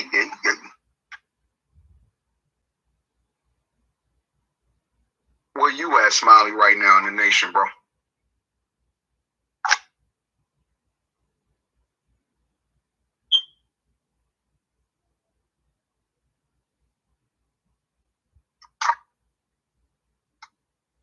Anybody hear me going once, going twice? Oh yeah, I can hear you. I got you. Oh, Smiley left. I'm over here doing something else, so I'm just talking through the microphone. It's a really interesting thread. This guy is this I don't agree with, but he's actually pointing to a lot of really interesting dynamics that is taking place really in the northeastern US. But you know, we now know Chicago's in play. Of course, California always was in play for this demographic shift from native Black Americans over to these other people. And it's funny because now I'm looking at this one response from a Black American guy, I guess. Just arguing for the fact that we're the largest demographic in these major cities. Not really understanding the whole real implications of this shit. Because he's talking about Harlem, Bronx, talking about Brooklyn, you know, and not really understanding that, okay, you're the largest demographic. What does that even mean? Like, what does that even fucking mean, bro? In Brooklyn, for that matter, how much power do Black Americans have in Brooklyn? How much property do they own? Yeah, it's crazy.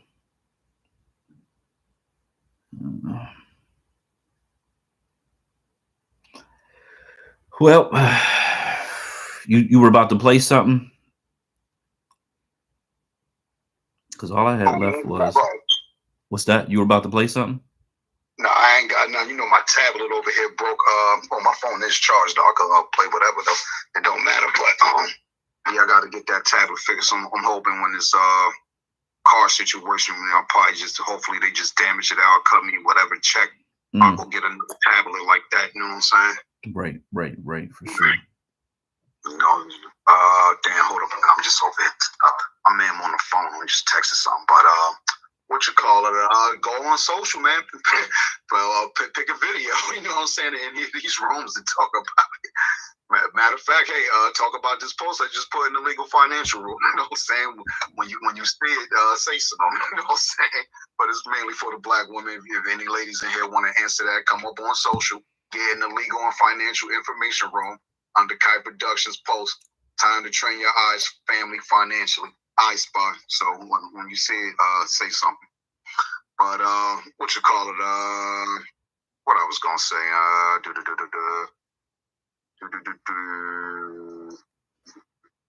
Yeah, man. What you call it over here? Talking about Deontay Wilder and shit. I think it's time for him to retire, man. You know what I mean?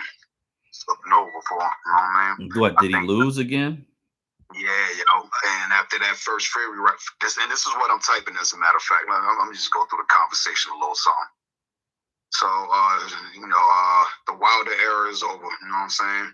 I'm not sure when it ever started. That's what I put. It definitely was one of the most entertaining heavyweights in history of the sport. And pretty much what I put after that first Fury fight, it was over. In my opinion, I don't think he had like a whole lot of like actual professional fights with real challengers that was able to like take on a Deontay Wilder at his height, size, heavyweight division. There wasn't nobody that could really mess with him in that weight. You know what I'm saying? He beat everybody. So yeah, it was entertaining for that. He was like a heavyweight Floyd. You feel what I'm saying? Got the crazy 30-inch jab, yo. You know what I'm saying? How you gonna get through that? You know what I'm saying? You gotta do some crazy Tyson, I forgot what it's called, the bob and weave. Tyson keep his fist tucked near his face and just bob and weave real low and attack them ribs, bro. You know what I'm saying? That'll probably be the only course of defense, but he could just come back, step back, and come with the right and just, oh, damn. So it's like, how you even get through that? You know what I mean? So it was great for that, but like after Fury beat him, it was like, we in the Matrix, man. You can't be the great black man. You know what I'm saying? This is for TV, bro, and to appease the white folks and shit. You know what I'm saying? But in that light, hey, now Gervonta Davis and Shakur Stevenson, I know they not in the heavyweight, but they some killers. You know what I'm saying? Straight up, especially Gervonta. You know what I'm saying? Now, matter of fact, let's talk about that, yo. What's up with that little strip of row houses he bought down in Beatmore, and the shit's magically catch fire, bro. As he's about to start, get some construction going on and stuff. Some of the houses just magically caught fire. So what's good with that? You know what I mean? Yeah, that's crazy. I didn't even know the guy was fighting tonight or whatever. Wow.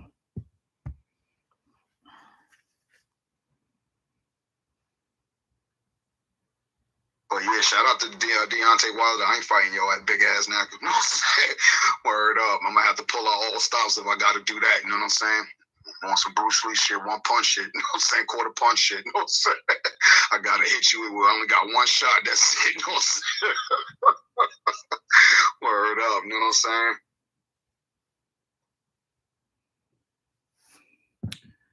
Yeah, feel free, Miss Trouble. Just jump in. Hey guys. Hey, family. Twitter playing games. I didn't. I just got home about maybe an hour and a half, 2 hours ago. But I've been gone all day. But I normally log on through my computer rather than my phone unless I plan on talking to something. And they haven't been showing all of the spaces that be going on for some reason. It's like they hiding them. It's 1,000 spaces going on. You gotta definitely update your phone, not just the apps, but some of us that got them old phones. Not you, girl. I'm just saying. You know what I'm saying? I had to cuss out all out of that. You know what I'm saying? Don't lock me up. Just place no charges on me. I'm not talking about my phone. I'm talking about the computer. When I log in on my computer, I can only. What you got? Windows? You got Windows? Yeah, 3 or 4 spaces. But when I log onto my phone, that's when I see, all of the spaces that be going on. I'm like, dang, why? Because it used to show all. That's the GUI Twitter on Windows. It don't show all the spaces over here either. And I got the latest updates on everything Windows 10. Oh, okay. It never showed it to my knowledge or whatever. The last year or so I've been back on Twitter. I don't think it never showed it. No, it did. It had a little, it would show, the first several ones, maybe 4 of them. Right. Have, see more, to let you know that there was more. You click on the see more or whatever, and then it would show, Maybe I'm tripping. Yeah, hold on, let me check. Yeah, you tripping, man. You tripping. Not on mine. They say live on X. And they got a couple of this 1, 2, 3, 4, 5 spaces, but it don't tell you how can you click into spaces to see more spaces unless you come over here. I guess what is it? Explorer, Sports Entertainment. Nah, Lakers won tonight. Lakers won. Yeah. Kim is trending and Farrakhan is trending. Kiki, do you love me? She trending. You know what I'm saying? Yeah, I generally stay on Chrome for the most part, but You got the latest Chrome update? Yeah, I got the latest Chrome update. Okay, hold on a second, real quick. So look, check it out, right? If you're on Chrome right now, go to your settings in Chrome and go to About Chrome. I didn't know that's how you really have to update Chrome. So check that right there. But mine's normally will throw something up on a browser and say, update here. Yeah, that is true.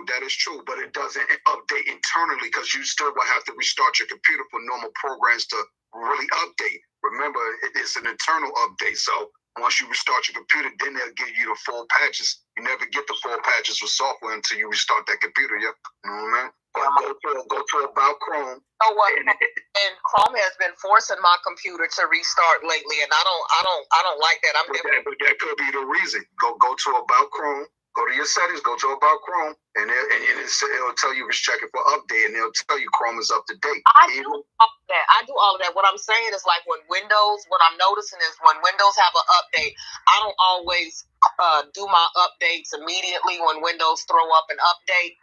I let them go ahead and work their little kinks out, and then I do a week later. Right. But lately, when Windows prompt me for an update, and I tell them, no, not right now. I do the update later or whatnot. Chrome, in the middle of the night, because I play little sounds to like a baby to help me sleep, automatically restart my computer. I woke up this morning, man, okay, you got to change your time in your computer. You got to change it to tell Windows to turn it off and shit. You know what I'm saying? Because I got your computer off. No, not to turn off your computer, but to turn off the updates. You know what I'm saying? So that it don't update and shit. You know what I mean?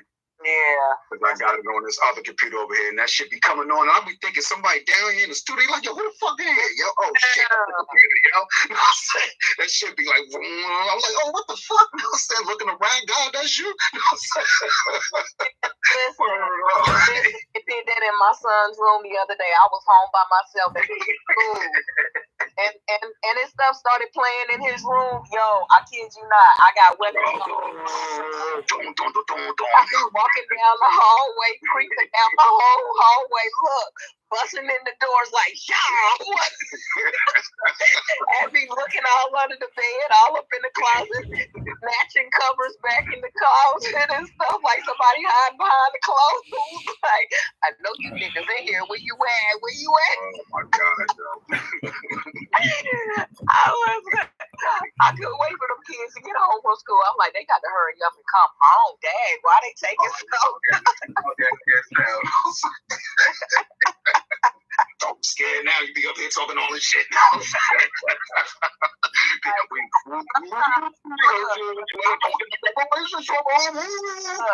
straight up G now, but every once in a while, something will be creaking one time too many inside this house, and I'll be like, look, I'm gonna need somebody to come home. Look, I need one of y'all to wake up. Wake up! Why y'all still asleep? Wait. Look, you mind, little girl? I want to have your reparations check. I'm gonna cut you. I had just watched Insidious Red Door too. Like, they're trying to take me to the further.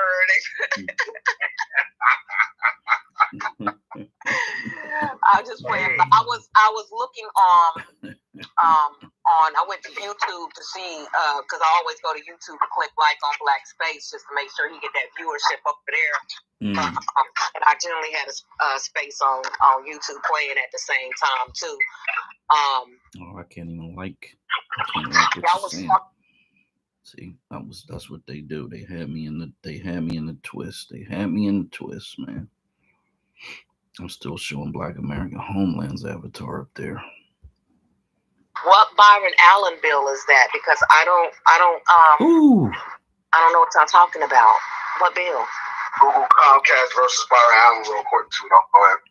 No, I'll send you the propaganda for the bill. It is devastating. It is traumatic, and they've been working on it for a couple of years. So if it ever gets passed, it's going to be really, really, really harmful. Oh wow! Like hey, I fake heard y'all too. So run that back, though. Run it back. You know what I'm saying? Put a space real quick. You know what I'm saying? Yeah, I'll have to run it. Definitely have to run it back. I want to know what they do. No, acting black to run it back. Oh. Don't mess it up, you know what I'm saying? You gotta convince your sister, you know what I'm saying? Put your bed in, you know what I'm saying? Yeah, you know what I'm gonna do? I'm a DM Miss Trouble, and she could read the second line of the FAQ, which that's what Miss Rella read earlier, but that'll tell you everything you need to know about it. And this is to replace, now they say it's to strengthen the 1866 civil rights legislation that he kind of screwed up. And when he lost that case against Comcast, and then they settled out of court, this is supposed to be the fix. But if you get to that DM and you open up that website and go to the FAQs, which you'll see a Mexican looking woman behind like French bread or something like that. If you read that part, that'll explain it. Arenza, you got it. Hey, I was about to go to sleep until you said that. Can you throw it in the Jumbotron so I can retweet it so everybody else can read it too? Alaska in the building. Naka was good, bro. What's up, Naka? Yeah, because it's a damn website. I had a rough week at work today. For the past 7 days, so I'm trying to get back on track with what's happening with us and stuff like that. For sure. Go and get some coffee, as they say. You know, we up now. You know what I mean? For a bit. No, I feel you. I got a meeting tomorrow at 7. There's some people in the country that want to talk about electronic equipment and stuff like that. And my other friend is sick, so I got to cover for him. Oh, shit. Yeah, but everybody in the space, man, I salute y'all. Happy holidays. I hope that y'all have a great weekend. I'll try to catch up later. But thank you. Happy celebration. Get that money. Yeah, happy celebration. Get that money. And happy holidays, everybody. I sent you the DM of it. I'm gonna have to, in order for me to put it in a post, I gotta do screenshots and all of that. But I'll make a post of it eventually. Yeah. Do that article on social while we talk. Yeah, no article on social. Put it in the legal room. Oh man. Yeah, I'll send it to you too. If you want to do something with it. You know, it's just one of those things, man. There's so many fires. There's just so many fires, man. There's just so many fires. Oh God. This one we actually talked about this before. It was a while back when it first kind of recognized that he had screwed around with that bill, that civil rights legislation, and then the whole thing where he was suing Al Sharpton, and then Al Sharpton ends up getting an award at his Griot Awards. This is a lot going on with that dude, and I don't think any of it is positive for Black America. I think it's centered around him and his industry and his businesses, but I don't think he has. Hey, did you play that? Did you play that his speech? That's what you played. Whose speech? Byron Allen. Did you play that speech that he spoke at the Griot Awards? No. That's what I thought you. No, you got it. I could play that. So y'all didn't hear that then? No, I didn't hear that. Oh wow, yeah, he was going off in that, but I didn't know about the. I know he was working on something in the legislation. I didn't know it was him trying to fuck with the 1866 joint. You know what I'm saying? Hold up. Hold up a minute. Let me find that for y'all. 1 second.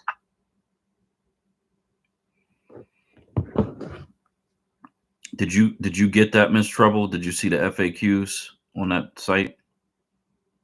Yeah, I'm looking at it now. Thank you. Yeah, so the second one, I think it says, is this only for Black Americans or something like that? If you're up for it, could you read that part?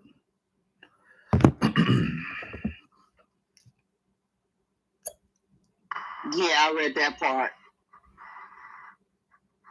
Yeah, that's what I'm. Could you read it in the spaces so everybody else can hear it? I'm sorry. It says, is this bill going to help only Black Americans? This bill will help all racial and ethnic minorities, including African American, Hispanic Americans, Asian Americans, and others, by strengthening prohibitions against discrimination. There it is. So there it is. That's all you need to know. And he got Cory Booker. I think Cory Booker is the only Black person involved, but it's a bunch of these liberal, super liberals involved in this bill. I think originally 2021, which was right after that Comcast case, they wrote it.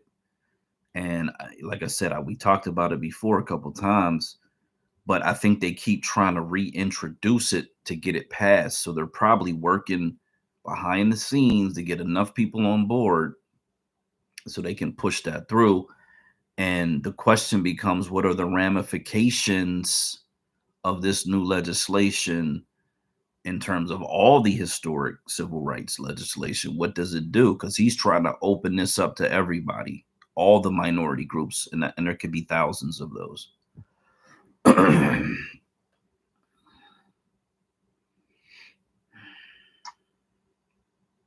Yeah, let me know when y'all ready to.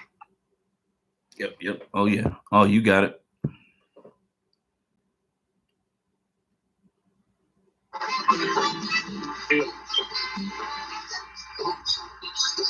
Matter of fact, sorry.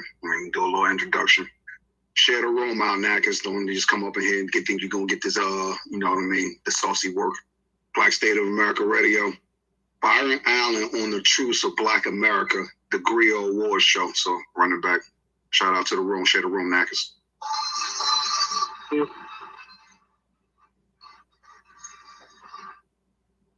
Thank you, and congratulations to all of our amazing honorees.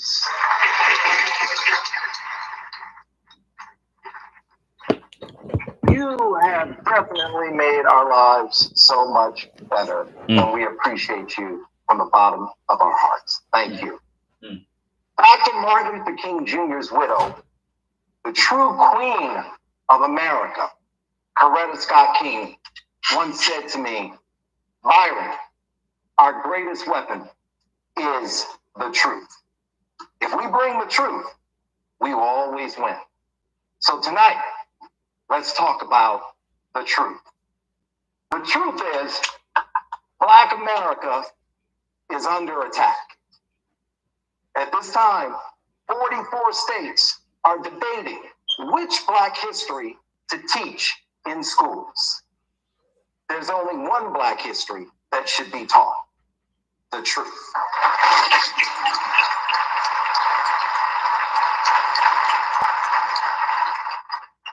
Over 20 states have already put laws on the books to stop teachers from teaching the truth. They are downplaying our contributions to this beautiful country and changing our narrative and diminishing our images. Unfortunately, we have seen this before. You erase the truth so you can repeat the atrocities again. That's why I've dedicated my life to building one of the world's biggest media companies, simply because we must tell our own stories, keep control of the narrative and our images. Representation matters.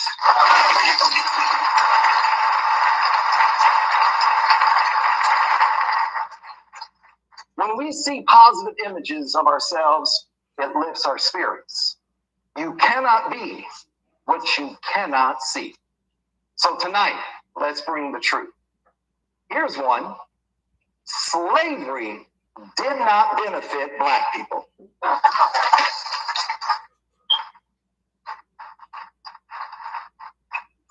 It's one of the worst crimes committed against humanity. Here's another truth. Unfortunately, too many Americans are struggling to succeed. Black Americans, Hispanic Americans, Asian Americans, gay Americans, Jewish Americans, Muslim Americans, single mothers, and white Americans. We're all positioned to succeed when everyone can benefit from the riches of America. And when we do that, we are one and we can compete in this global society.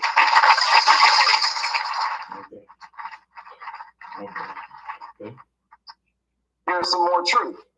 The greatest trade deficit in America is the trade deficit between white corporate America and Black America. And as Dr. Martin Luther King Jr. taught us, we cannot survive with two Americas. We must achieve one America. We cannot have one America until we deal with the truth. So here is the truth. America, you are killing Black America in the classroom by making sure we do not get a proper education. You're killing us in the courtroom by making sure we do not have equal justice. You're killing us in the boardroom by making sure that we do not get real economic inclusion. And you're killing us in the hospital room by making sure that we do not have proper health care. And you're doing all of this long before you kill us in the streets. More truth. If we do not close the education gap, we cannot close the wealth gap. I can tell you where Black America will be 40 years from now with one simple data point. What is the Black student population of the top 50 universities white corporate America recruits from? If it remains under 1 or 2%, as opposed to where it should be, proportionate with the Black population, approximately 14%, then nothing will change in Black America. And America will never realize its fullest potential.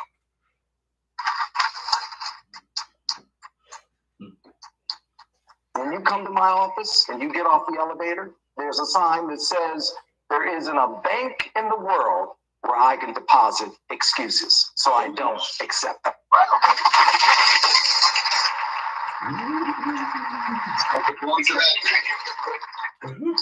America, we can no longer accept your excuses. So I'm asking America to understand, appreciate, and accept the truth that the Black community is one of America's greatest assets and not a liability.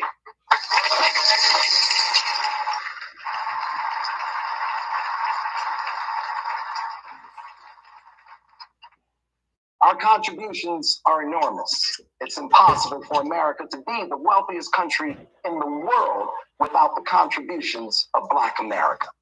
Our partnership going forward needs to be more respectful, inclusive, and balanced. Now, for all the young people out there, my wish is for you to recognize yourself in these extraordinary icons. We want to inspire you to cultivate your own talents, self-determination, and encourage the greatness that lives inside each of you. In this room, on this stage, or wherever you are, remember one thing. You are one of the most valuable assets we have. We need you. Your contributions make us stronger. To create the positive change we all need and deserve, your voice must be heard. With you, we can achieve one America. And when we achieve one America, we will achieve one race. Oh, God. The human race. Oh, God. Oh, God. Oh, God. And never forget what Harriet Tubman taught us. Every great dream begins with a dreamer. Always remember, you have within you the strength, the patience, and the passion to reach for the stars to change the world. We will see you at the top. Thank you.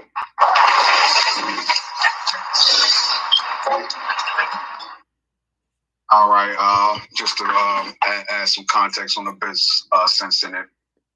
The Griot is at base 2, so that's another Black American network we should be on. That we don't need to be over here, to be honest with you. And if obviously we got an opinion, we should be over there voicing it with Byron. Hey, sir. You know what I'm saying? We don't appreciate that. You know what I'm saying? You know what I mean? But go ahead, though. Okay, so this is something that I what's the word? Hold on just real quick before you go, Lane. Just a little bit more context of what you were saying about the bill real quick, because I ain't know nothing about that. You see what I'm saying? So just to bring it back forward again, go ahead. Yeah, so this is something that I kind of started recognizing. Diddy had that black party. And I don't know if people even heard about the blackparty.org, but essentially it was this cobbling together of these different Democrat agents, quote unquote, into this red, black, and green motif. And they were supposed to be kind of championing black issues. And so what they've decided to do is wrap this revolutionary rhetoric, these revolutionary talking points, grassroots talking points, wrap it around the where he mentioned all the different groups. He started talking about one humanity, one human race, yada yada yada, that colorblindism. It's very hope and changey, right? Because it gets people like tearing up, and they're like, "Oh yeah, we're gonna be one. It's gonna be one people." I am now extremely confident this is a Trojan horse. He's extremely dangerous. I think he's got HNIC syndrome. But he wants to crack the door open so that all of these groups get access, not just Black Americans. And he's really using, I mean, he's mentioning Coretta Scott King and Harriet Tubman, and I mean, come on, Chief. Like, wow. The unfortunate part is 99% of the people won't even recognize it or understand what he's actually doing and how they're crafting the message to make it sound like it's Black strong, fist in the air, afros, dashiki, you know, like that whole motif, black leather jackets, whatever. Man, dear God. And unfortunately, I mean, here's the reality, because people are so some people looking for a hero, some people looking for a leader to follow. He's got the money, he's got the access, he's writing legislation behind the scenes. Man, very dangerous, very dangerous. What's the bill number? Oh, I thought I think I DM'd you the whole yeah, I sent you the DM. That's the website. So he put out this propaganda website that they originally put this out in 2021, but this talks about 2023. So they just keep they're trying to get it through. They keep trying to get it passed through. So you know, that's the name of it, I believe, is that the title of the website, Economic Inclusion and Civil Rights Act. So Economic Inclusion Civil Rights Act is not a Black American Descendant lineage economic inclusion Civil Rights Act. It's inclusion for everybody. Because white women are a minority too, even though they don't mention that. And this is ultra deceptive. even though they don't mention that white women are a minority too, they are. They're the number one minority, the largest minority, and they get access to everything that has minority attached to it. His wife being white, whatever it is, what it is. But most of these white women that are married to white men, they use the white woman to get access to these minority whatever, set asides, contracts, whatever you call it, access, and then it goes right back into white wealth. This is very dangerous. Where you sent that at? Twitter DM? You said?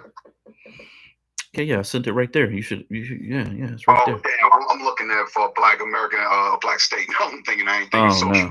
No, because I couldn't. They wouldn't let me. They would not let me open up a space under that account. I did everything. Okay, no, I did all I the have things. heard Byron Allen mention this 1,000 times, but I guess he made it a reality now. So let's look into it, man. You posted it on social, you said too. No, I posted it. I think I posted it on here months ago. I don't even know. It was so long ago. We talked about it. I posted it. It kind of went under the radar, like a lot of stuff I post. But Hey, look, check this out. This is what I'm gonna do, right? I'm gonna copy and paste this video he just spoke on, and I'm gonna embed it on social and main feed and shit. You know what I mean? I'm gonna make an article, and we come in there and talk about it and shit. No.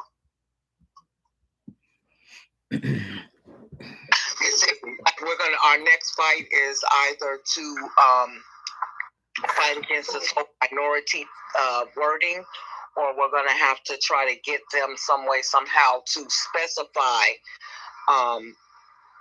some kind of clause in who is considered to be a minority, so that it's not so ambiguous. Because right now, it's not only is it ambiguous, but when we're looking at all of the people coming across the border, we're talking about minority.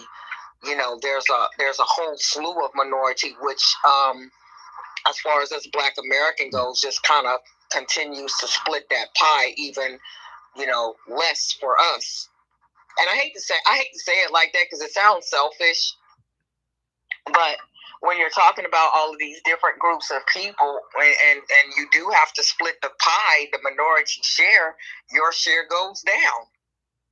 And so all the other groups are being selfish, so I don't think it's so wrong for us to necessarily, be selfish in that sense too. But that seems to be the next fight. They're taking away affirmative action and all of the things that should have been just attached to Black Americans, but none of these things actually were just attached to us. And it's all because of how the word minority has always been used and how it's been, being able to be utilized. So that right there is something that, I know right now they say Black folks is always whining and crying about something, and we always got a new fight on the horizon. But I mean, real talk, there's a lot of fights to have. And so I want my baba, they can't reparations. And I guess maybe that goes back to the whole 14th Amendment thing. Who was it actually meant for? But it seems like there's a lot of things that we really have to suss out. That's not really being championed. That's not really being looked at. That's kind of everybody's kind of going around. The reality of the situation is getting that wording right. Right. So since you said minority, right? So I see like my post up there on social or whatever. So what did you see about that post that was OSPA? I didn't notice it. I looked at the post. I went to YouTube. I didn't click on it or anything because I'm inside the space right here, so I don't want to have two things on one time. But the first thing I find was, a light complexion, black curly hair woman, with a credit card, and I'm trying to stay away from the boys because and I'm paying for it now. So my kryptonite. But when you go on the website, even though the black woman is the face of it, what I see is, I guess maybe some of the other women may have been really extremely light complexion, light, bright, damn nearly white. Oh yeah. Let's get it. You on point. 2 for 2, sister. Other nations of women who were speaking at the video. Right, there you go. 3 for 3, buddy. You on your way to get this reparations DVD, sister. You know, guess 2 more, you get it. Word up. We can give away prizes on the Black State Radio. Courtesy of social, you know what I mean?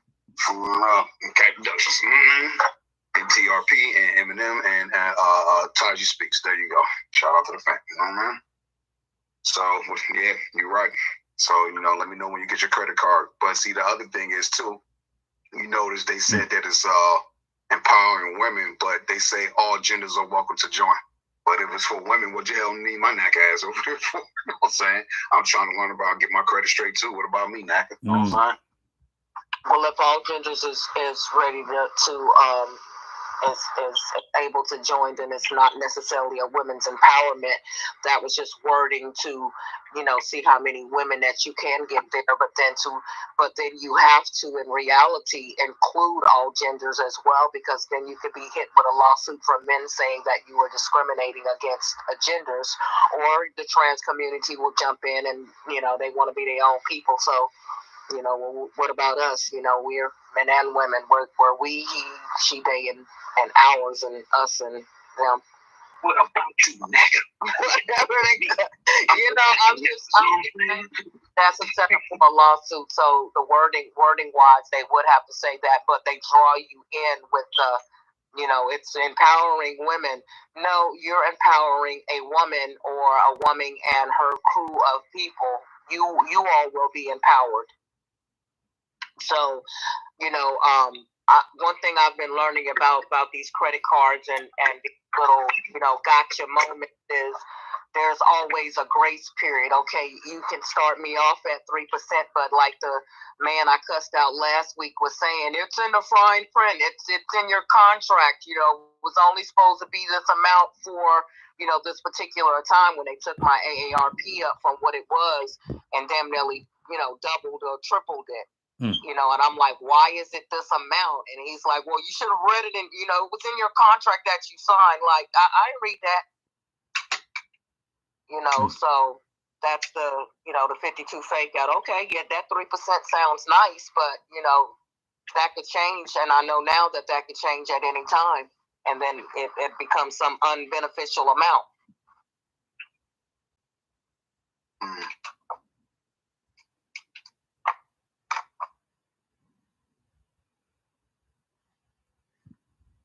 Okay, I think I just made a word up when I said unbeneficial, so an amount that doesn't benefit me. Yeah, I did hear that too, but I'm like, nah, that is a word. Scrabble gang. You know what I'm saying? It's a word, son.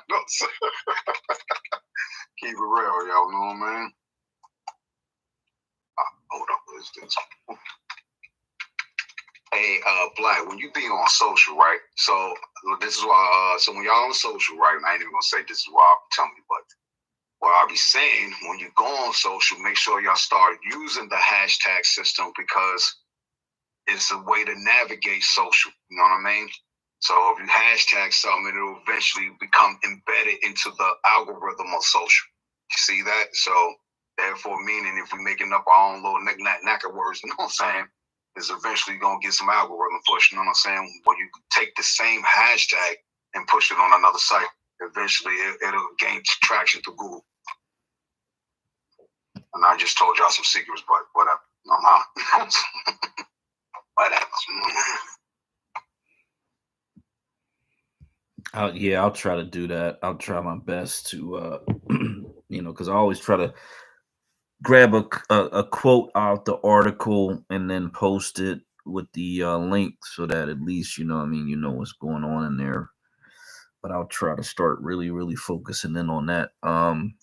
That whole gender thing, that was, see, that again, that's the slippery language, the snakiest language, forked tongue speaking, because that gender. He mentioned LGBTQs and then the boos and the who's, you know what I'm saying?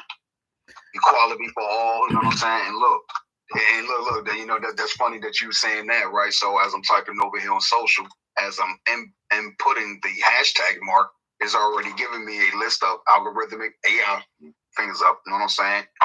Different quotes that's coming strictly from an embed. I didn't even put nothing in here. So listen to some of the stuff it's giving me. And it got the star asterisk next to it too. So this is how you know Mighty Networks is embedding all this stuff. So it just for it to be on our site. So economic inclusion, equality for all, socialnomics, that's my shit. Our shit rather, you know what I mean? Allen in conclusion, Civil Rights Act, economic equality, inclusion matters, Allen empowers, bridging economic gaps and economic justice. See that, bro? Gotta start getting on this AI, man. You know what I'm saying? It's already giving it to you. Just press the button, it's over, son. You know what I'm saying? Word up.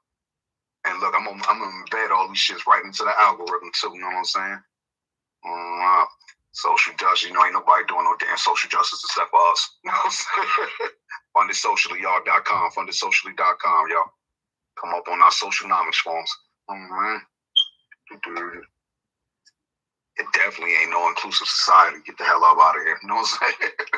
For sure. You know what I mean? Niggas lying. Anti-Negro society. Blackers is lying. Yeah, let me hit this last thing because I actually put the oath that these folks got to read, the immigrants, right? I think, and this was a response because some brother was like, "Oh yeah, defend like, oh, because we're all immigrants here, and why are black people so against immigrants?" Yeah. This like I think I'm assuming it's a Black American.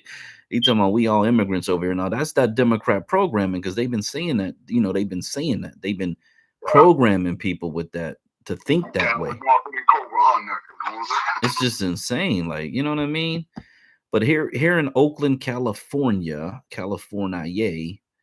that had I'm reading the percentages. So it says 30%, 36% white, 24% black, 16% Asian. I'll say the numbers again. What is this statistics coming from again? This is Oakland, California. And this is the statistical demographic breakdown, right? Yeah. Of Oakland. Yeah, I always thought Oakland was majority black. I guess we'd have to look back in time. But white. Look, I don't even think you need to go that far back. You know what I'm saying? Word up. So it was 36% white.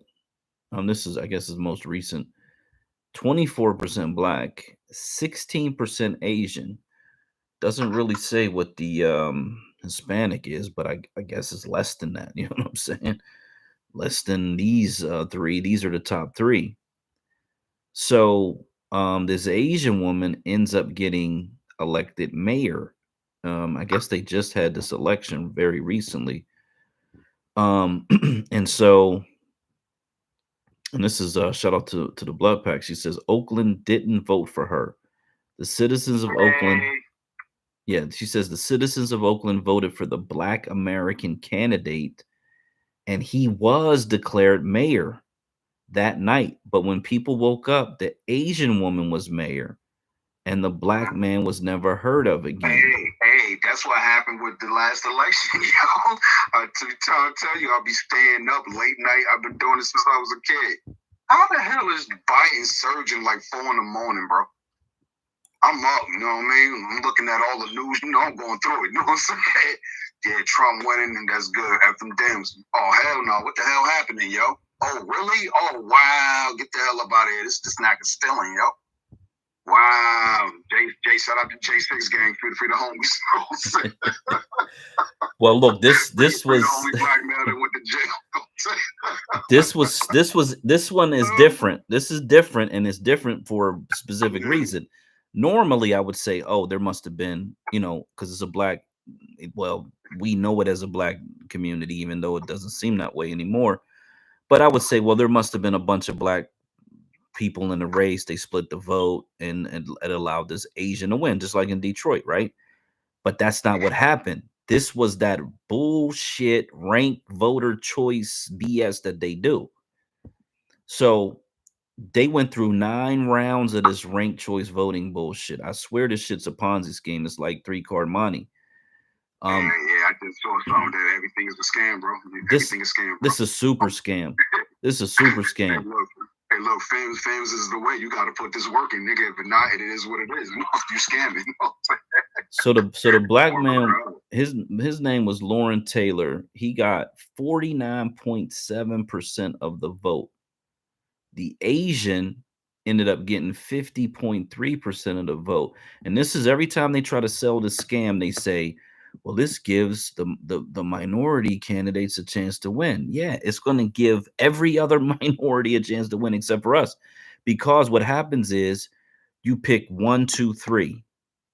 You pick your first choice, second choice, third choice.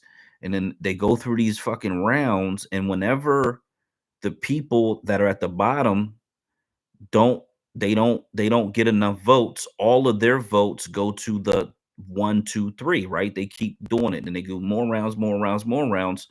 So that what could end up happening, and this is likely what happened, that their first choice didn't win and their second choice was the Asian, not the black guy.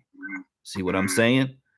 And if you get enough people that are saying, well, the first choice is whatever, the person that I want, but instead of going to the black guy, you get successively more going to the Asian. So it really just boils down to the two front runners, who really should have been the only two people in the race, to be quite honest. So it'd be a fair head-to-head race. Because it wasn't that way, and it's this Ponzi scheme, 3-card Monty, whatever. They can manipulate that shit however they want, and they can throw votes in the round. They can move votes around in that whole, because it took 9 fucking rounds to get to this result. I've been saying it ever since that I've heard about it and I looked at it, and I'm just saying over and over again, we should not be participating in this shit. We shouldn't. Anytime that, because that's what they keep trying to bring up to them, the Democrats mainly, libertarians, a lot of different fucking weird people are into this shit. It's just another way for them to manipulate who wins these elections. Terrible, horrible, absolutely disgusting. Niggas ain't shit. You know what I'm saying? It's just what it is, bro.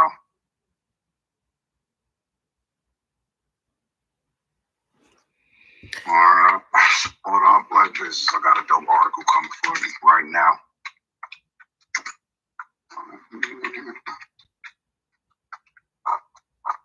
Did they ever settle that dispute with that one black mayor in that town?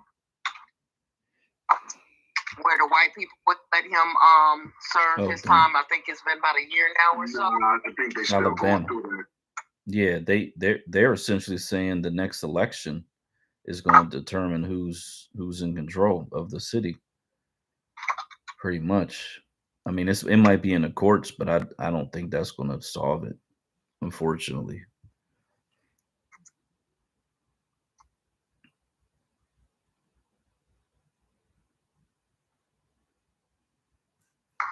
And that's crazy because there's no, I don't know if that's a state Supreme Court thing or a United States Supreme Court thing, but there's no ramification. There's nothing set in place to stop something like that from happening for as long as it's been going on. So that when you look at that, that's like, how likely is that to happen all over the United States, where, you know, the white folks decide from town to town, city to city, state to state, that they don't want any black folks or colored folks, period, running the town, and just arbitrarily decide to, you know, pull on white and I say so, no, you can't run. We don't want you to have it, because I don't see how that could even happen, how it's even allowed to happen. But it's crazy when you think about it on a large scale. What if, because they follow each other, you know, they look at one thing and they say, hey, it worked for them, it could work for us. That's kind of crazy.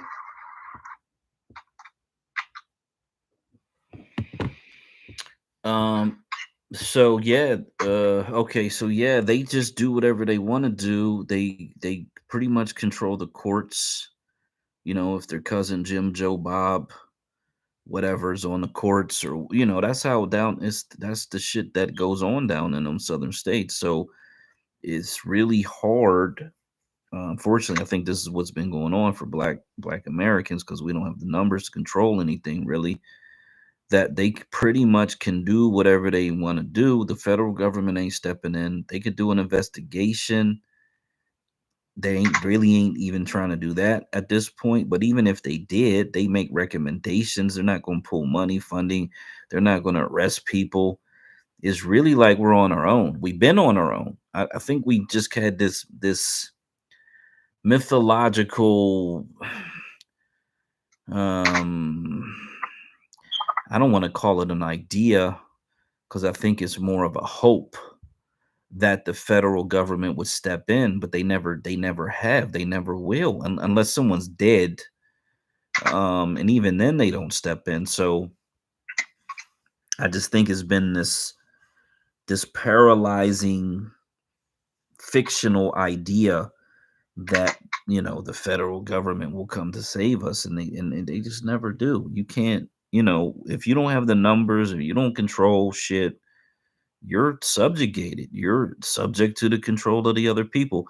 I guess the woman didn't come in, but we had a whole conversation with a woman who's from the New York area. She was retiring. She was going to retire to North Carolina, bought some land, ended up buying what she thought would be her retirement home. And these fucking people essentially swindled her out of her money, and they're trying to take her land away from her. And there's not really a whole lot that she can do. No, I don't think she ever did. The space was so glitchy. I mean, it was horrible. I was getting so many calls, I didn't know what to do. I'm telling you, take your phone. Hey, look, get a new phone now, 'cause it's over. It's about to be 2024. That 2014 Android is over. That Lollipop edition, they was fire. I know it was fire. 5.0 was so fire. They didn't even need to change it. But it's over, yo. You know what I mean? Get a new phone, please, yo. Spend that next hundo on getting a phone, son. You know what I'm saying? Yeah, so let me talk about Oakland. Go back to that real quick. So it says it was majority black from 1970 to 2000. White folks started moving in the 60s. By 2010, it was still 51% black. That's how North is, bro. That's why I was telling you what I was saying. We take over Essex County. I mean, North, it'll be over for Essex County, because we'll just branch out. There's already black folks living in West Orange, Livingston. That's what Twin and them from. You know what I'm saying? So it's like we already out there, yo. It'll be over with. You know what I'm saying? If we just could get a couple folks to move back into the county. You know what I mean? But the county don't have no power over the state. That's the problem. Right. I understand. You know what I'm saying? But we got other places too, like Camden and like Passaic County. So there's black folks out there. Hudson County, Union County. We got folks out here in these counties. You know what I'm saying? We just fucking spread out in a weird ass way. You know what I'm saying? You know what? I looked at New Jersey because Tex always talking New Jersey. Let me finish this part. So within a decade, from 2010 to 2020, the black 51% majority had dropped down to 30%. So they lost that. It only took a decade for them to lose that majority. They got wiped out. Back again? How many did we lose, and what was the demographic? That's Oakland, California. Okay. Yeah, within a decade, they went from 51% down to 30%. And I'm going to look at this again. So that was 2020. They're still losing. They're down to 24%. If that trend continues, by 2030, they'll be lucky to have 15% black Americans living in that city. That's a total, complete reversal of the demographics in less than a couple decades. So that's tragic. But the Newark situation was that, if I remember correctly, and I think it's on this phone, now these Newark numbers are actually pretty startling too. Because Tex, I love Tex, man. That's my dude. He was in a debate / conversation earlier today. Shout out to Tex.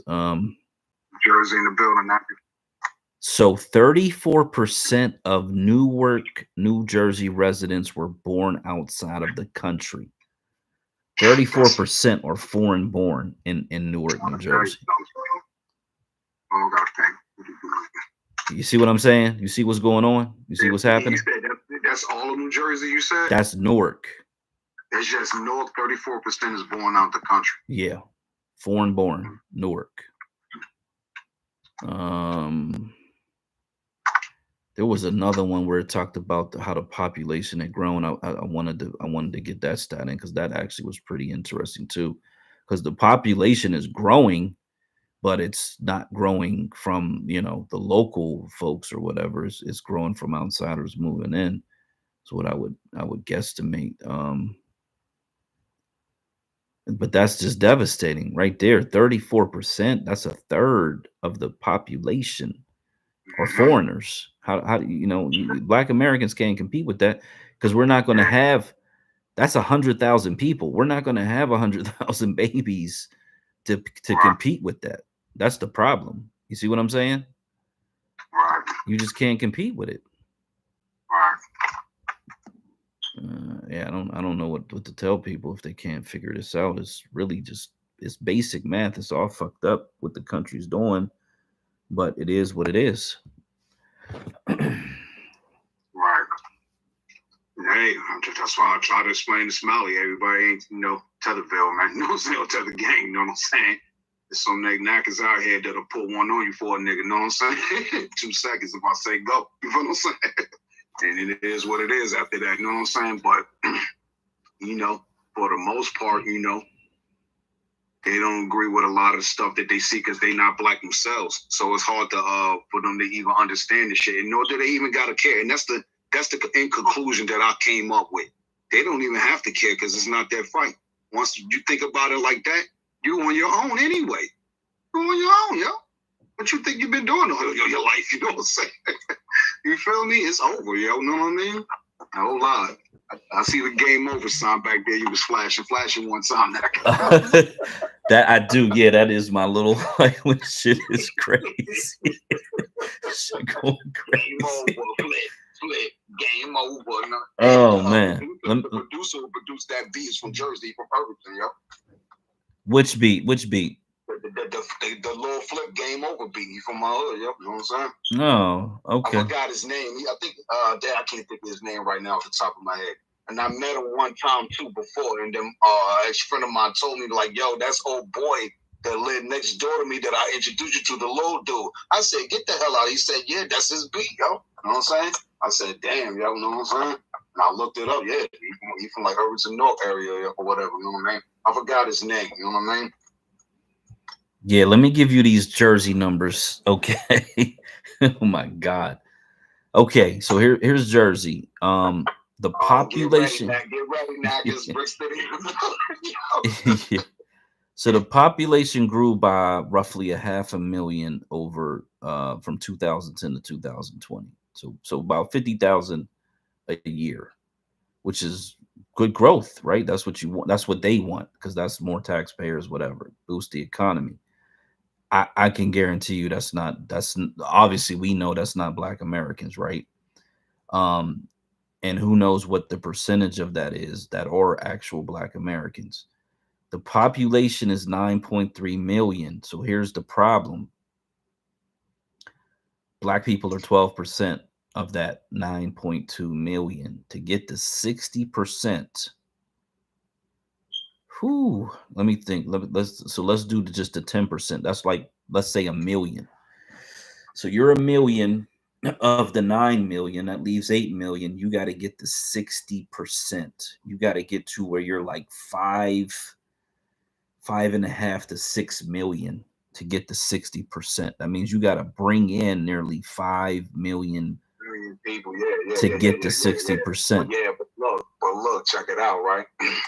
Here's how you do that. You get some of them knackers from that's upstate New York. You feel what I'm saying? Come down here, yo. You know what I mean? We asking you to come down south anyway. That's the same thing, brother. I'm saying to you. You coming to Delaware, you might as well just come to Jersey and snatch these resources up, sister. You crazy right now. You know what I'm saying? Don't be out, you know what I'm saying? Come up here and get this money, sister. You know what I'm saying? Fuck that shit. You know what I'm saying? I gotta wait for it. You know what I'm saying? Call a nigga and shit. You know what I mean? What else shit, you know what I mean? And I got a job for you too if you know how to use Word and Excel. Let's go. I'm trying to get this schmake reparations the long game system. You know what I mean? So what I would say to that is this: let's say the number's 5 million to make it easy. Well, the problem is as you increase the numbers, you also you actually reduce the percentage. There's a whole factor. You probably are looking at least 6 million. So let's go with that. Now, Delaware, we're talking about 500,000. Maryland, we're talking about probably 2 million. Roughly 2 million voters. So that's probably like 2.5 to 3 million, right? That's 2 states right there. We still got 2.5 million. We could go and get Arkansas and be damn near on our way to getting Louisiana. So if we took, so this is where strategy starts to become very important in the way this migration has been happening up until this point, is that we got to be more strategic with where we move, and also understand that if we move to a city or a state like North Carolina or New Jersey or Virginia, we're actually hurting ourselves, because while we got one state, we could have had 3 or 4 states if we just moved more strategically.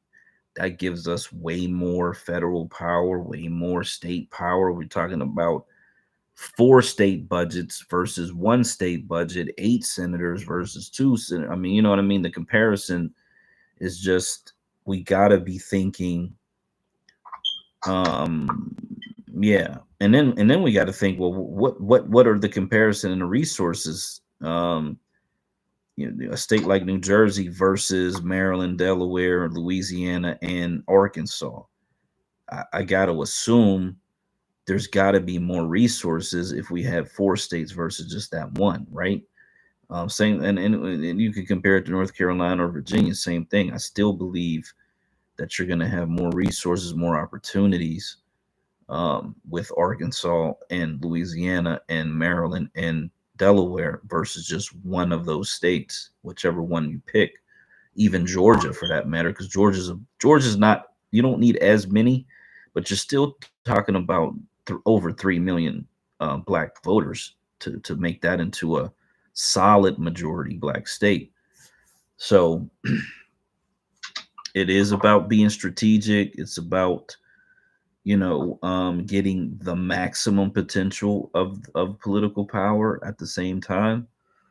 So yeah, I mean, I don't know. Jersey just don't seem like it's feasible at this point, but who knows in the future if we start producing babies and our population grows unexpectedly, it certainly could be an overflow state, because Delaware and Maryland's right there too. So it is what it is. Hey, whatever we got to do to get the job done, boss. You know what I'm saying? I'm with it. You know what I'm saying?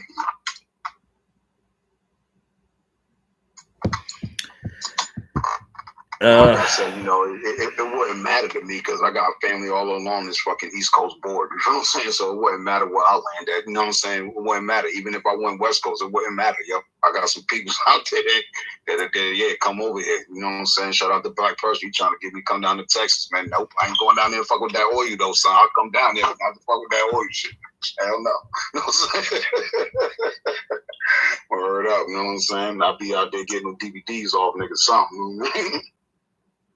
Instacart or some shit. You know what I'm saying?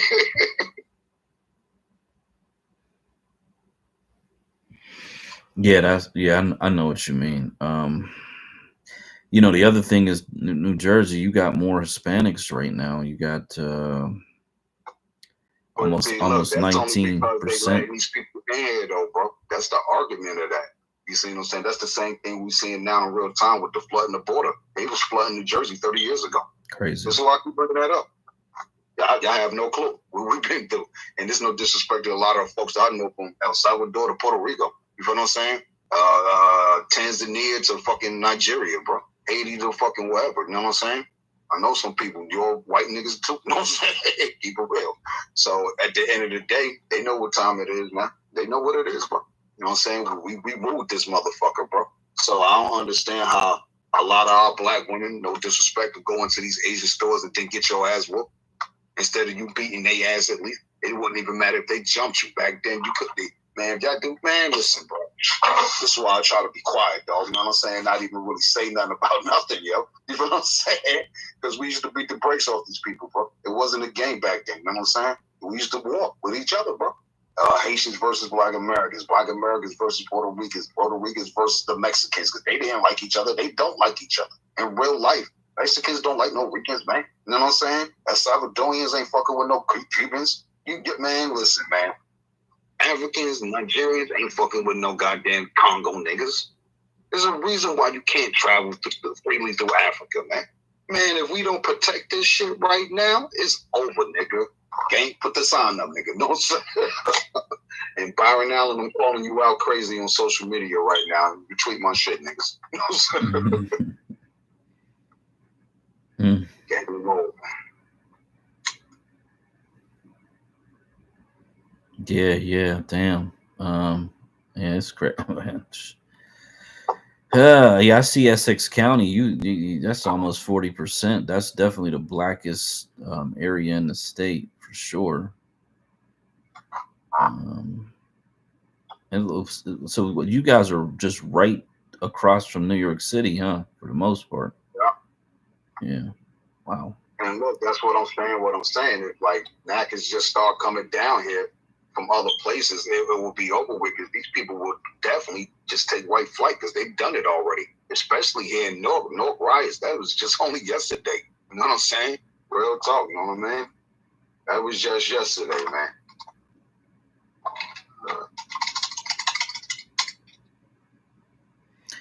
Yeah, it's wild to see. You see where these Hispanics got these like huge population numbers, man. Wow. Hey, bro, you should see the restaurants they're opening up here, bro. Hey, bro, I've been talking about this shit for so long, it's over. That's why I don't even give a fuck about Jersey. Fuck this place. You know what I'm saying? That's why I don't understand how Sister Dark and Lovely get mad about Nackers talking about New York. Fuck that place, man. It's over. You know what I'm saying? Our folks came up here, did what they had to do, but we didn't protect this shit. You feel what I'm saying? We didn't hold it down after we got it. You see what I'm saying? Man, yo, bro, my fucking father's side of my family, they just sold a $500,000 house in the hood, nigga. Stop playing with me, man. They didn't even offer that shit to the fucking family, bro. Knowing damn well my cousins and them could have had that house, yo. You ain't even trying to offer it to none of us niggas. We all got jobs and get money legally. What the fuck? You know what I'm saying? That's your grandmother's house, motherfucker. When I tell you, bro, this block look like Bel Air, bro. What's wrong with our people, bro? We selfish, man. You know what I'm saying? It's hell. You know what I mean? When I talk to my aunts and them about coming together, hey, you got 1,000. Everybody got 1,000. Let's go get this land. I don't care where it's at. Oh, no, I can't live with you. I need them own shit. It's all these fucking excuses. You know something? I don't even care no more, bro. It's over, bro.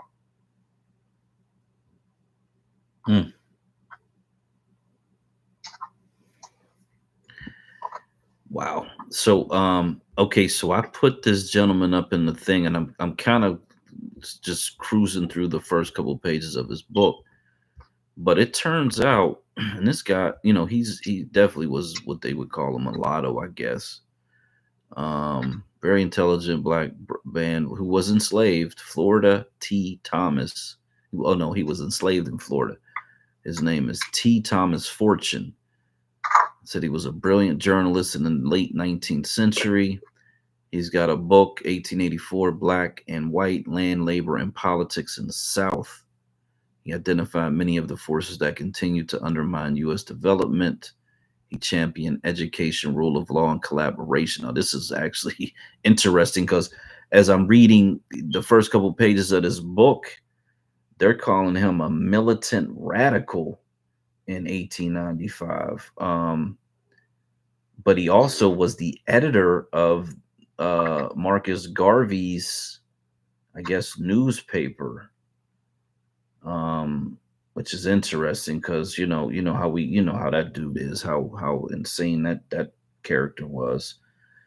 I'm gonna try to read through this because this is like interesting where you got a insight into the minds of our folks. This is of the lineage, of course, at that particular time, the turn of the century. Um, and he had several businesses. Very intelligent guy.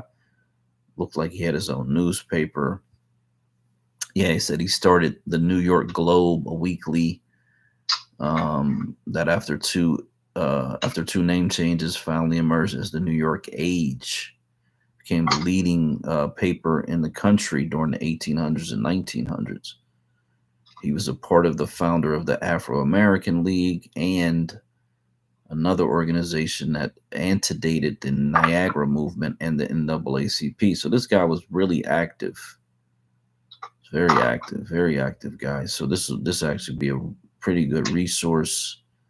It sounds like he's saying, like even Byron Allen was saying, and we know from the reparations movement that America loses wealth simply because they don't allow Black Americans to gain wealth here.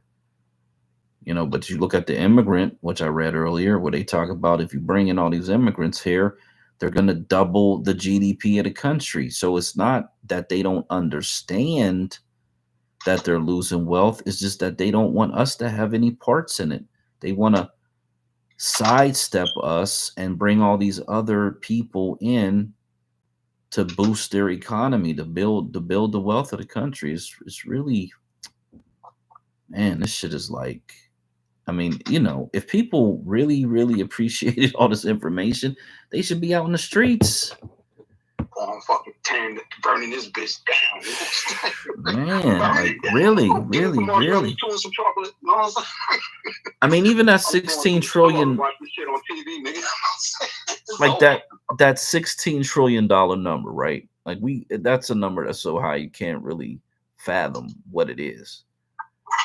However, shouldn't that be a number that makes people so freaking angry that they're just like, fuck it all, I'm not going to work, I'm not doing whatever it is, you know what I mean? Like, what is it? Like, because I don't think there's any, I'm at the point where, as much as we do what we do, we're going to keep moving forward, but I don't think there's anything you can do to wake these people up.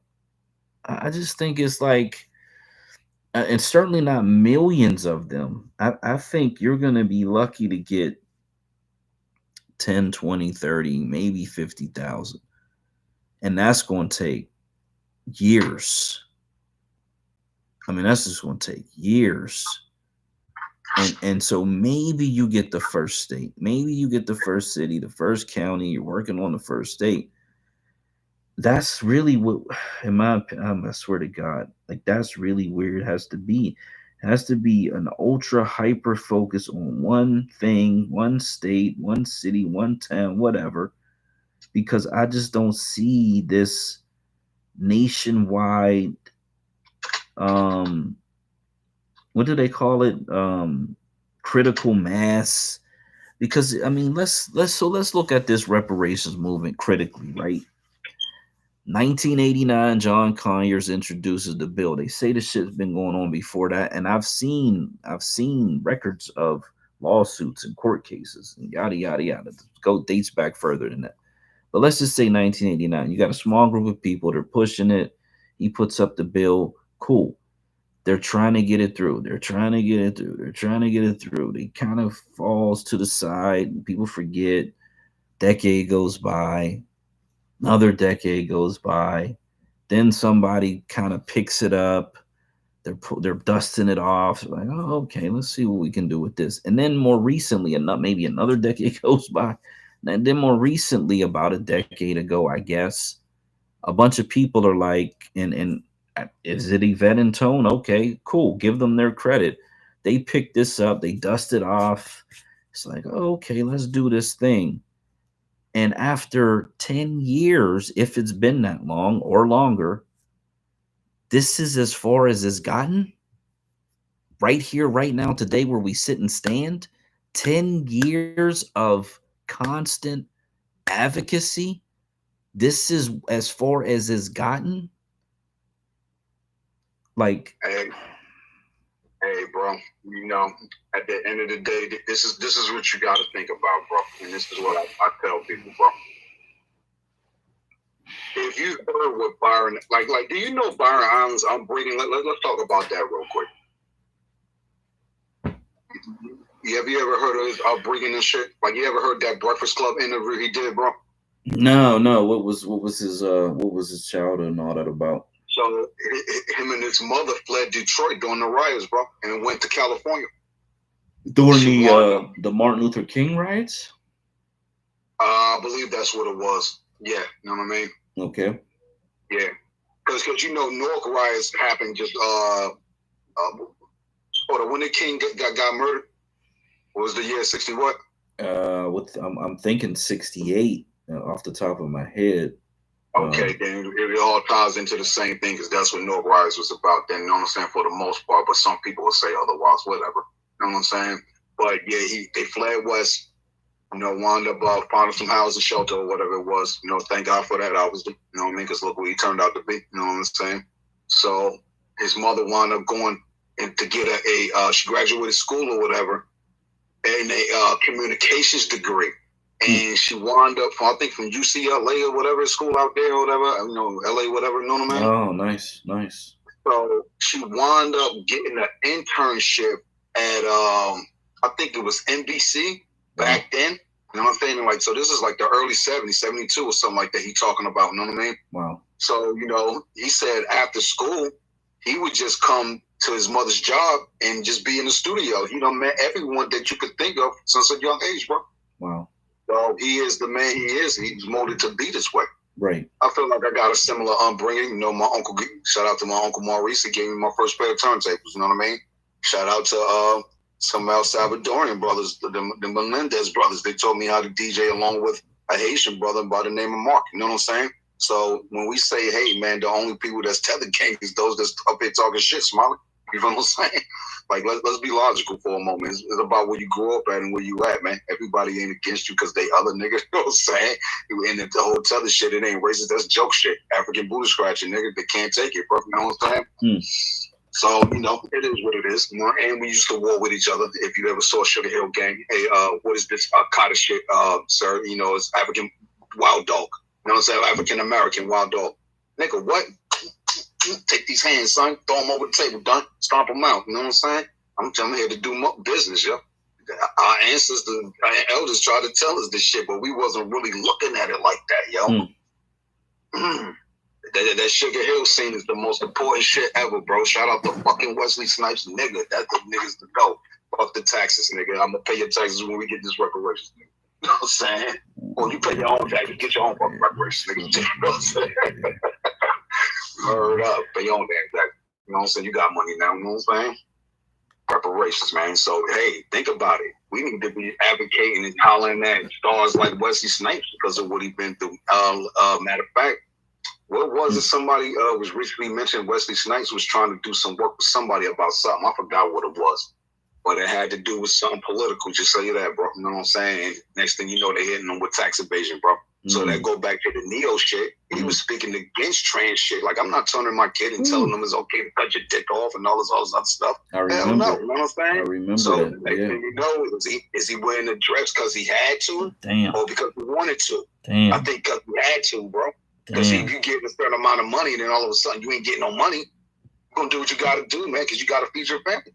You know what I mean? And that sucks like a mug. Because this is Neo we're talking about. Jeez. One of the most greatest songwriters ever to come into existence, bro. Yeah. He came out of nowhere.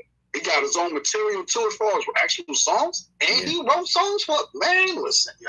So they got him. So let's run it down. We're talking about the music business now, right? That's what I'm saying. Look, I'm rubbing my hands, nigga. I'm about to get this money black. You know what I'm saying? So look at these jokers that Spotify doing to us now. They not paying us. You gotta reach a threshold now. All this other gimmicky stuff. Distro Kid kicked me off their site, bro. Whoa. I was asking them what's going on with the release. This happened 2 months ago. It was last year before, the year before now, I guess. I had put like 10 beats up there. They never released it. So you talking about all the way back since 2020 fucking 1, you haven't released none of my music, yo? See why I'm on the shit that I'm on, bro? I don't even talk about this shit. I'm just going hammer. We're going in, bro. You know what I'm saying? So with that being said, I finally got an email back from these motherfuckers. And now that I'm thinking about this shit, I'm about to talk to online because I think I got a lawsuit, nigga. Because you don't really give us an explanation of why this shit didn't go through the stores and saying that you can no longer do business with me and I have to find another distributor. What was the reason why the stores, Apple Music, Tidal, Spotify, or YouTube, what the fuck was the reason why they said my shit is not accepted? Is there something wrong with the picture? Because I'm using like a James Bossman picture because I did like, you know, a house joint surrounding James Brown ad-libs. Get on up, you know what I'm saying? I did a house track to that, you know what I mean? So why wouldn't I honor my people? You feel what I'm saying? They moved on to the ancestral lands and shit. They think this shit fire to me because I made it like that. You know what I'm saying? So they obviously had to import it in, nigga. You know what I'm saying? That was James Brown vocals, nigga, shit. You know what I'm saying? That was more than likely a copyright infringement, even if. Yeah, but look, why don't they just say that? Hey, look, it didn't go through, but you have to redo it because of whatever. You know what I'm saying? They don't even do that. You automatically gave me the axe trouble. Damn. You know what I'm saying? That's like you punishing your kids, but instead of reprimanding them and saying, hey, look, nigga, don't do that shit again. I'm going to whoop your ass next time. You automatically.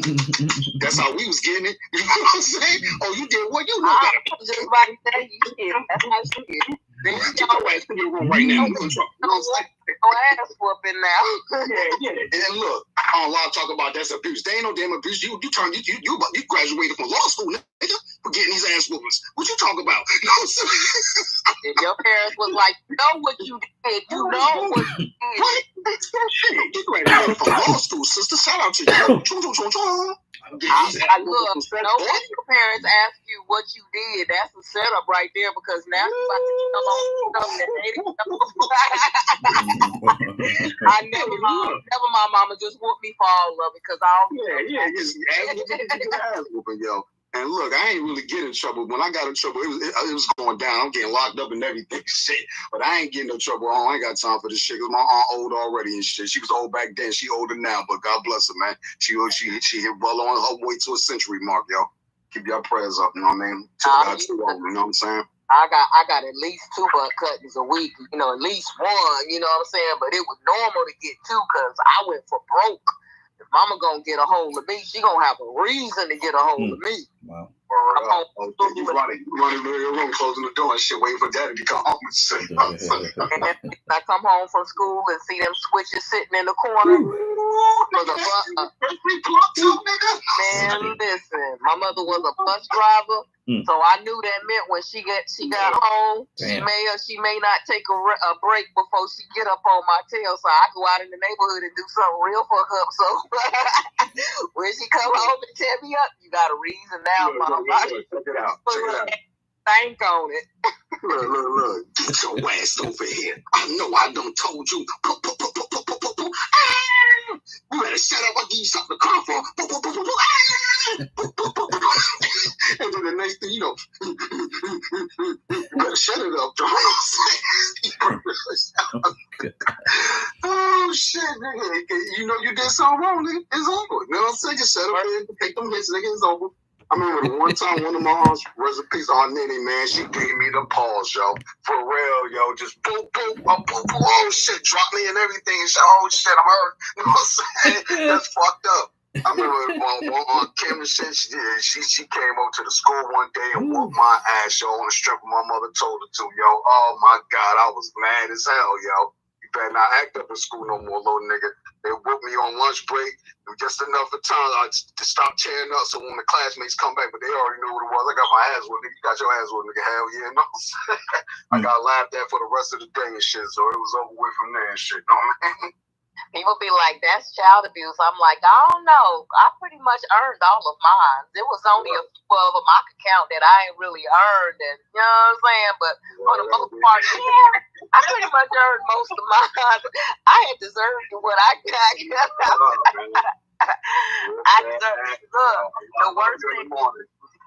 The worst thing is coming home and my uncle home from work or my sister done beat me home from school and I come through the door and both of them giving me this look like, and I just be, now that just kind of put the extra stank on it. I be like, man, she got the phone call, huh? Yup.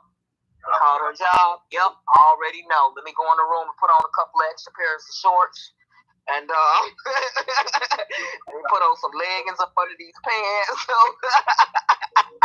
to get some long socks to put on. So I hey, look, that's why I got so good at blocking niggas and fighting and shit, dodging all them hits and shit. Keep it real, yo. You heard me, trouble, yo. Yeah, I heard it. You heard me. Yeah, oh shit, block that. Oh shit, nigga. No. It wasn't blocking Phyllis Ann, honey. Phyllis Ann was a ninja with them switches. She had one in shoot. Hey, one day, yo, rest in peace to my man grandmother, Wella, yo. Oh my God, yo, it's trouble, yo. This the illmatic ass whooping right here from a Puerto Rican lady, yo. Straight up, you know what I mean? This dude said, fuck the whole he just said, fuck the whole family. I ain't even gonna spit the name. These niggas know what it is and shit. I swear to God, you would have thought grandma was standing right next to him when he said that shit.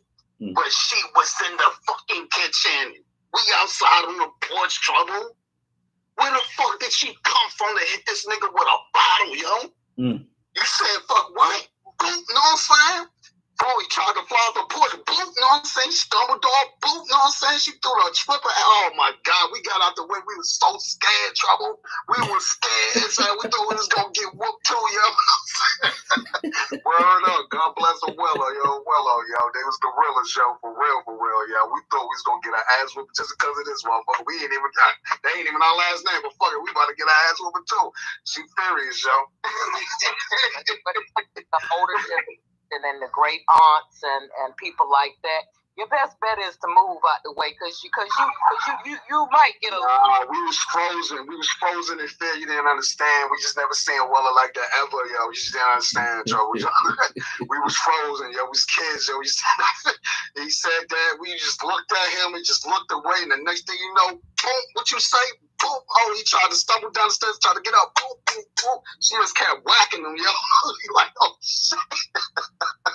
In real time. That was one for a YouTube video. Real rap, yo. No lie, yo. We used to stay mad at our aunt because our aunt used to be hyping mama up. Be like, ooh, Phil, now you know that girl. They're like, man, shut up. Why you always got something to say? Like, mama wasn't even thinking about whooping me, and you sitting here hyping her up. Like, man, shut up. Mama, you want me to go wash the dishes? Try to be real nice. Mama, I went and cleaned up the dishes, and I mopped and I swept, and I cleaned from up under the cabinet. Mama, look at me. I rearranged the whole closet. Mama, look, mama. Sit there smoking on the cigarette like, that's nice, baby. That's nice.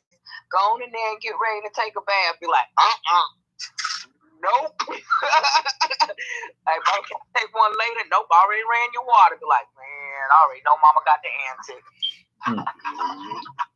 Oh, wow, not that. About to whoop that ass, know what I'm saying? Do-oo-oo. About to whoop that ass. Do-do-do-do-do. Be a better person. Uncle was talking last night because my uncle is the baby boy. So when my mom was grown, when their mom passed away, he was only 10 years old. So my mom and her other brother pretty much raised him up to a certain point, and then so he got a lot of butt cuttings too. So we were sitting back comparing war wounds the other day. It was really just hilarious. I was like, I can't believe, Mama used to whoop your behind too.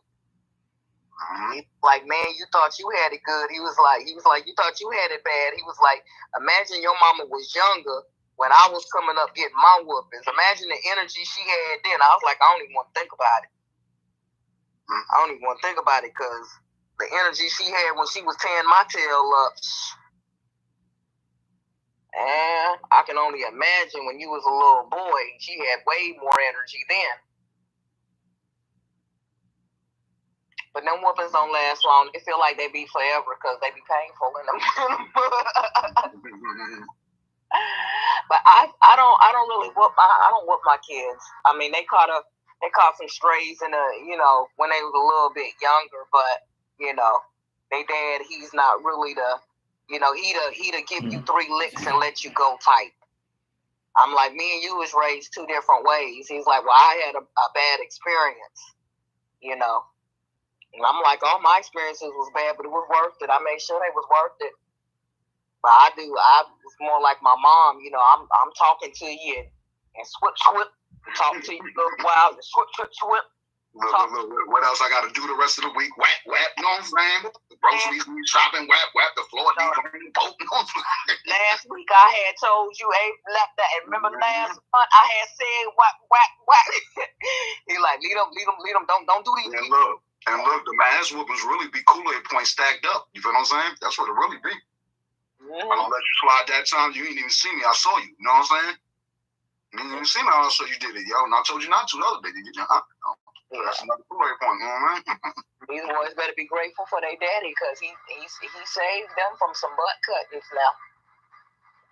Because he wouldn't let me do it. He was like, nope, give them three whacks. 1, 2, and 3. He tell the kids, who you want, me or your mama? They you? I'm like, that's some bull sniggity right there. I'm like, you got to leave the house at some point in time. And he take the one for them Thursday too. You might as well go ahead and come with me because I'll be you at the house with your mama right now. Ain't no telling. But no, that's good. That's a memory they should always share with their dad. Remember, you saved me from mom. They can laugh about that shit. They be laughing about it. Especially the oldest one. Like, I remember mama tried to give me the special. And we're going to close this YouTube because I can't keep my eyes open. So, peace. Thanks for coming out. We'll see y'all next weekend. Hopefully, they won't be killing us with the glitching. And, that oldest boy, he was a little bit of hell though. He got a lot of me in him. I'm so fucking tired right now. He got a lot of me in him. Him and that youngest one, but the youngest one, that baby boy, he's kind of like me. He got that comedic edge, so it'd be kind of hard. Cause he be done made you laugh, and you don't want to laugh. You just want to tear that butt out the frame, but yeah, these boys ain't never really got what we got growing up. Peace. Fighting my sleep. To a certain degree, we kind of made the more of a Fundasocial.com, multi-streaming, and of course the X app, or the X app, Twitter, Spaces. We didn't like it growing up. But definitely tap into the Fundasocial in the future because we're doing them both here and there. So peace. I know I got two in particular I could fuss at and make cry. So they never really got their butt cut.